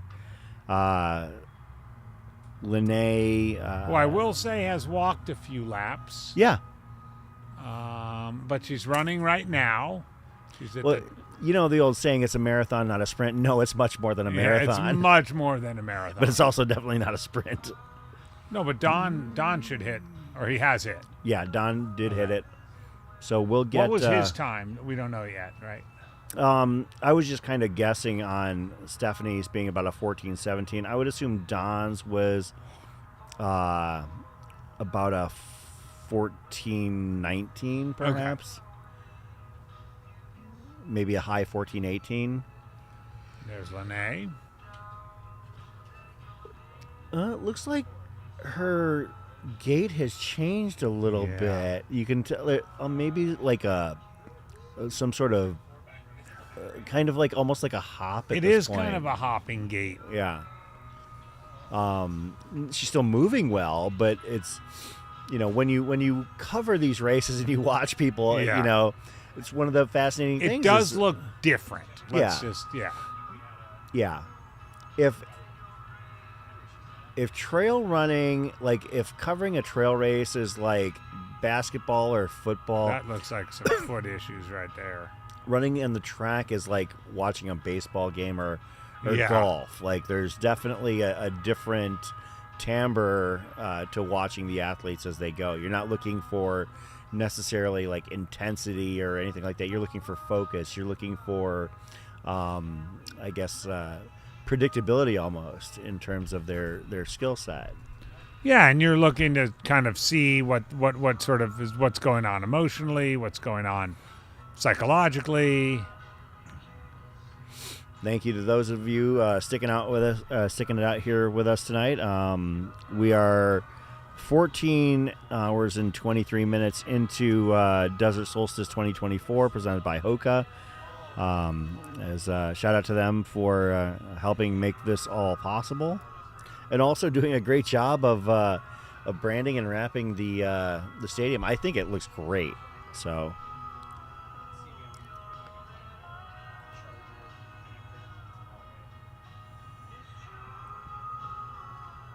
Yeah, so Stephanie and Don just kept going with no signs of slowing down.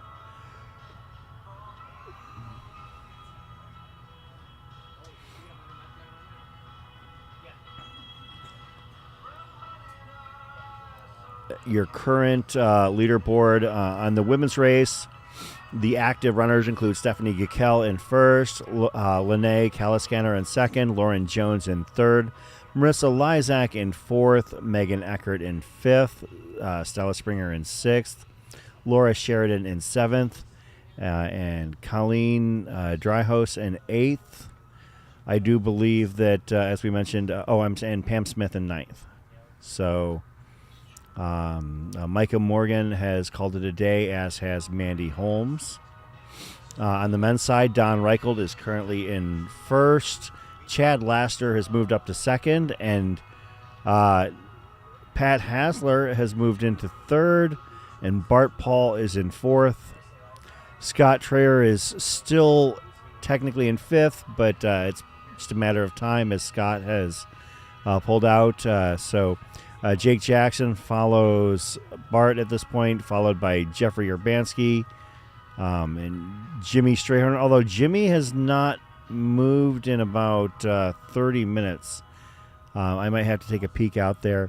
Evan Rogotsky, Zachary Zabluski, and Jonah Backstrom have all retired for the evening. Mm-hmm. I'm going to take just a peek outside and see about Jimmy Strayhorn.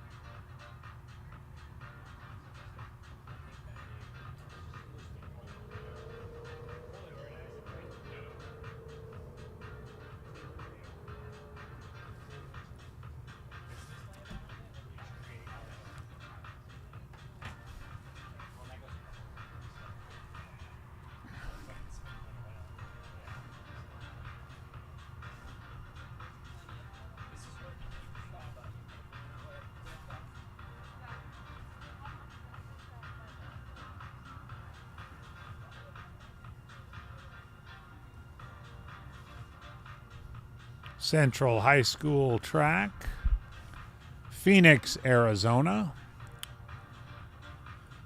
Just closing in on 14 and a half hours into Desert Solstice 24-hour Invitational.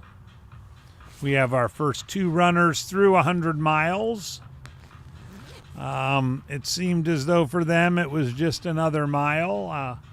Sometimes we have runners here that are here specifically for a 100-mile time, and while those runners, Dawn and Stephanie, may have been, there's nothing that stopped them. They hit that time and just kept on rolling. Megan Eckert just went by. Stella Springer heading by.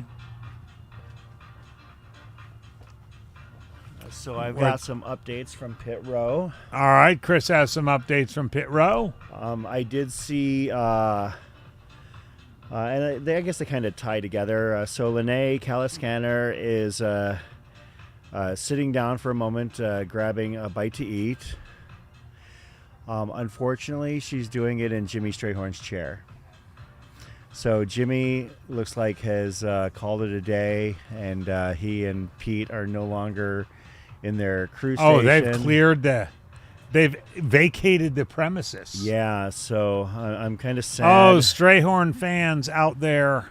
That Jimmy wasn't feeling good, and Oklahoma's finest is heading back to Oklahoma.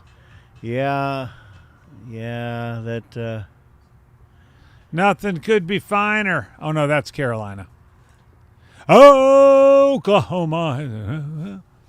But yeah, so Jimmy is out. Lene is not out, but she's taking a break. Oh, and it sounds like we have Jorby on the mic. So what you got for us, Jorby? What do you got, Jorby? I have 100-mile split. Oh, 100-mile splits. Oh yes, please. So the unofficial time for Stephanie after 3 stopwatches is 14 hours, 17, 24, 14, 17, 24, 14, 17, 24, 47. So that's into the milliseconds. All right. And then Dawn is 14, 18, 39, 14, 18, 40, 14, 18, 39. Okay. Thank you. And we should have Lene here shortly. Excellent. Thank you. Again, this is Desert Solstice Track Invitational. We want to give you the most accurate. I know we joke around a lot, but also this is a record-setting, record-breaking venue, and we want to make sure that the facts are out there and that you can hear them and they're broadcast in real time. So thank you, Jorby, for doing that, and I know he'll be back probably a couple more times with some more splits. Yeah, those asking about Strayhorn details, I don't have any. I know that Jimmy was stretching out his hip flexors a little bit ago, and he was on his back in his crew area.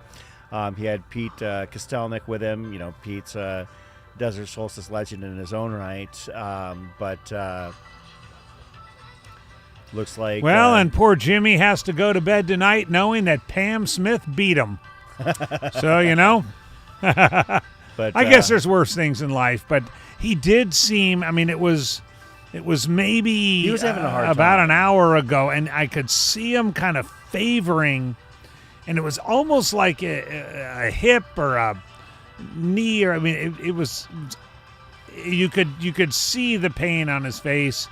He came around, he spent some time with his crew, put warmer clothes on, walked several more laps, but you could kind of see if he wasn't going to bounce back from that calling it a day was probably the right call. And again, as we say all the time, live to fight another day. Yeah, and when you're talking about somebody who focuses on the 100-mile, 24-hour distance, I know that to some people, the idea of withdrawing or a DNF might be a fate worse than death, but these runners are putting themselves through so much with every attempt that they make, either to run 100 miles or make a national team or shoot for an American standard of some sort. So, in some cases, it's just simply best to uh, to pull the plug and come back another day. Oh, do you? If I run across the street, do you want some? Nah, I'm good. Okay. But you should do that. All right. I'll be right back. I feel like I'm leaving you stranded, but No. All right. So we've got 2 runners. Linnae is sitting for a bit, so she may not hit 100. Next, Lauren Jones could be next. She's still on the track. Chad Lassiter after her, and closing quickly, Marissa Lysak and Megan Eckert.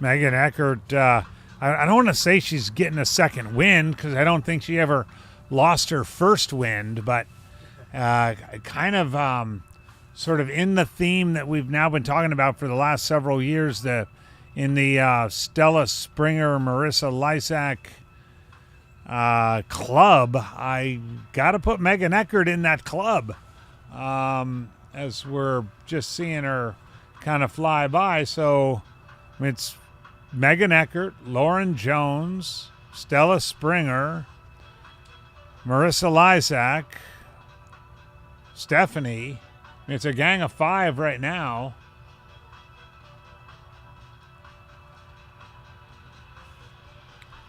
I know Linnae's taking a little break. She might be back on her feet anytime soon and bring it back to a gang of 6. There's Lauren.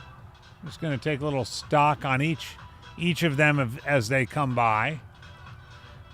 Of course, Pam Smith's still out there getting it done. She's not going anywhere. So Stella coming by now, looking as good as ever. Marissa Lysak coming by.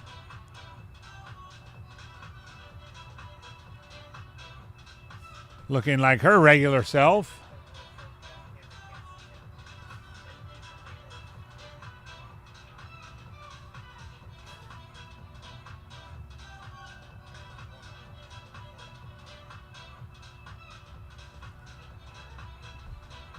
Chad Lassiter still looking really good.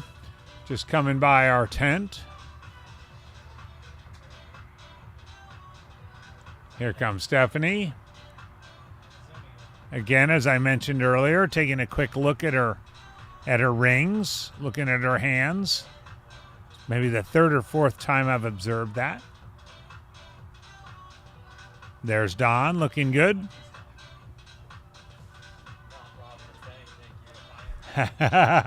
Urbanski coming by again. Yeah. in the bank robber suit.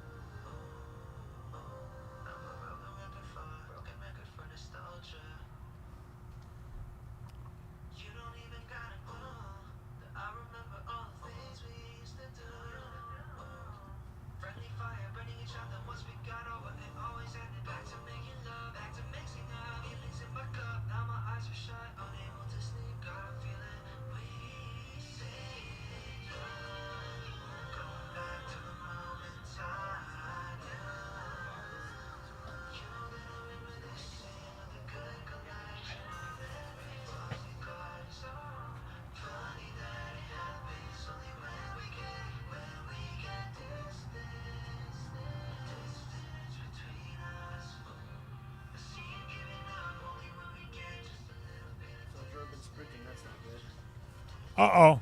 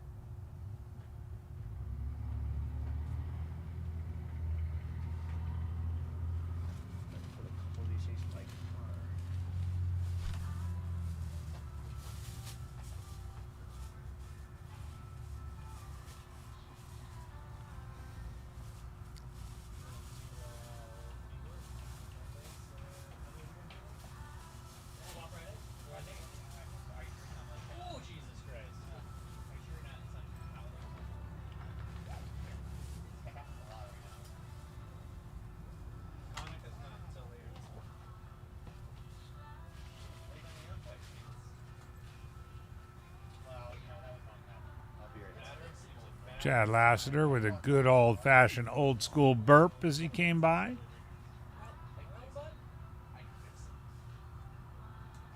Looks like you sent her a little too hard, but I see that. Is it?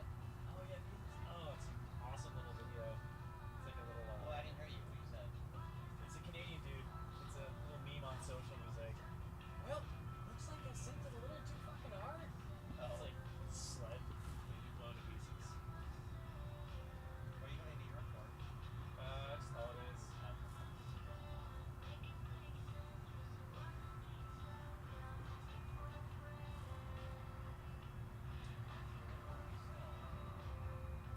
Looking forward to that.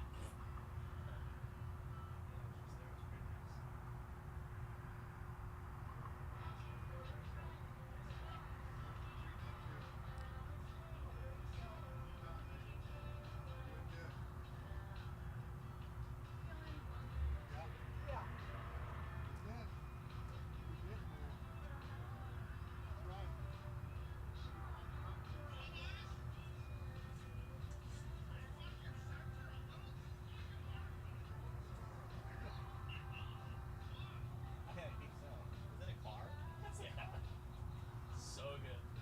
And like just that audio been watching over half the world. Oh my god. Is that recent? Yeah, that's like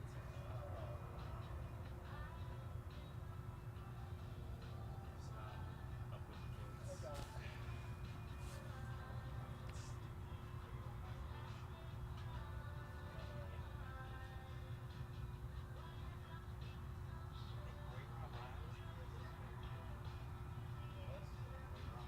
Oh yeah. It's India. I don't know. Just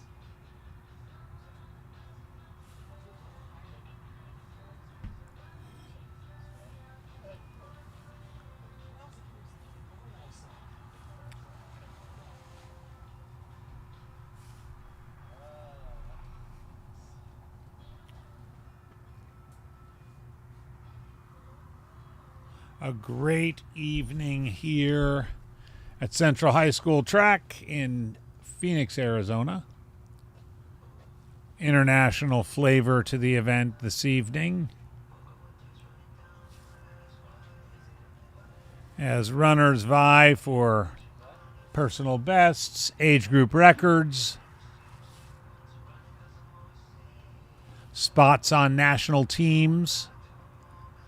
A lot at stake for what appears to be just a bunch of random people running around a track in the middle of the night. It's a lot more than that.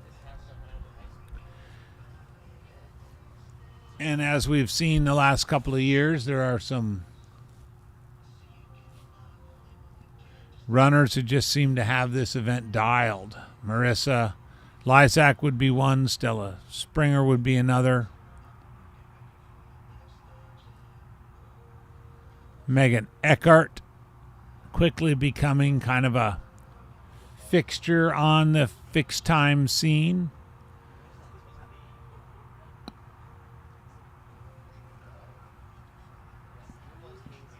and others not necessarily having their best day, but still getting after it. Jake Jackson comes to mind.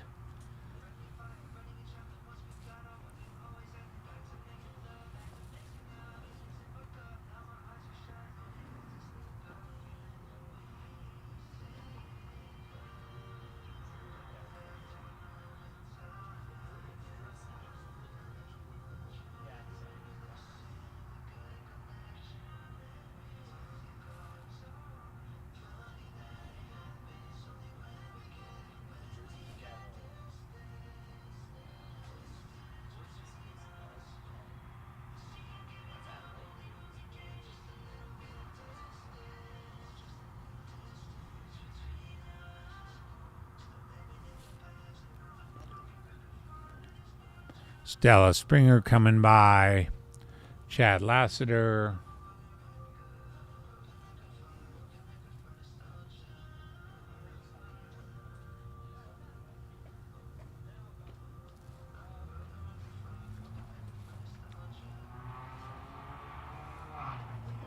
We're about 14 hours and 45 minutes into the festivities this evening. Jake Jackson rolling by, as we've commented earlier. He's not having the day he wanted, but he's having the day he got. And there's nothing wrong with that. So, it looks like Lene Callis-Canner is dropping. Lene's going to call it a day. Is that right? That's what I'm trying to confirm. But I zipped by her crew area, and it's packed up. So I don't have confirmation on that, but I'm going to try and get it. But did you get coffee? No, because I can't find my car keys. Oh, you lost your car keys.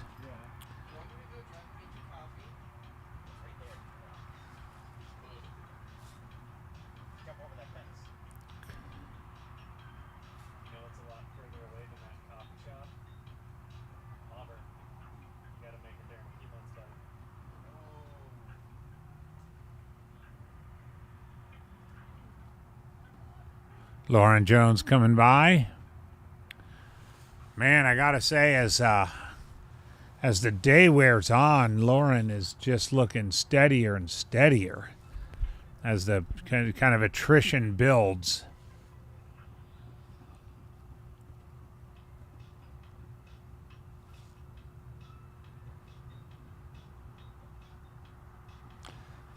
Yeah, this race really does separate the wheat from the chaff.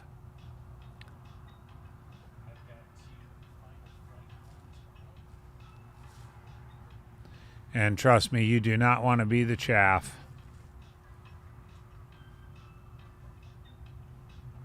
Chris is going to go out and find out about Lene. She ran if she is indeed calling it a day, man, what a valiant effort from Norway.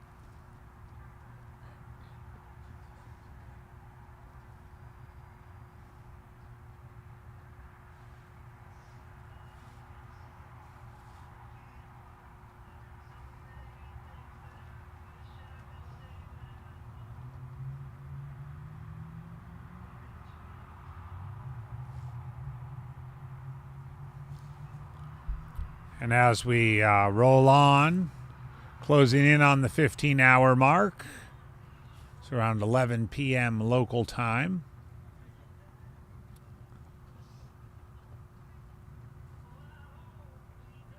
We've got about 14 runners left on the track.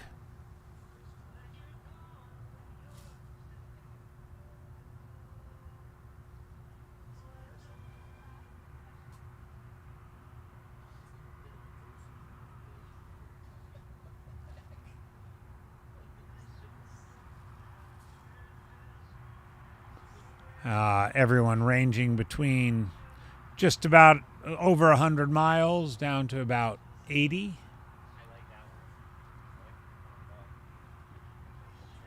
You really see a lot of the camaraderie this time of night as these runners have been out here all day and into the night. They've exchanged pleasantries, and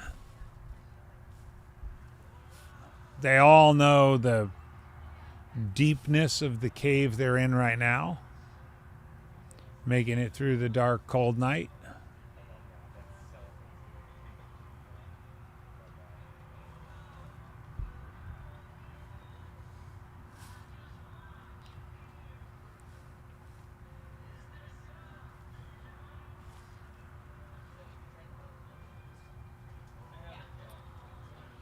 Oh, Chris might have been wrong because Lene's running. She's got a sweatshirt and a puffy on, but she's with Pam Smith, and so, of course, they're talking, which might be enough to rally Lene to a few more laps.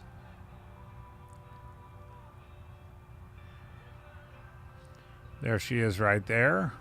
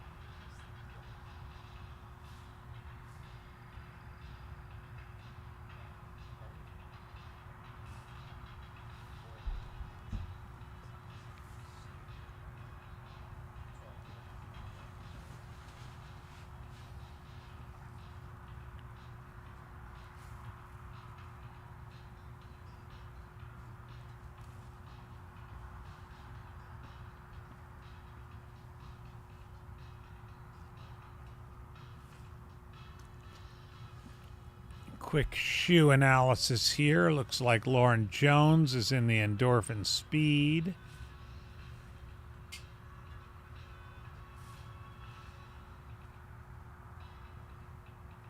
Pam Smith in a pair of Mizunos. Looks like a non-carbon plated shoe.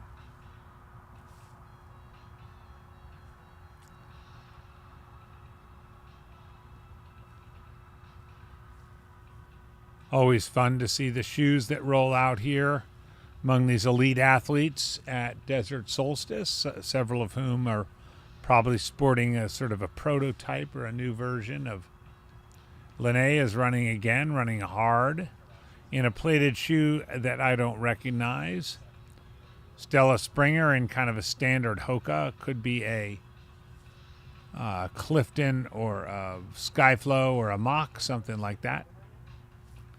Non-plated. Stephanie is definitely rocking a plated shoe. Looks like a Nike. Might be Alpha Fly. Might be Vaporfly. Megan Eckert in a pair of Mount to Coasts, a company that's really made a splash on the ultra scene in the last several months. A new company out of Asia. My guess is it's some sort of custom shoe as well. Not sure they're doing carbon yet. Marissa Lysek all day has been in the Hoka Cielo. It's a very recognizable shoe. That's a plated shoe from Hoka. If you imagine, say, a Clifton or something like a OG Clifton with a plate, that's the Cielo.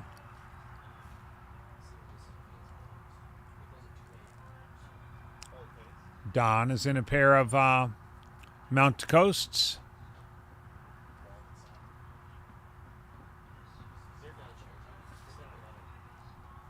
So a couple Mount Coasts, couple Cliftons, Mizuno, couple Sauconys, Nike, or we think something like a Nike. There's an Asics. I would guess that's a carbon shoe.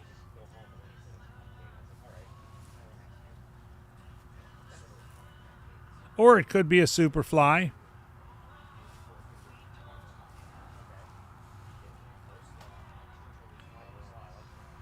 Jake Jackson looks to be rocking kind of a classic Hoka.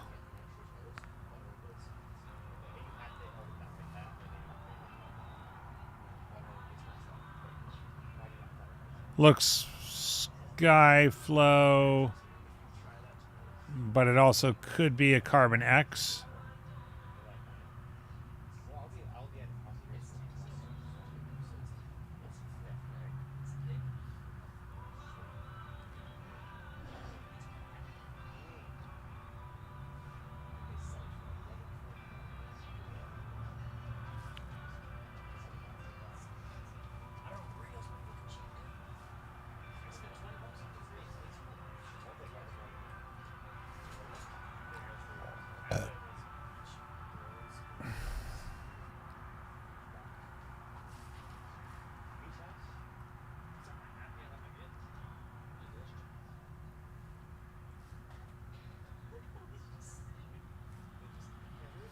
Again, quick review of the standings.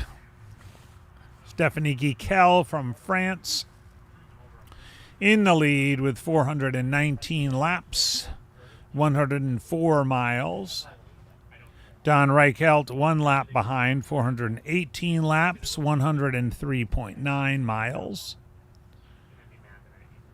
Lauren Jones has moved into second place woman, third place overall. 101.2 miles, 407 laps. And Chad Lassiter, who just went by, at 403 laps, he has hit the 100-mile mark, as has Marissa Lysak. 403 laps, 100.2 miles, and 14:55. We're awaiting Lean. Looks like Lean did get it. She was sprinting for it. Looks like she hit her 100-mile split. I'm showing 99.9. So, yeah, I mean, under 15 hours, I think. That was Pam just asking me if she got it.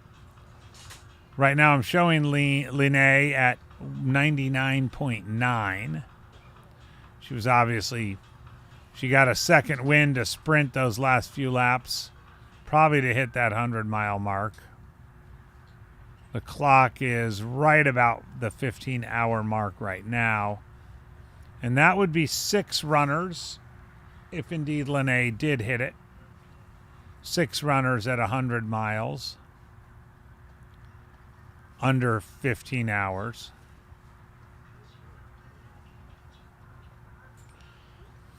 In 7th place, 5th place woman, Megan Eckert. 398 laps, 98.9 miles. And then 8th place and 6th place female, Stella Springer. 384 laps and 95.4 miles. So there is a big gap. 3+ miles separating 7th place Megan Eckert and 8th place Stella Springer. That's a pretty substantial gap this late in the race, but anything can happen. Pat Hassler, Bart Paul, Laura Sheridan, Jake Jackson are the last runners left on the course. So we've got 12 left on the course. 13.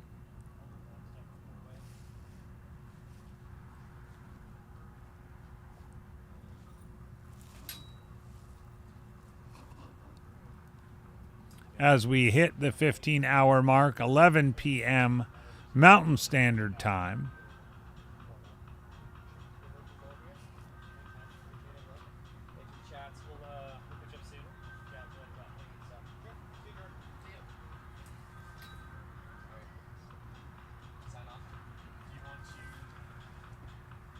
Good to sign off. And then swap screen. We are getting ready to call it an evening here at the Desert Solstice Invitational.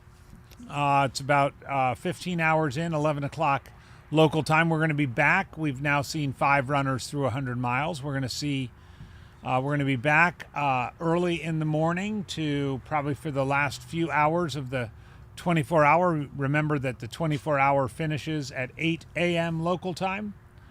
We'll probably be back on a few hours before that. We'll let you know. We're going to keep the static cams up, right? We're going to keep the static cams up for all of y'all. But until then, have a good night. We've really enjoyed having you on Mountain Outpost coverage of Desert Solstice Invitational. And on behalf of Chris and myself, Andy Jones Wilkins, we look forward to seeing you in the morning. Signing off. Thank you very much. Good night.